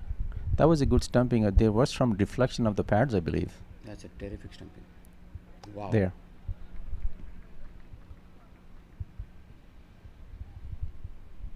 That is terrific stumping, given that the ball is going down the leg side. For a wicketkeeper, that's a blind spot, and Fazal could be right. It could have hit the pad, which makes it even more difficult. Yeah, he had to collect the ball chest high and bring it down in time, and there was no room, no chance for Abrar to get back in. That was a good knock, though. I mean, he was looking dangerous. Had 2 boundaries in last 2 balls, and some adrenaline kicked in, and I think, yeah, that's true. And he made A lot of credit to Team United to put up a tough fight against a super opponent. That's a gun side that Jivika has put up under Legends. And for United to get those runs against top quality bowling. Amir Qureshi was outstanding. A second half century, he was pretty close to 100 this time. Missed it by a thin margin. But he showed a lot of quality shots, and he hit all down the dial literally. Yeah, missed out his 100 by 8 runs, I believe. It was the last over. Was 92. Wow. And the 3 balls remain, and that's when he got out. 92 against this attack, and also let's not forget he was hampered by his knee and would have missed a lot of singles or doubles, but he made up with some smart boundary hitting.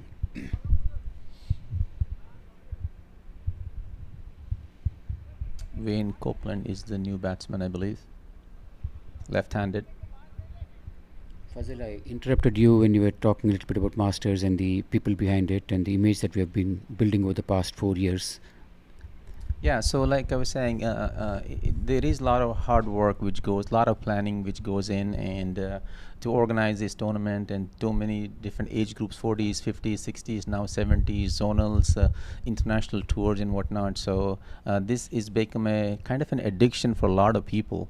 So it is amazing. And then not just cricket, you know, there are a lot of friendship, there are a lot of memories, and what we have got, the true second innings. Cricket is part of it, yes. Cricket is the main part, but I think a lot of people enjoy the social aspect of it, the friendships and the banter. And if anybody who's part of the social groups and the communication groups see that banter is going between Bears and Stallions and West and whatnot, so it's pretty addicting and awesome.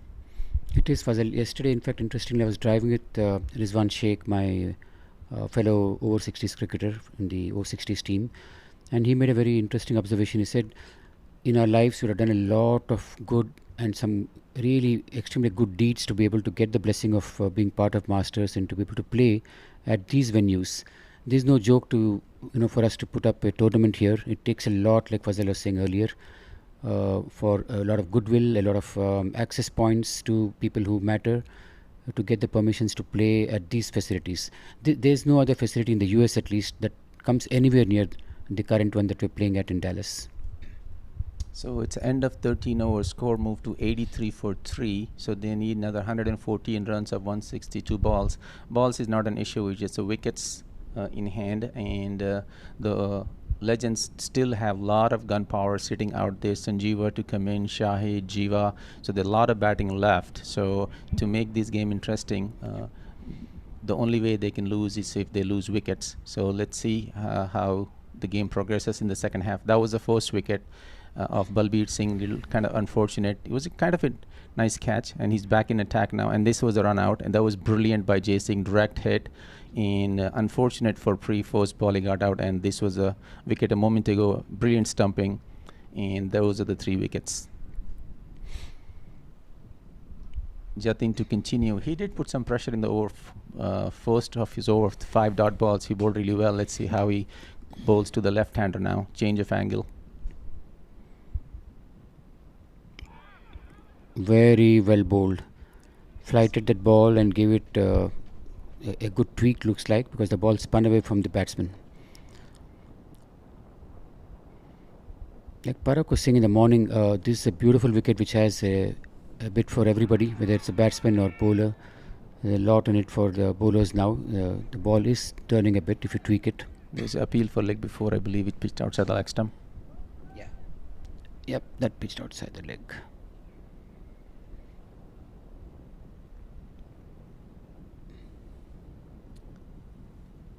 And one thing everybody talks about in Masters is one of the unique way of getting a leg before decision by Jatin. So he's known to give a delayed decision, which I actually asked him, like, what takes him so long? He says he runs that through his mind, kind of replay, and to make that good call there, definitely pitched outside the leg stump. And he gives you that slow death. So as a batsman, there were times it happened when I was playing and the ball was hit, there was an appeal and there was no decision. I feel happy, and then I'm turning around and then comes a slow dreaded finger. So it's kind of a hallmark of Jatin, and everybody in Masters kind of talks about it. Yep. In fact, with Jatin, you should be happy if it's an early reaction. That means he's not giving you out. If there's a delayed reaction, you're in for trouble as a batsman. Hopefully Hassan can find one of those replays.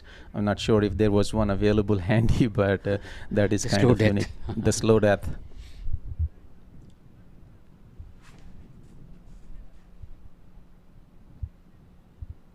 Talking about umpires, the one other thing everybody talks about is we do get umpires from all over the world. We had umpires come from Barbados. We get umpires from Canada all the time. So Rohan Weatherspoon, one of the umpires from Canada, he speaks a bunch of Hindi words and really cannot repeat them on the air, but that's one other unique way. And here's a drinks break, I guess. So this is what I was talking about. All our advertisers, all our supporters, all our sponsors, they're going to come on. So we do thank them, and I don't think all of this is possible without their help. And we'll be back soon.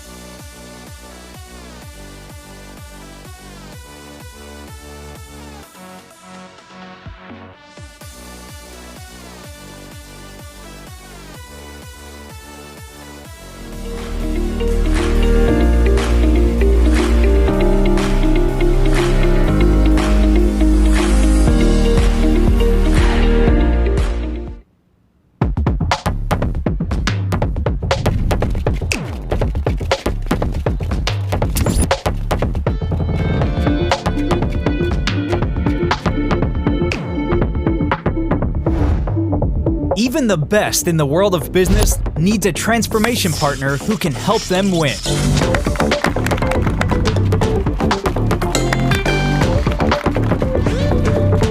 Yash Technologies, more than what you think.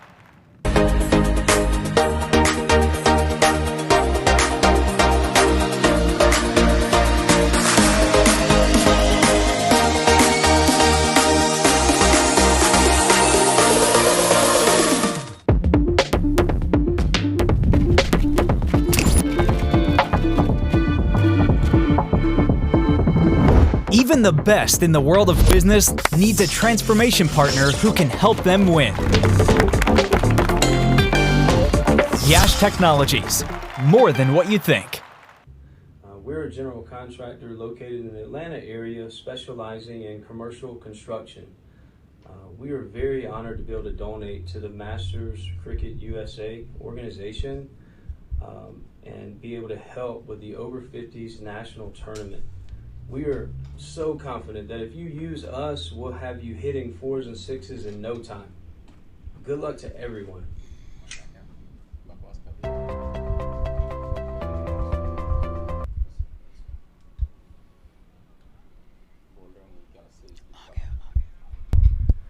Hello, ladies and gentlemen. Back again after the drinks break. This is Parag Ananta along with Ravi Suri, bringing you this game from Grand Prairie Stadium, Dallas, Texas. Game between the here the fall of wickets.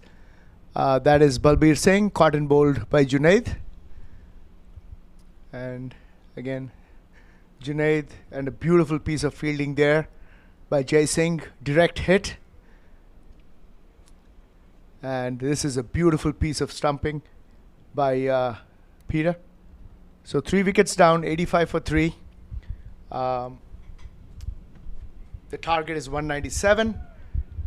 For the United to have any chance in getting back in this game, they need to get this wicket of Ozair Nana.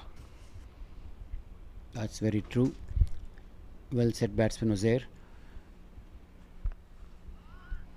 And Ozair Nana is a batsman who will not get out. You will have to get him out.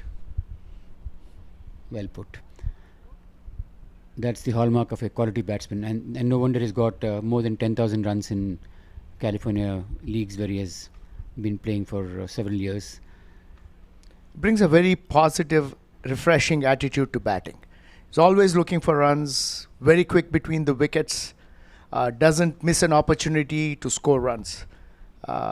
And that is a very good attribute to any batsman, especially a middle order batsman. Typically when you come in with wickets falling, which he did when they're 2 wickets down, and playing without any pressure and keeping the scoreboard ticking to 87 for 3 in 14.2 overs. So run rate is not in the equation anymore.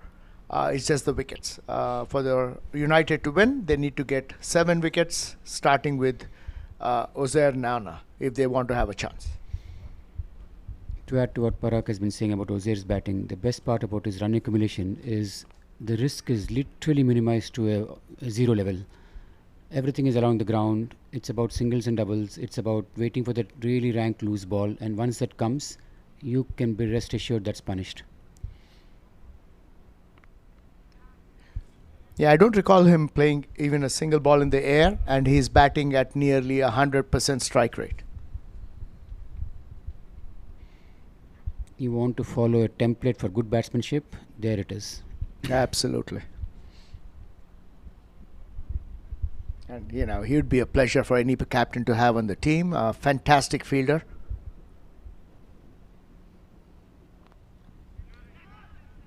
Wayne Copeland again playing sensibly. A drive to long off for a single.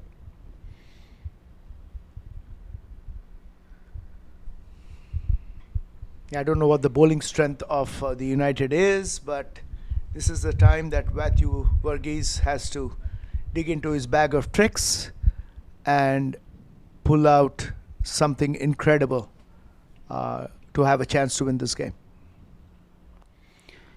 There's a boundary. He hardly hit that ball. Yeah. He caressed it to the boundary. The thing about this batsman in the Legends team is they're a full package. It's not about just scoring runs. It's about the way they score those runs. It's about minimizing the risk, like I said. It's about building an innings. It's about playing for each other. It's about running between wickets. It's a total package. And for any bowling side, I don't think it's an easy task for them to get this team all out. You're better off trying to be restrictive and play smart cricket against them. Well, you're absolutely right, but that is the challenge that Matthew is faced with. He cannot restrict them. There is no way that the Legends are going to lose if they play 40 overs. So he has to get wickets. True, yeah. In the context of this game, I agree. Matthew has no choice but to go after wickets.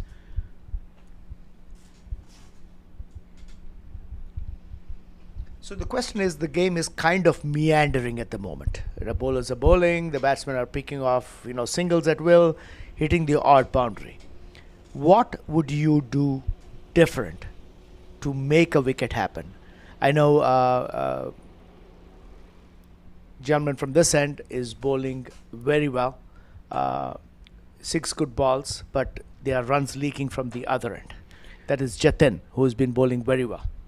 If I were having anything to do with leadership in such a situation, what I would do is get an unorthodox bowler who will leak runs on his bad day, but that's a gamble you have to take, because top order batsmen like this can get a bit ruffled when you get somebody who's totally unorthodox, and they might drop their guard and play a loose shot, and that's your chance to pounce on.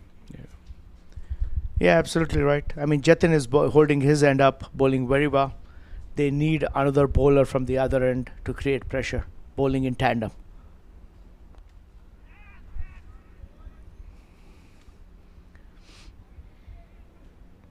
And the other thing I would do, Ravi, is not give these singles. Because you're at a point where, like you said, you have to take a risk. So the gentleman at mid-off last time was standing at the 30. Get him 5 yards in, stop that single, let them hit this, take the risk and hit it over the top. Very good point. I agree with you totally, because if the boundaries are going, so be it. At least the singles are choked a bit. In outfield, I think, is the right way to go at this stage. Yeah. Because either you're going to lose in 35 overs or you're going to lose in 25 That's overs. right. Once the loss is written, might as well do the best to make something out of it. Yeah. Be a little proactive, be aggressive. You lose. They got Junaid in to save the single, and that's where it is. He saved a single there. Oh no, he couldn't.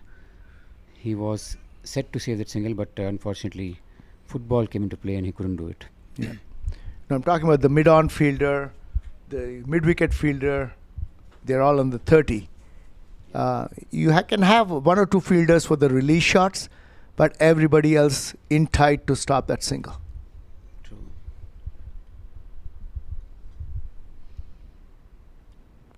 Very well bowled. See, that's a good ball bowled by the bowler, and the batsmen have taken a single. That ball didn't deserve to be hit for a single. It should have been blocked, and the fielder should have stopped that. Yeah. Now that was very interesting. If Hassan can show a replay of that. Jatin at the end, I don't know if it was called an over or not. He had a cap in his hand and he was trying to catch the ball. And I think if the ball hit the cap, that would have been 5 runs. Yep. That is not. No, actually he had his cap in his hand. There you go. Yeah. That should be 5 runs. No, and that is not professional cricket. You don't do that at this level. That shouldn't be entertained at any level, not when you're playing at Masters. And very interesting. He had a cap on his head all over, and then he picks it up and then tries to. I don't think it was called an over, so I think the umpire missed that. Yeah. Because it hit the cap. Caught by the cap.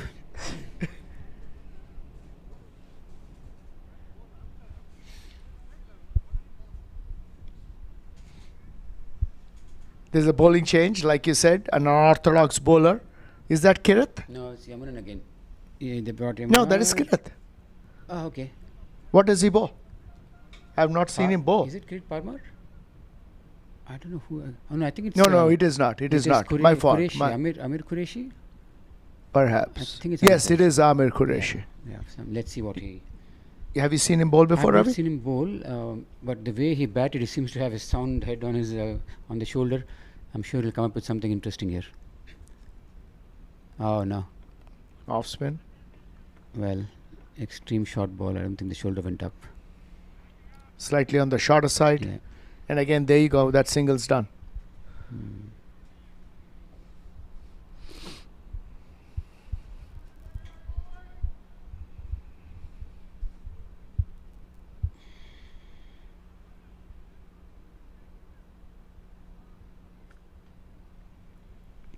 After a rest day yesterday, both Parak and I have a game coming up this afternoon, and we're looking forward to playing under the lights. Yes, that will be our first game under the lights. That is a hit me ball, which was hit for 4. Short ball in the middle of the track, and Ozair Nana dispatches it to the boundary. Jose doesn't need a second invitation to play against balls like this.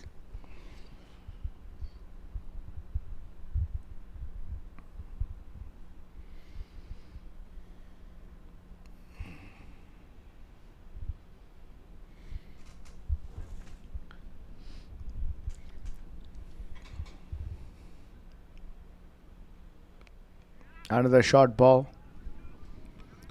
So the deep fielders the bowler has is long off, long on, and deep mid wicket. With that, your safety is bowling full. Yes.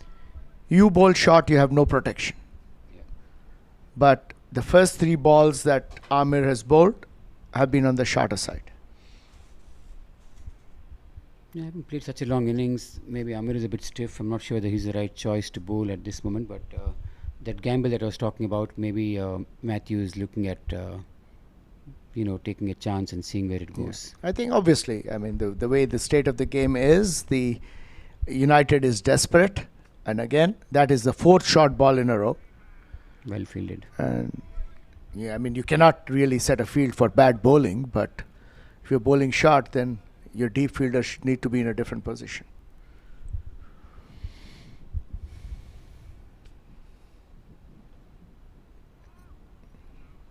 Again, brilliant piece of keeping by Peter Jones. Has the bails off in a flash. Yes. Wow, that's good collection. Well kept.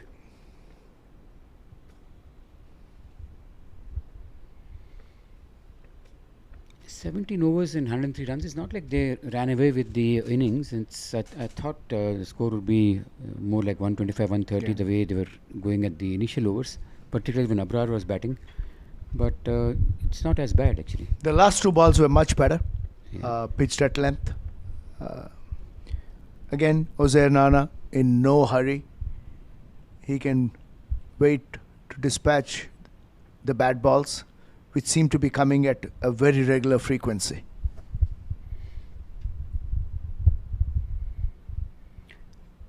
Pre De Silva is having a rough time on the tour. Run out. Of course, I don't think it was a very safe call, hitting directly to the mid-off fielder and taking off for a run. And to his bad luck, it was a very good piece of fielding, pick and throw, direct hit. True that. But he was playing off the back foot Mm. when he played that shot, so that might have costed him. Yeah. So typically when you're playing off your front foot, you're in the flow, you run, you at least gain a couple of yards. He was on the back foot when he hit that shot, and then you lose some He's a time. very stylish and good-looking batsman. I've seen him in Chennai play some crucial knocks. Very calm head, and under pressure, he is a man the captain would love to have, given his composure. As a person too, he's a very calm person. But while batting, he brings all that assets of his, which is a cool mind and a calm demeanor to the crease. Jatin again continuing to operate from the commentary end.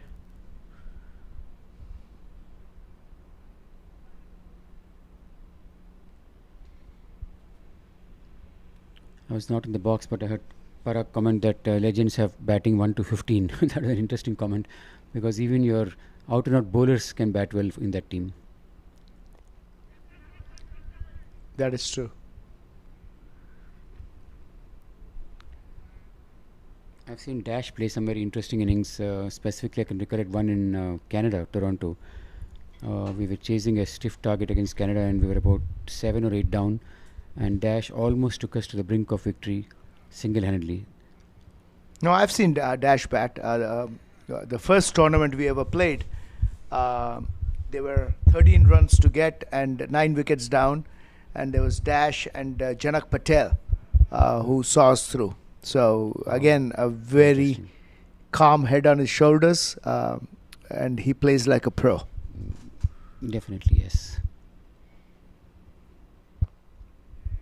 Well bowled, very well played, using his feet. Uzair Nana could not pierce the gap. Talking of using of your feet, I think a couple of days back, Parag played an outstanding innings, match-winning innings as it turned out to be. Literally 98% of the balls that he faced, he used his feet, went down the ground, smothered the spin or reached the pitch of the ball to ensure that he will push it for a single, and where the opportunity comes, hit it out into the park for a boundary, and the odd big shots into the deep region. It all comes and boils down to footwork. Are you able to leave the crease with confidence, meet that ball at its pitch, and then the bowler is really in two minds what to do from there on. Thanks, Ravi. Again, I think the key, obviously, on grass wickets to playing spin is not trying to play the ball in the middle. So either you play at the pitch of the ball, or you play after the ball has finished doing its thing, completely turning. So, if you do not use your feet as a batsman, you most of the time are in a predicament where you are playing the ball in the middle of its turn, which is not the good place to be at. The very interesting part there, Parag, is normally when you say use your feet, most batsmen confuse that with go down the wicket and swing your bat to get a big shot. But if you notice what Parag does, or what today Abrar did when he was batting, and now what Uzair is doing, it's about reaching that pitch and from there maneuvering it for a safe shot. The risk is completely negated. There is nothing in the air, and the bowler gets frustrated because ball after ball, the batsman is getting away from the strike, and the runs are constantly mounting. The absolute lesson in how to play spin. No, absolutely. I think Uzair Nana here is putting on a display. He obviously is one of the best bowlers, best batsmen against spin, and he's showing why. I don't recall in his innings of 37, there's a single ball that's been hit in the air yet. A complete class in some high-level batsmanship here. In fact, some of the streaming that we get to see, batsmen who are keen to learn and improve, they must watch these senior players. There's an art to play spin, a different art to play medium pace or swinging ball, and there's so much you can learn from some of these guys who have scored tons of runs at various levels.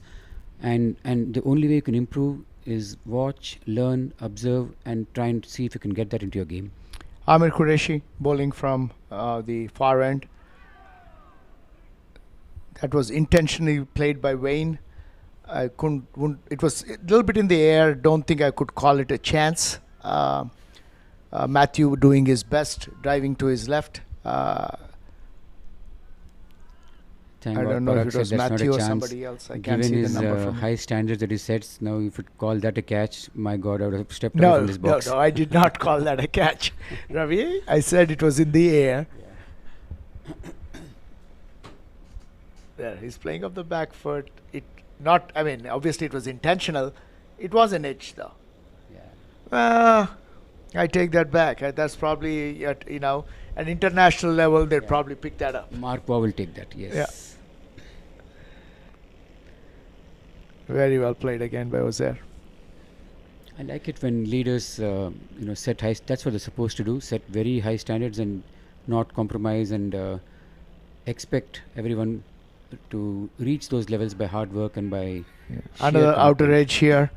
So actually, Amir, after the first 4 short balls, has settled down into a good length, and unfortunately, the legends are still getting runs off him, even though they are outside edges.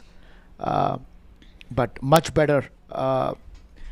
So one of the things I always wonder is, both in batting, I think we had this conversation the other day, Ravi, as to in international cricket, I can understand in Test cricket you cannot do that, but in T20s, why don't batsmen have nets on the side where they're actively playing nets and then get into the game if there's somebody who gets out? Because in a T20 game, all they're getting is 15 balls, if at that, in the middle order. And if you're going to take 2 or 3 balls to settle in, that probably is the difference between winning and losing the game. And the same thing as far as the bowlers are concerned is, before you go into the bowl, to bowl, every bowler, bowl a couple of overs outside. I do not subscribe to this fact of warm-up balls. Yeah. Every ball counts equally in a game. So why do you take 2 or 3 balls to get warmed up to bowl? On the bowling front, I think I'm absolutely with you, Parag, because you can't have particularly in T20 or any limited over games, you cannot have what's called a warm-up ball or a loosener, as they used to call it long back. That is correct. That's the word. But in batting, I give it a lot of thought to what you were saying, and I too was wondering why is it that batsmen don't take a quick hit in the nets while the main game is going on. My only answer I could come up with was, all the cricketers who play at a good level, they talk about game awareness and they're big into that. So unless you're really watching what's going on in terms of which bowler is doing what, in terms of what the wicket is doing, wind conditions, so many minor factors go into formulating your game plan before you go out to bat. it could just be that you don't want to take your eye off the game, is what my guess is. You probably are absolutely right, but being a smart ass, I'll give you an answer for that as well. So there are television broadcasts that go everywhere. He can be doing the nets and have a television going on, so he's watching the game and doing the nets. I didn't expect you to keep quiet on that one. I knew you'll come back. But to be fair, it's just an interesting thought, because in T20 game, the reason I brought up the T20 game is I think the technique in a T20 game is completely different. I wonder, I've not obviously been to any T20 coaching camps, but I wonder if they teach batting differently in a T20 game right now, as opposed to what we were taught when we were young, playing forward, playing back, getting to the pitch of the ball. I'm not so sure that is how T20 cricket is taught nowadays. No, in fact, you raise a good point. I was at this Coaching Beyond Academy in Hyderabad. And that's a wide down the leg side, excellent piece of keeping, but I think he was a little slow and Wayne was able to get back. Yeah, no problem. I was saying that I did talk to a few coaches there. I saw a few, academy children learning the art of playing T20. It is so different to what when we grew up and when we went to Naibara camp or any Bhupati camps in Hyderabad. That was about hitting the ball along the ground, leaving the ball outside the off stump, playing straight down. The more defense you would play, the more it would be appreciated. Those days, I'm talking of 70s and 80s. But these days, right from ball one, it's about how you can bash that ball out of the park. And there are techniques to do it. There's also what's called using your body weight, how you can use your torso. There's so many scientific There is methods. an LBW appeal.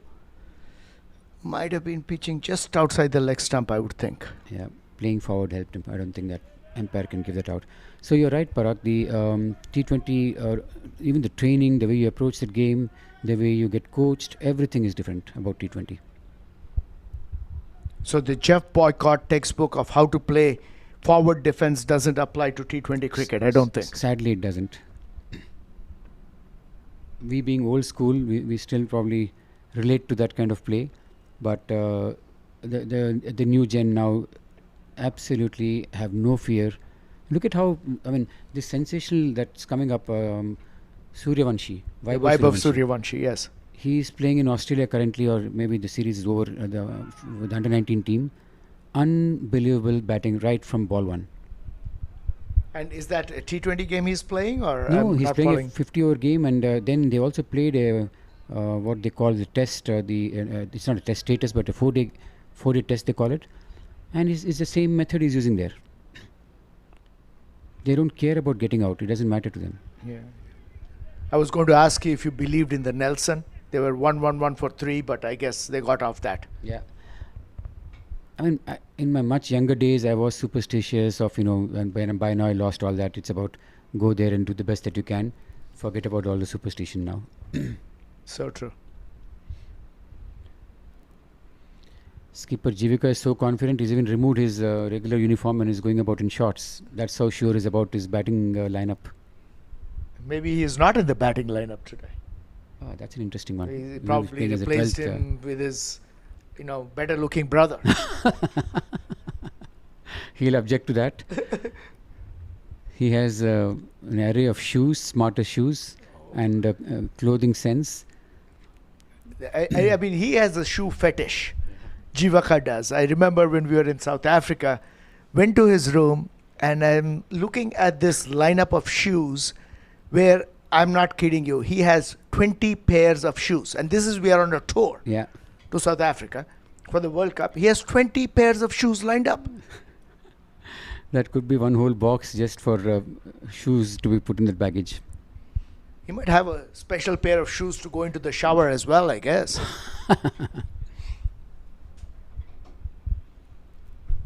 Wonderful gentleman, though. I mean, he's played the highest level of cricket Jivaka has in Sri Lanka.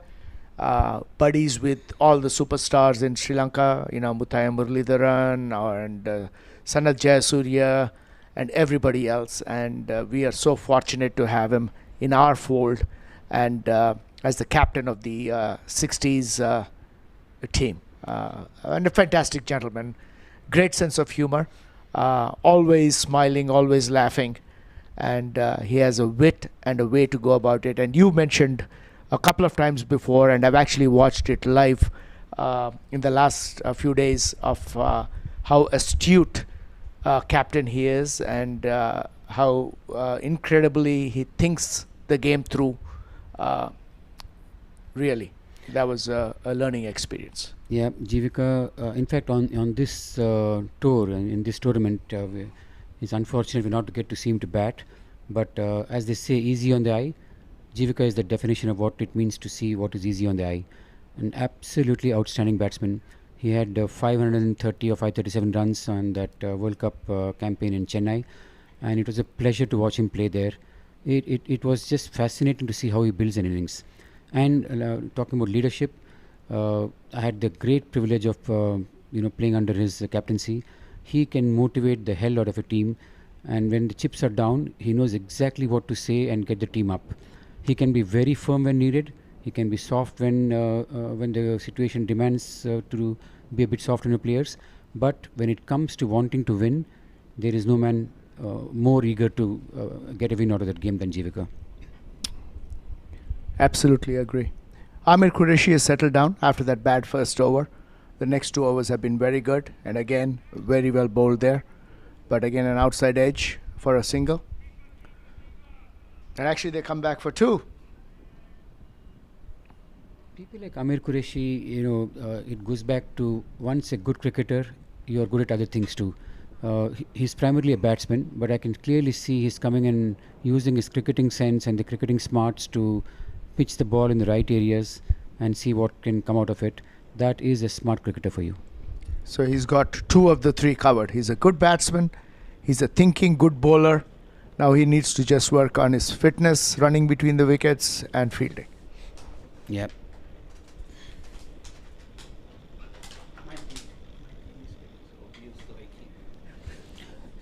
So the gentleman that we were talking about has graced the commentary box with his presence, Mr. Jivaka Veerasinghe, who is the captain of the Team USA 60s. So we were just talking, Jiva, about your shoe fetish. So is this something that you were born with, or is this something you developed as you grew up? I think that is something I developed as I grew up. And my wife actually had put a ban on me, a shoe ban, but it's not working,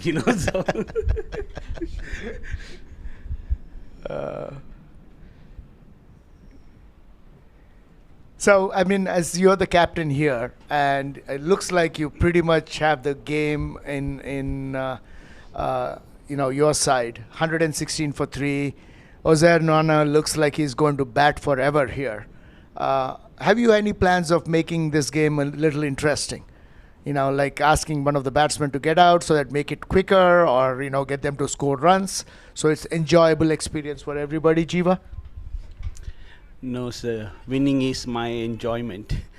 And I told Jose, bet long. Bet he can get out at 182. And 197 is what you did. Yeah, 197, yeah. 182 is a good number, though.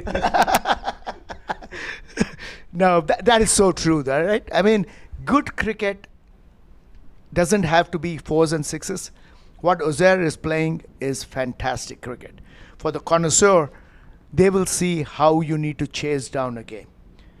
You're in a situation right now, Jiva, where you're 117 for 3, and you do not want to give a sniff of the game to the other team. That's what you get when you start, being enterprising, trying to change the game, hitting boundaries, 4s, 6s, taking the risk out of the game and saying, we are in a good position right now. And cricket is a funny sport, anything can happen. But if you're in this position, don't take the foot off the gas pedal and finish the game. And you've got 2 fantastic gentlemen here, Wayne Copeland and Ozair Nana, who have many years of experience and the right people to finish the job. Correct. I always tell my batters, when you're set, don't let it go. Let the other people bat around you and see it through, whether we bat first or second. So batting partnerships will we can chase down any score or we can put up a big score. Totally agree. And when you can walk the talk like Jivika did, like I was talking about a few minutes ago on that World Cup in Chennai, then it becomes easier for the rest to follow. Your own leader is walking the talk and he knows what he's doing. Set an example, set the template for others to follow. Yeah, batting is such a funny thing, right? I mean, most of our batsmen, there are so many things that can go wrong, and all it takes is one ball for you to get out. So I think, after you get your eye in, you're settled down, it is kind of criminal for you to do something to throw your wicket away. In any way, help your bowler to get a wicket, right? I mean, I do understand the desire to hit sixes and fours, and for some reason that part of the game is glamorized more than anything else. But for me, I could watch Ozair bat all day. That I think is cricketing brilliance for you. Yeah, absolutely.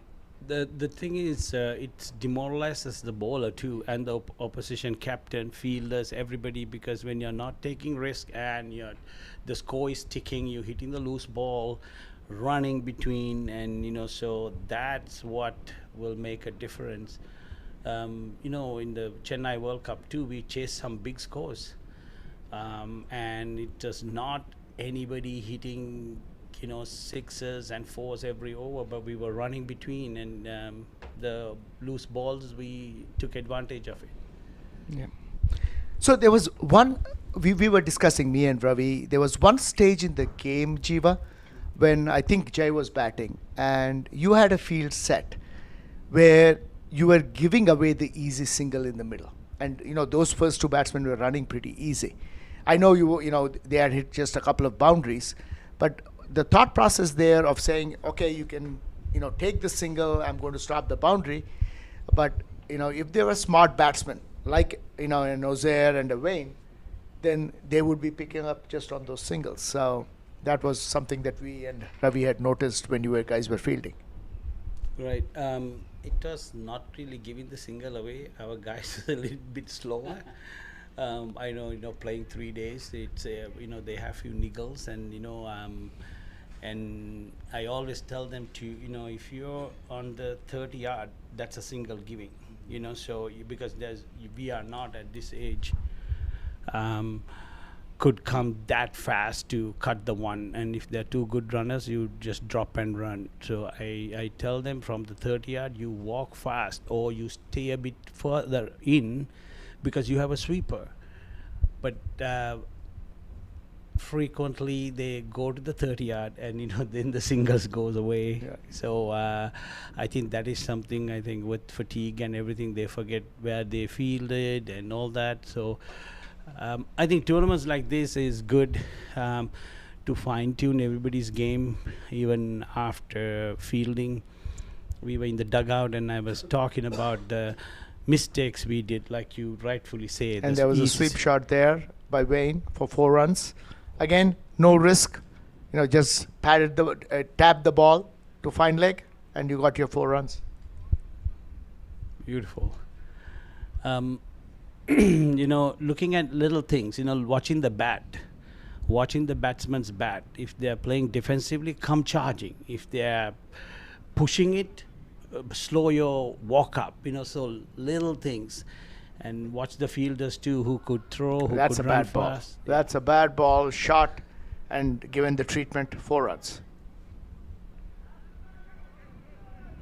So you bowl short down the leg side to Wayne, that's history. He's like... Yeah. No, I mean, you're absolutely right, Jiva. I think, we sitting here in the comforts of the air-conditioned box, always the game is so much easier to be played from the commentary box. But these guys, this is the 4th day in the hot sun. They've been, and again, mind you, these are over 60 players playing 4 days in 40 overs each day in the hot sun of Dallas. So I do give you that. And Parag, if you recollect, what happened was after those 2 overs in which we commented this, immediately Jiva fixed that field. My feeling now is based on what happened and what Jiva is explaining, the fielders would have probably gone to wrong positions, and Jiva observed that and pulled them back in. It could be that they went further than where they were supposed to be, and we felt that Jiva was defensive for those 2 overs. But immediately after that, we noticed the field come in, and we commented on that as well. You're absolutely right, Ravi. As you said, right, it's easy for us to sit in the air-conditioned box, and the best thing we can do is always try to criticize. So that's what we do here. No, good observations. That's very rightfully said. And it's always on the other hand, when you play with a bunch of people together, who could come quickly to the ball, who should field extra cover, short extra cover, long in the boundaries, who could throw, and so I had that blessing, like getting Nana covering one end, getting Sanjeeva covering the other end, getting Shabai, getting them to long offs, but in the same time, we still need to fine tune so those are the 2 bad balls. One was down the leg side, swept. One was a half tracker, pulled to square leg.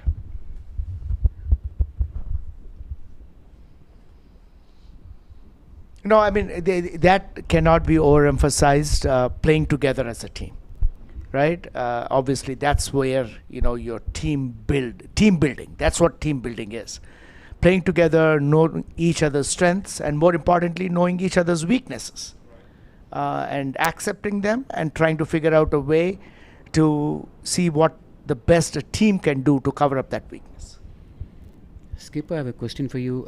As you know, this is the baby step that we are building towards a... That is given out. That was a ball pitching on the leg stump, and Uzair trying to sweep the ball, a little high risk for his game, and he is given out. He was on the front foot, so just have to wait and see if the ball would have turned or not.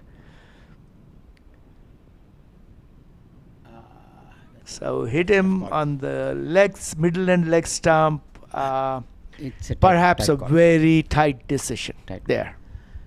Maybe if you go for a DRS, it will be an umpire's call. Or Kissing the maybe leg stump. just missing the leg stump. But because one of the things people do not realize is he's playing on the front foot, so the ball has another 5 feet to travel to get to the stumps, and if there is even a little bit of a turn here, then.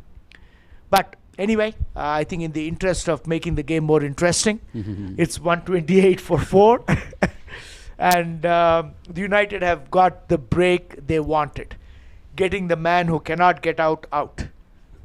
yeah. Okay, here's another look at it. So the ball pitched up there, pitched on the middle stump, and by my angle, I think it's missing leg. Yeah, it's missing leg. It looks like. But you get some, you don't get some. You have a bat in your hand. If you miss and the ball hits your pad, then you're leaving the decision on the umpire. That's right. So try as best to play with your bat. Skipper, I'll go back to the question I had in mind. MCUSA has begun the baby steps towards building a good team that can go and compete and do very well in the World Cup that's ensuing next year, August, in Canada. After 4 days of watching the ongoing tournament, how do you feel and the talent that you see here? What is your first reaction on what you have been seeing here? Rajesh Hidate is the new batsman. Again, we talked about his bowling being the new find in the 60s. I've watched a part of his batting. He's a hard hitter. Hits the ball a long ways. Plays very freely. So either the game will finish fast or it'll make the game more interesting. Well, I told you, I mean, I'm not hiding who I'm rooting for here, so.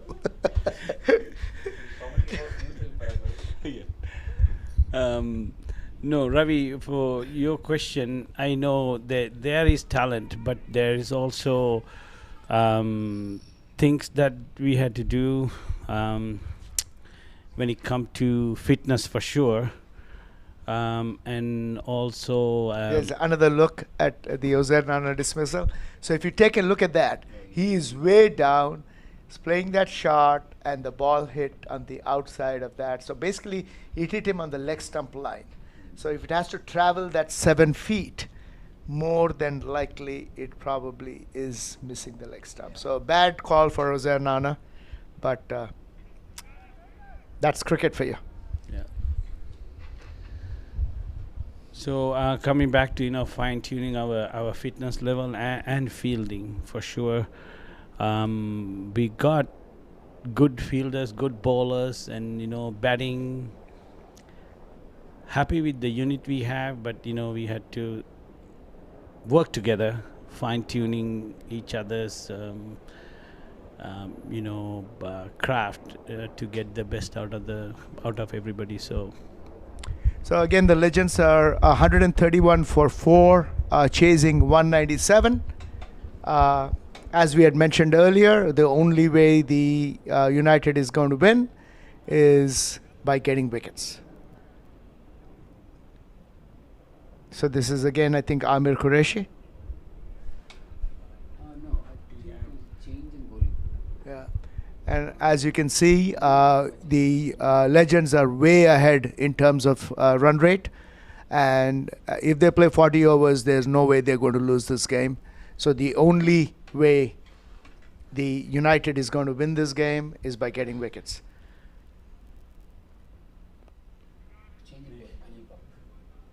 Anil Pap is the new bowler. So this may be the mystery bowler you're talking about, Ravi, who's going to probably get a hat trick. actually, the batting starts. I have Shabai coming. So Sanjay, you, yeah. Mikey, The Shahid has not gone. Yeah, no, I mean, Openers are Jiva not- was, he's sitting here very relaxed because we talked about his batting order. Like we said, he's come to this tournament with 15 batsmen. Yeah. I'm pretty sure he does realize that only 11 get to bat in a game.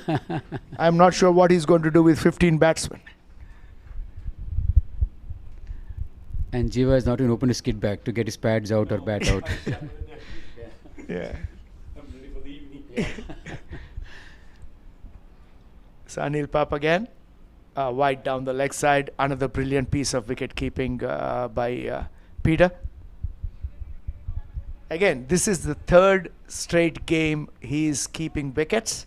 This is an over 60s gentleman, and that is the quality of wicket keeping that you're getting, gentlemen. So all the young ones out there who complain about, oh, I'm keeping wickets for 40 overs or I'm fielding for 40 overs, I'm sorry, we do not have much sympathy for you.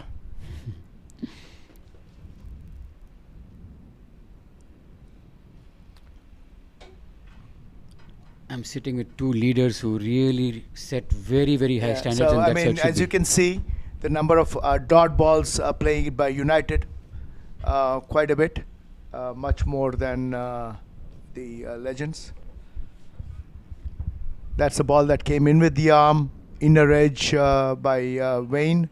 And I think there is an overthrow there, trying to get a run out.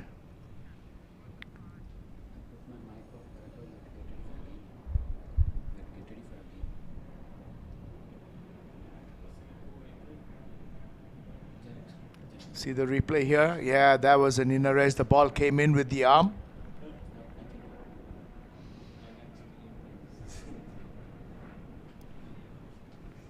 And a direct hit would not have got him out.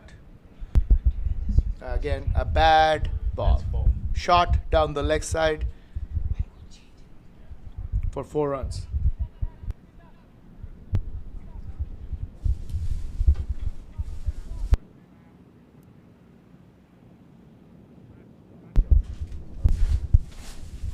So again, that is an easy 4 runs, not the way to bowl when you're trying to get wickets with a very small total.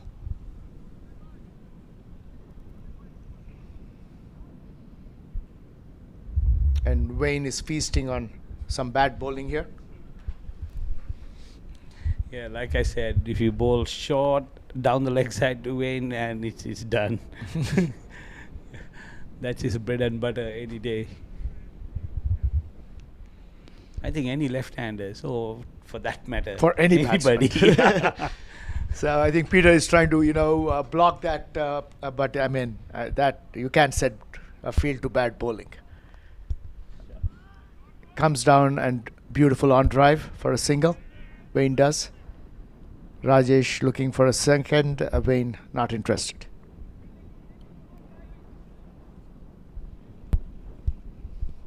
So these are the partnerships for the Legends. 30-run partnership opening, and then Preeti Silva quick run out. Ozair Nana 52 run with Abrar, and then with Wayne a 46-run partnership. And I think Ozair Nana right now the difference between a win and a loss for the Legends. The pitch is playing beautifully today. It's always been good. I think after multiple games on the same track, and I was pretty surprised how the ball was moving in the morning, and the bounce. The groundsmen have done a fantastic job there. Just left enough grass on the wicket for it to hold. And this morning I think the one I'm not sure if you got the privilege to see Syed Shahnawaz bowling to Jai Singh. So the ball pitched about 6 inches outside the off stump and just came in off the seam. So still a little bit of seam movement if you're able to hit the seam as a fast bowler. Now here's Jai Singh again, talking about him. Last ditch effort, I would think. Trying to bowl leg spin and down the leg side a wide. I think the batsman made his ground back. Again, a brilliant piece of wicket keeping. Maybe, a little slow in getting to the stumps. Wayne was beaten. Yeah. So I think it was wide enough, and it took some time for Peter to collect the ball down the leg side and bring it back. But as most wicket keepers would know, even collecting the ball way down the leg side itself is a very difficult task. And he's been doing that so well today.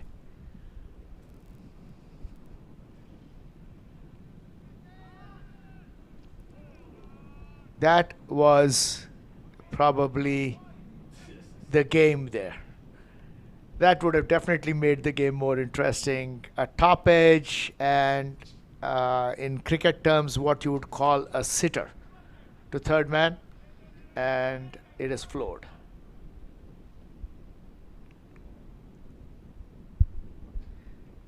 I can hear Jiva breathe a sigh of relief here. That would have definitely made the game interesting, Jiva. For sure, yeah. Again, Jai Singh now bowling this iteration of off spin to Rajesh.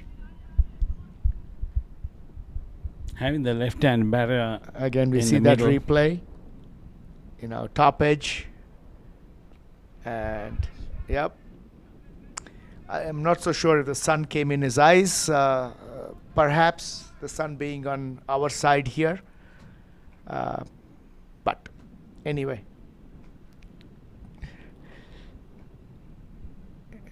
Yeah, he has been wearing shades, so I guess that excuse is not valid. I was trying to figure out a way of making it gentle for him to drop the ball, but I think it was just a drop. Yeah, funny that the short third manish point area, always the ball drops. So you need to know, because it's a backspin when you cut or That is drive. right. There you go. Again. So you feel like the ball's coming to you, but it is not. Yeah. So I think it was the ball, like you said, right? In point and third man area, a lot of times the ball is spinning. yes. So you need to be cognizant of that fact when you're receiving it. Receive it softly. Right.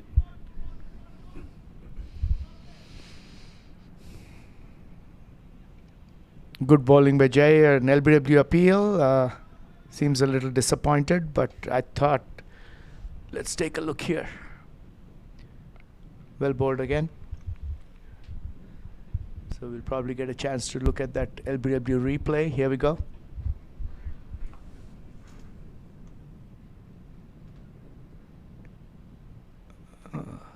Perhaps just missing the leg stump. I would say this was probably a closer appeal than the one before. But perhaps just missing the leg stump.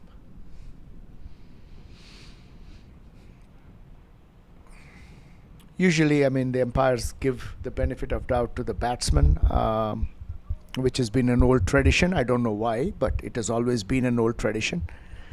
I guess that's what was implemented at the time. Take a look at this, a closer with the stumps superimposed. Yeah, no, that is missing leg stump, I would think. It was hit him on the middle end leg. He was about 2 feet down. So, at best, umpire's call, I would say, Jiva. Yeah, I agree. It looks like it's going down the leg side. So this is Junaid. So Matthew is now desperate for wickets. He's trying to rotate his bowlers, see if he can make some chances happen. He did have a chance the last over that Wayne was dropped. So Matthew doing his best. Another look at this. So yes, so he's about 2 feet down and the ball hit him in the line of middle end leg. I don't think the height was the problem, but it probably was just missing leg stump. Yeah. Thank you, Hassan, for giving us that look. But you can also see the keeper moving down the leg side too. Yeah. So there's a beautiful shot there. Just dabbed it to square to point for 4 runs.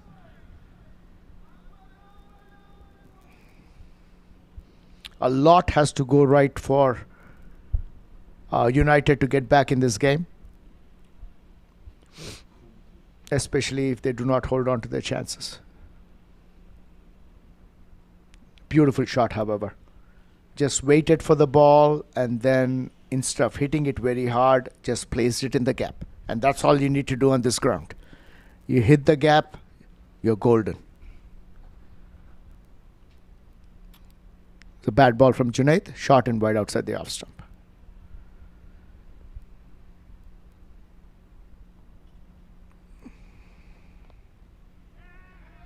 A better ball.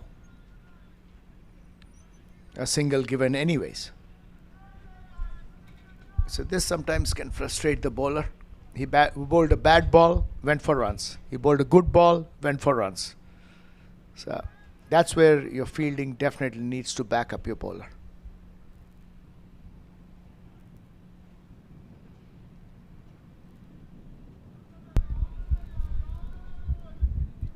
So Jiva, tomorrow, do you have the next game tomorrow or the day after against the Hawks? tomorrow evening, afternoon game. That is right. Yeah. So here we would see the upcoming matches. United and Supreme. That was a quick run. Very well run by Wayne. Amir was pretty quick, but not quick enough. This ground is super big, and you have lots of gaps. Like you say, you don't have to keep hitting. You just work the ball towards the gaps, and the runs will come in within, without your knowledge even. So Absolutely. It's such a pleasure batting on this ground. absolutely, You do not have to overhit a ball, and that's well run again.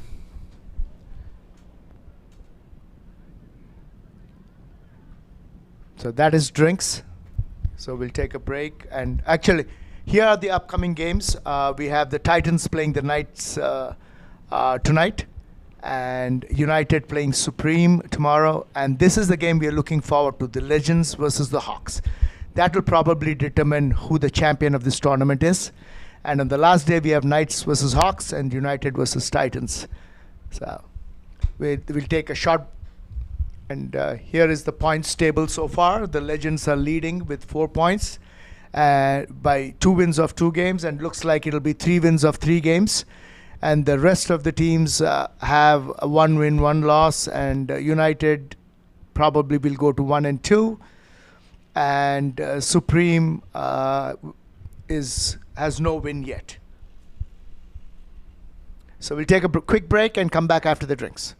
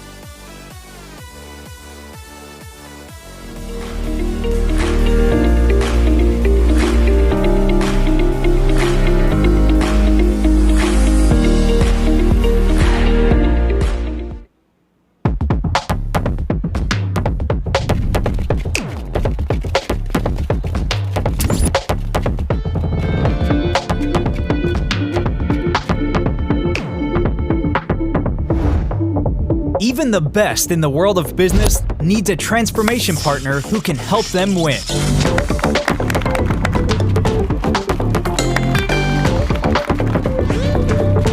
Yash Technologies, more than what you think.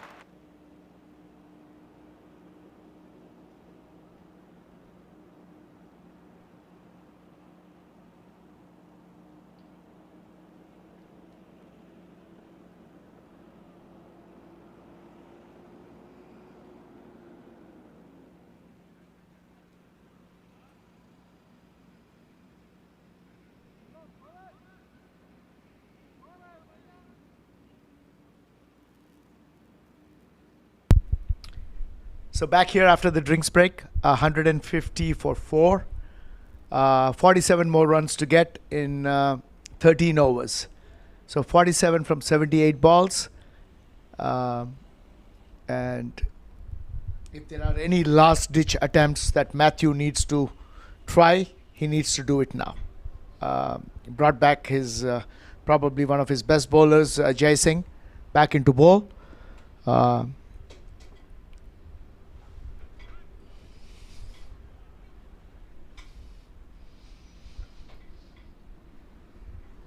I am joined in the commentary box by Bharat Patel, a very good friend and member of my club, Boston Gymkhana Sports Club in Boston, with me. Welcome, Bharat. Thank you very much, Parag Bhai, and thank you for your introduction. Good afternoon, all those viewers who are watching on TV this on a beautiful day. It looks like Legend is almost cruising towards a victory. Yeah. But we'll see. We still have a long way to go. And like everyone is saying, cricket is a very unpredictable game. You don't know the result until the last ball is bowled. So I agree, Bharat Bhai. That's why I'm keeping hope. I know on commentary, I guess I'm supposed to be neutral, but I'm breaking tradition here, and I'm definitely rooting for one team. But things don't seem to be going my way here. Yeah, I know this for all of us. This is our side duty, right? So main duty is towards our outer edge for 4 runs loyalty there. is towards team. But like you said, yeah, we have to be neutral. But after all, we are all humans, so we'll try and be as human as possible. So that's an outside edge past the third man for 4 runs. Actually, there is no breeze today on the ground, and I think it's too hot because of that. I'm sure it is warm there. Yeah, last few days we had a little Gentle bit of breeze going, that's You're right, that's It right. was much more comfortable compared to today. Well, So we I'm have an happy. afternoon game today, so let's see how that goes. Oh, okay. Whoever filled the first will have to suffer. Later in the day, it gets really nice and cool. Now, you played 3 games under the lights, Bharat Bhai. Yeah. And, playing under the lights, and I think, was it yesterday or the day before, it was full moon? So Day it before was yesterday, so yes, it was full picturesque moon, with the yeah. full moon in the background and the lights and this fantastic facility. It was cricketing heaven. And it was an awesome experience playing under floodlight. Initially, we are all thinking, okay, how we gonna feel in the lights and whether we'll be able to see ball or not. But once you go in, you don't even realize that it's at floodlights or daylight. It's all same. Understand. So it was exciting and very, very enjoyable experience there. So as you know, I mean, you've been with Masters from the very first tournament, and that's pretty much what we have subscribed to, Bharat Bhai, is we will not make compromises. We want to play on the best facilities, and we want to play on the best grounds. We want to have the best of everything. And I think in our lives, after we get to the age of 60, I think we deserve it. Definitely, yeah. And then playing on an international level ground with all this facility it's a best experience. I can just give you one small example. Normally we play on a different ground where when you try to field, you never know ball is gonna come into your hand or not, right? Sometimes it goes left or right, up or True. down. But here you can predict while the ball is coming to you. You can even bend down with one hand. You can pick up like you see normally all those international players are picking up, and you can throw that ball easily. So that's the difference between a good facility and like what normally we play on. Yeah. Absolutely right, Bharat. And I have no doubt that if we had facilities like this, we would be fielding like international fielders. Correct. I agree with you. Yeah, yeah. And then same goes to the batting track also. I mean, if we have this kind of grass wickets everywhere, we can play much better cricket. Yeah. No, absolutely. I think, fielding actually is a pleasure on this facility. And I know you're talking about ground fielding, but one of the things I will tell you, even when you get flyers on a field like this, if it is even, your head is stable. So it's easier to take flyers on outfields like this as opposed to a bumpy outfield when you're running, your head is all over the place, your eyes are not settled. It's a much more difficult catch to be taken on a bumpy outfield. I'm not only talking about ground fielding, but even flyers. I agree with you that too. Yeah, you have to be careful for those like uneven level on the ground, and you might twist your ankle or you get injured. So keeping that mind, so 50% of your attention is on the ground and 50% is on the ball, looking up where the ball is coming to you to take that catch, and it makes it difficult. I agree.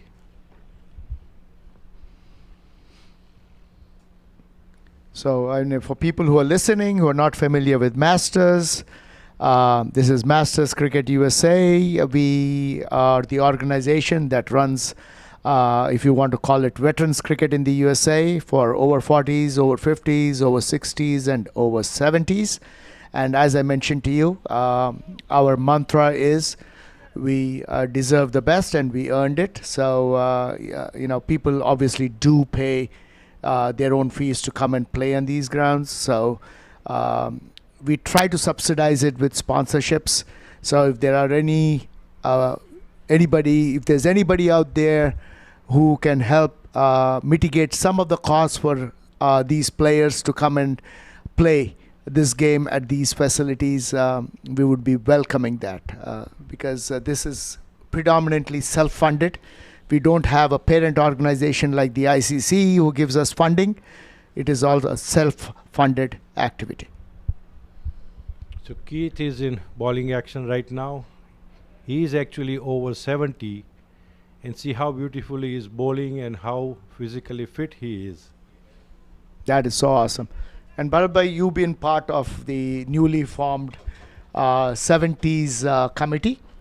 And the 70s are going to be actually in Jamaica next week, playing a tournament and in preparation for their World Cup, which is happening in New Zealand in February of next year.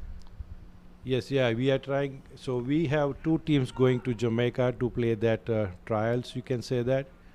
And from that tournament, and also we played in LA, we will select a team which will represent USA for over 70 World Cup in New Zealand next year. Yeah. Again, our thought process obviously is to get as many people play cricket for as long as possible, because most cricketers, the passion never dies, and it should not. And age, I know we say it's only a number, but if you have the passion for playing this sport, you should be playing it till the time's done.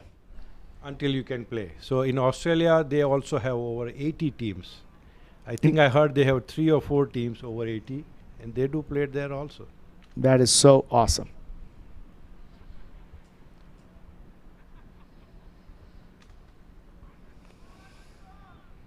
That's a short ball, hit to deep mid wicket, fielded there by Jatin, I think. Very nice throw. The batsman scamper in for 2 runs. So 159 per 4. It's actually 161 per 4 in 29 overs. Yeah. Again, I think this game is heading towards a Legends victory, unless they catch lightning in a bottle here. The United need to figure out a way to get wickets. 36 they need in 66 balls. As I mentioned earlier, right now, having your fielders deep, having only 4 fielders inside, is not going to cut it for you. The game is getting away from you, so you have to actually take the game by the scruff of the neck and make something happen.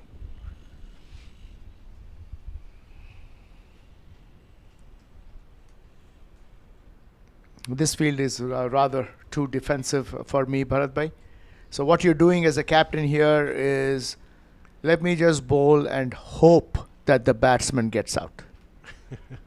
Yeah, just hoping is not enough. We need to do, actually, I think, who is in action? Jay.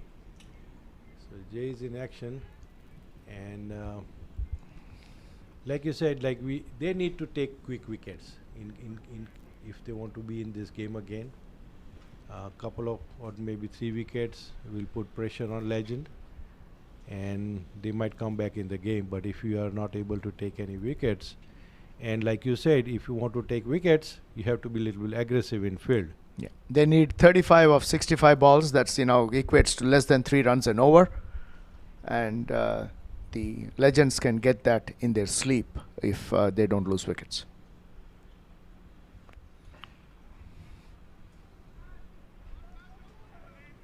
Wayne is batting really good today, as always. Yeah. We have a Fazal in the commentary box, and as usual, we want to put people on the spot.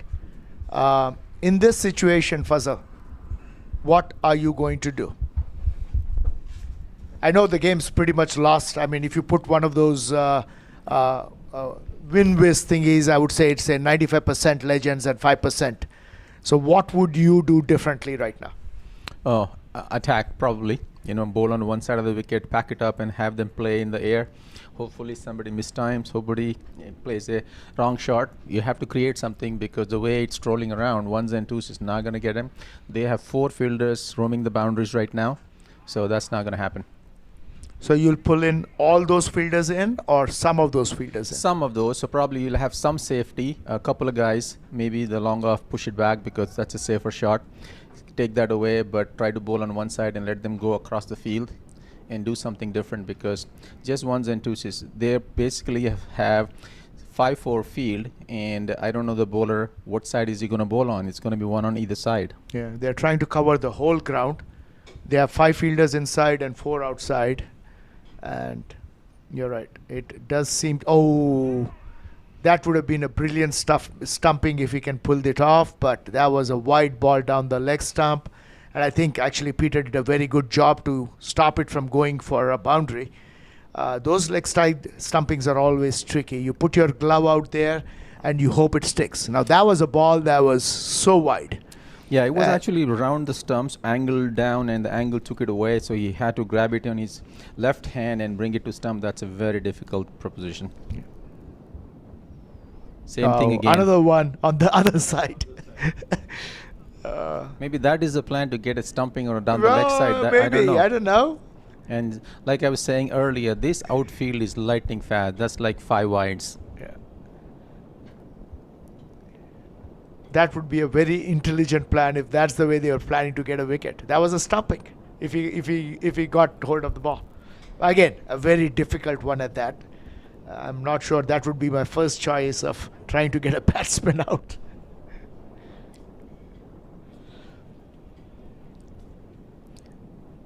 Parag, do you remember one time you and Mohsin planned one of these in one of the Champions Trophy? I don't know. It's never planned. It's never planned, Fazal. It happens, and the keeper sticks his glove out there because he's not seeing where the ball is, and suddenly he figures, oh, the ball catches the glove, and then you end up stumping. Why is my memory saying that I heard Mohsin Bhai saying that was the plan? That was the plan. Well, maybe he intended it, to be fair. But if it was his plan, he did not relay that to me. But he's the best candidate to get that plan executed because he moves the ball so late, and that is very possible to do. No, absolutely. No, he does. And I've got a couple of stumpings off on the leg side of his bowling, because he's, there are two unique. Actually, right now there are 3 unique bowlers in Masters. Arun is one of them. Arun Tolador, Mohsin Khan, and Srikanth Satya. They're all from the same die.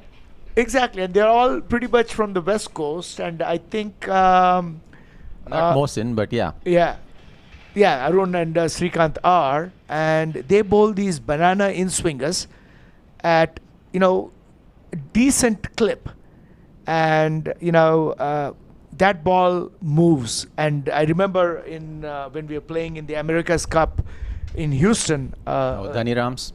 Yeah, no, it was not Dhani Ram. The other gentleman, Dhani Ram was bowled. Yeah. And then there was the other gentleman who was stumped, right? The one you're mentioning about. Yes. On the leg side. But we were talking about this yesterday, Fazal.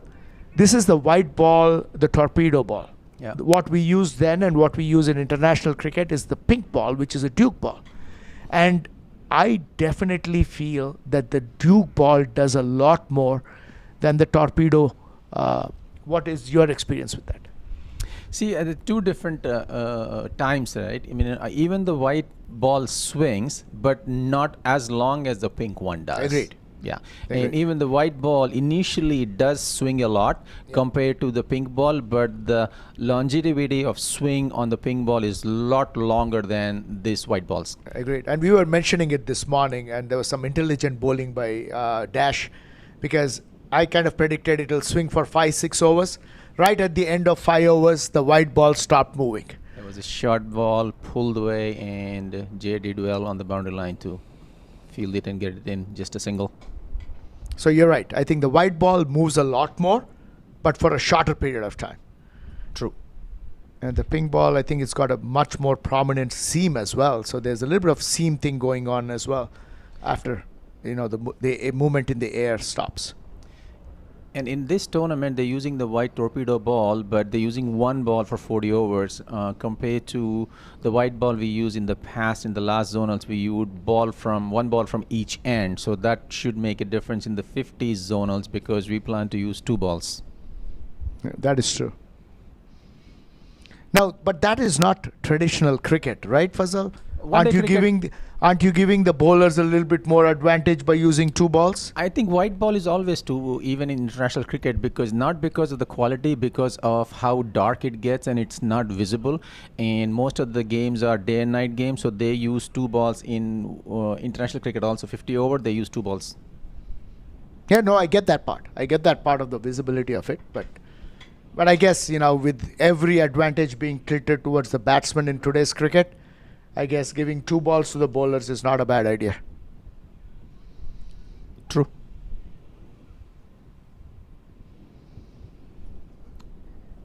Now, how impressive is this gentleman, Fazal?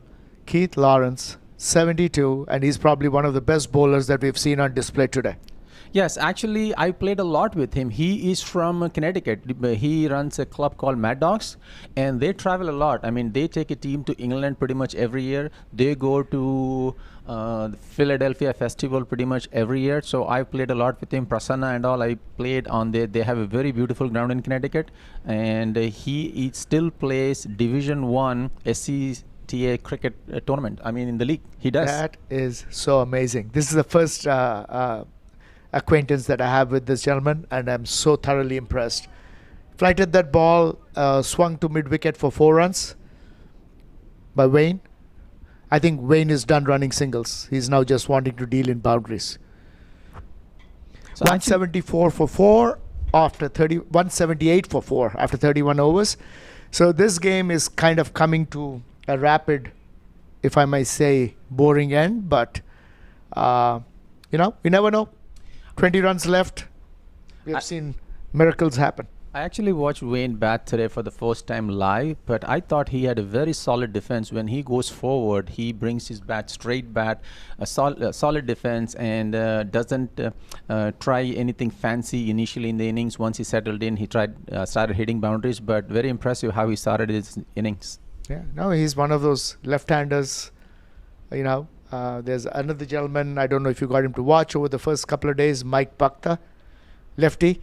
Oh yeah, I played with very Mike. Impressive. If you remember, Parag, the first nationals I played in LA. And he and Humayun were taking the game away from us, and they had like 80 or 90 run partnership, and he played an amazing knock. I believe he made 50 plus in that game. He did, and that was the finals. He was caught behind, I think, of your bowling.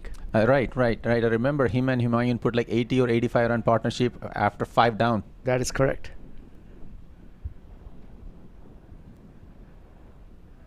Very impressive he was in this tournament, Mike Bhakta. Hit it, Rajesh Idate, hit it in the air. They run 2.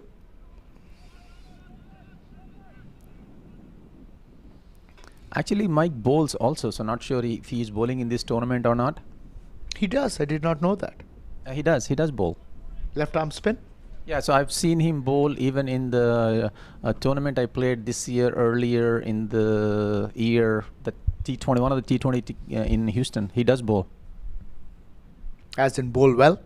Yes, he does. For 60s, I'm sure he'll be a good bowler. Awesome. So I guess we need to get the captain to get him to bowl and see what he does. Again, Rajesh Idate is now opening up. Swing to mid-wicket, 2 runs. 180 for 4. So, although, the United started off very well, tried to compete in the game, I just do not think they had enough batting depth or bowling. There's a catch taken at long on. Rajesh Idate trying to finish the game fast, hit it to long on, and a wonderful catch taken there. I think it's Amir.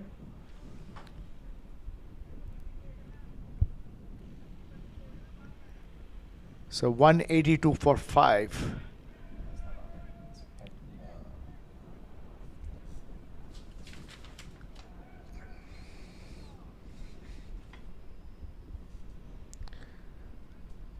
Well, is there still a glimmer of hope somewhere for United? 15 runs, I believe 16 runs to win. Have you ever won a game from this position, Fazal? A similar position where you had 17 runs to get or 15 runs to get and 5 wickets to get? I think in one of the league games we lost a game in similar position. Not remember winning from here, but we were in this position, batting position, and somebody took a hat trick and we did end up losing a game. So you're saying there's still hope for me? Always hope. Is Shabai there? Either it's a 6 or another wicket down. So let's see. This is Syed Shahnawaz. Again, we talked about him, a good friend of ours. This is a gentleman who's played Masters cricket forever. Is a fixture in the 50s. A very hard hitter. And I like his favorite area from long on to mid wicket. Parag, what would be your field if Shah is batting in this situation and you have to set a field? Ball 1. Oh, that's a catch that's dropped by BK. And that's 4. It would have been a difficult catch. He had to run 5 yards to the right. And that's where, I mean, you're talking about a field, Fazal. That's where I would start my field. Yeah. Long off. Between long off and mid wicket, I would have all my 9 fielders. Yes. In whatever position. So and he would still play that shot. He can't resist that shot.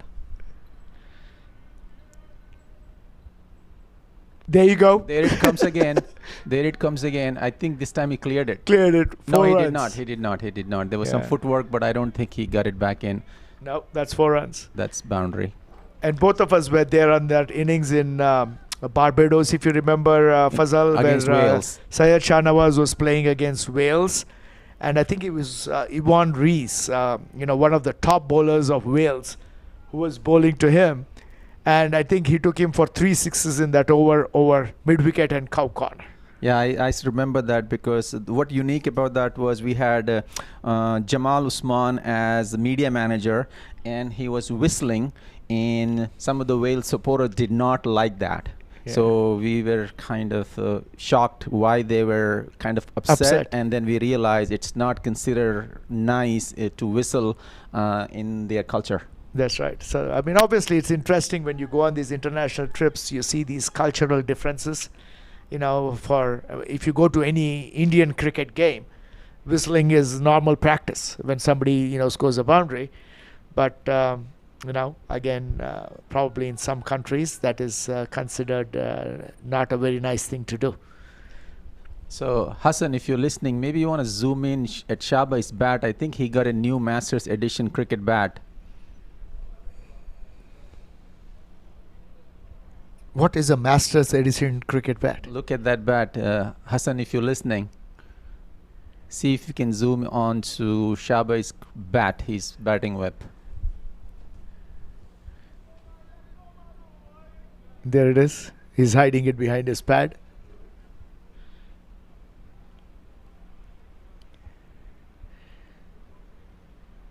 There's a bowling change. This is Yamunan.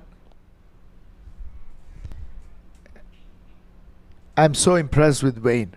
He will not want to give his wicket away. There it is. There it is. That's a Masters Edition cricket bat. So what is different with that bat? That's an English willow bat. Actually, we found a guy in Meerut in India in last trip when I was there. So he actually approached us saying, I made some equipment for you guys and I can get you some amazing gear. So this is a new English willow. And Shaba said, I'm going to experiment. Working well for him. Hit 2 boundaries with that. Well, that's a I hoik. guess, yeah. And hot to deep mid wicket for 4 runs. I think there's 7 runs to get. They're getting close. Yep. 7 runs, 1 big hit.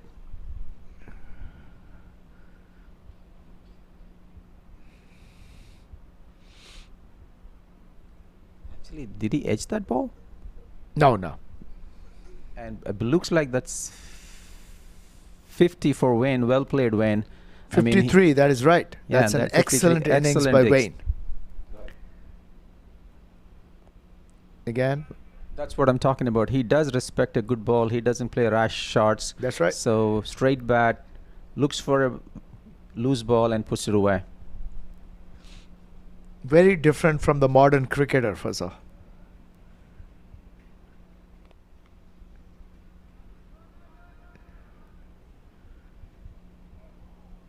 That's well made 53 of 65 balls.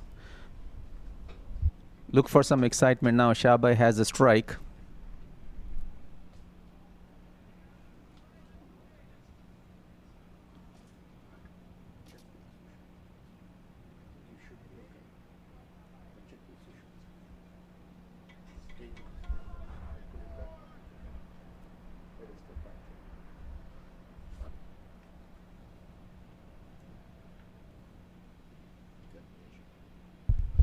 So 3 runs to get in 7 overs.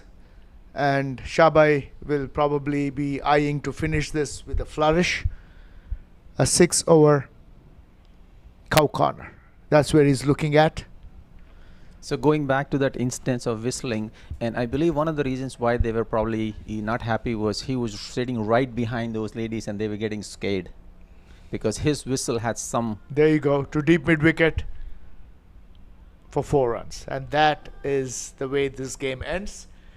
There was a little bit of interest for a little bit of time, but the Legends, too strong for anybody, finished the game 198 for 5. Some very good performances here by Ozair Nana, by Wayne Copeland batting, and bowling. Shahid did a brilliant job for the Legends when he was bowling, and a good innings by Shahid, and obviously Amir Qureshi single-handedly scored 80 odd runs. So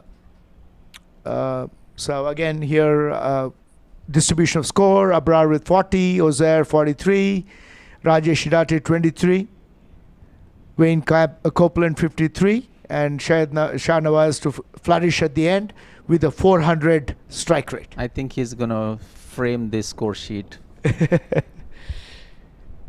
All right, gentlemen, it was a pleasure bringing you the game, and we got to get ready for the next game this afternoon. Thank you very much for watching, and see if you want to tune in for the evening game. It might, throw in some surprises. Who's playing who, Parag, the next game? The next game is the Titans are playing the Knights, Janak Bhai's team from the West.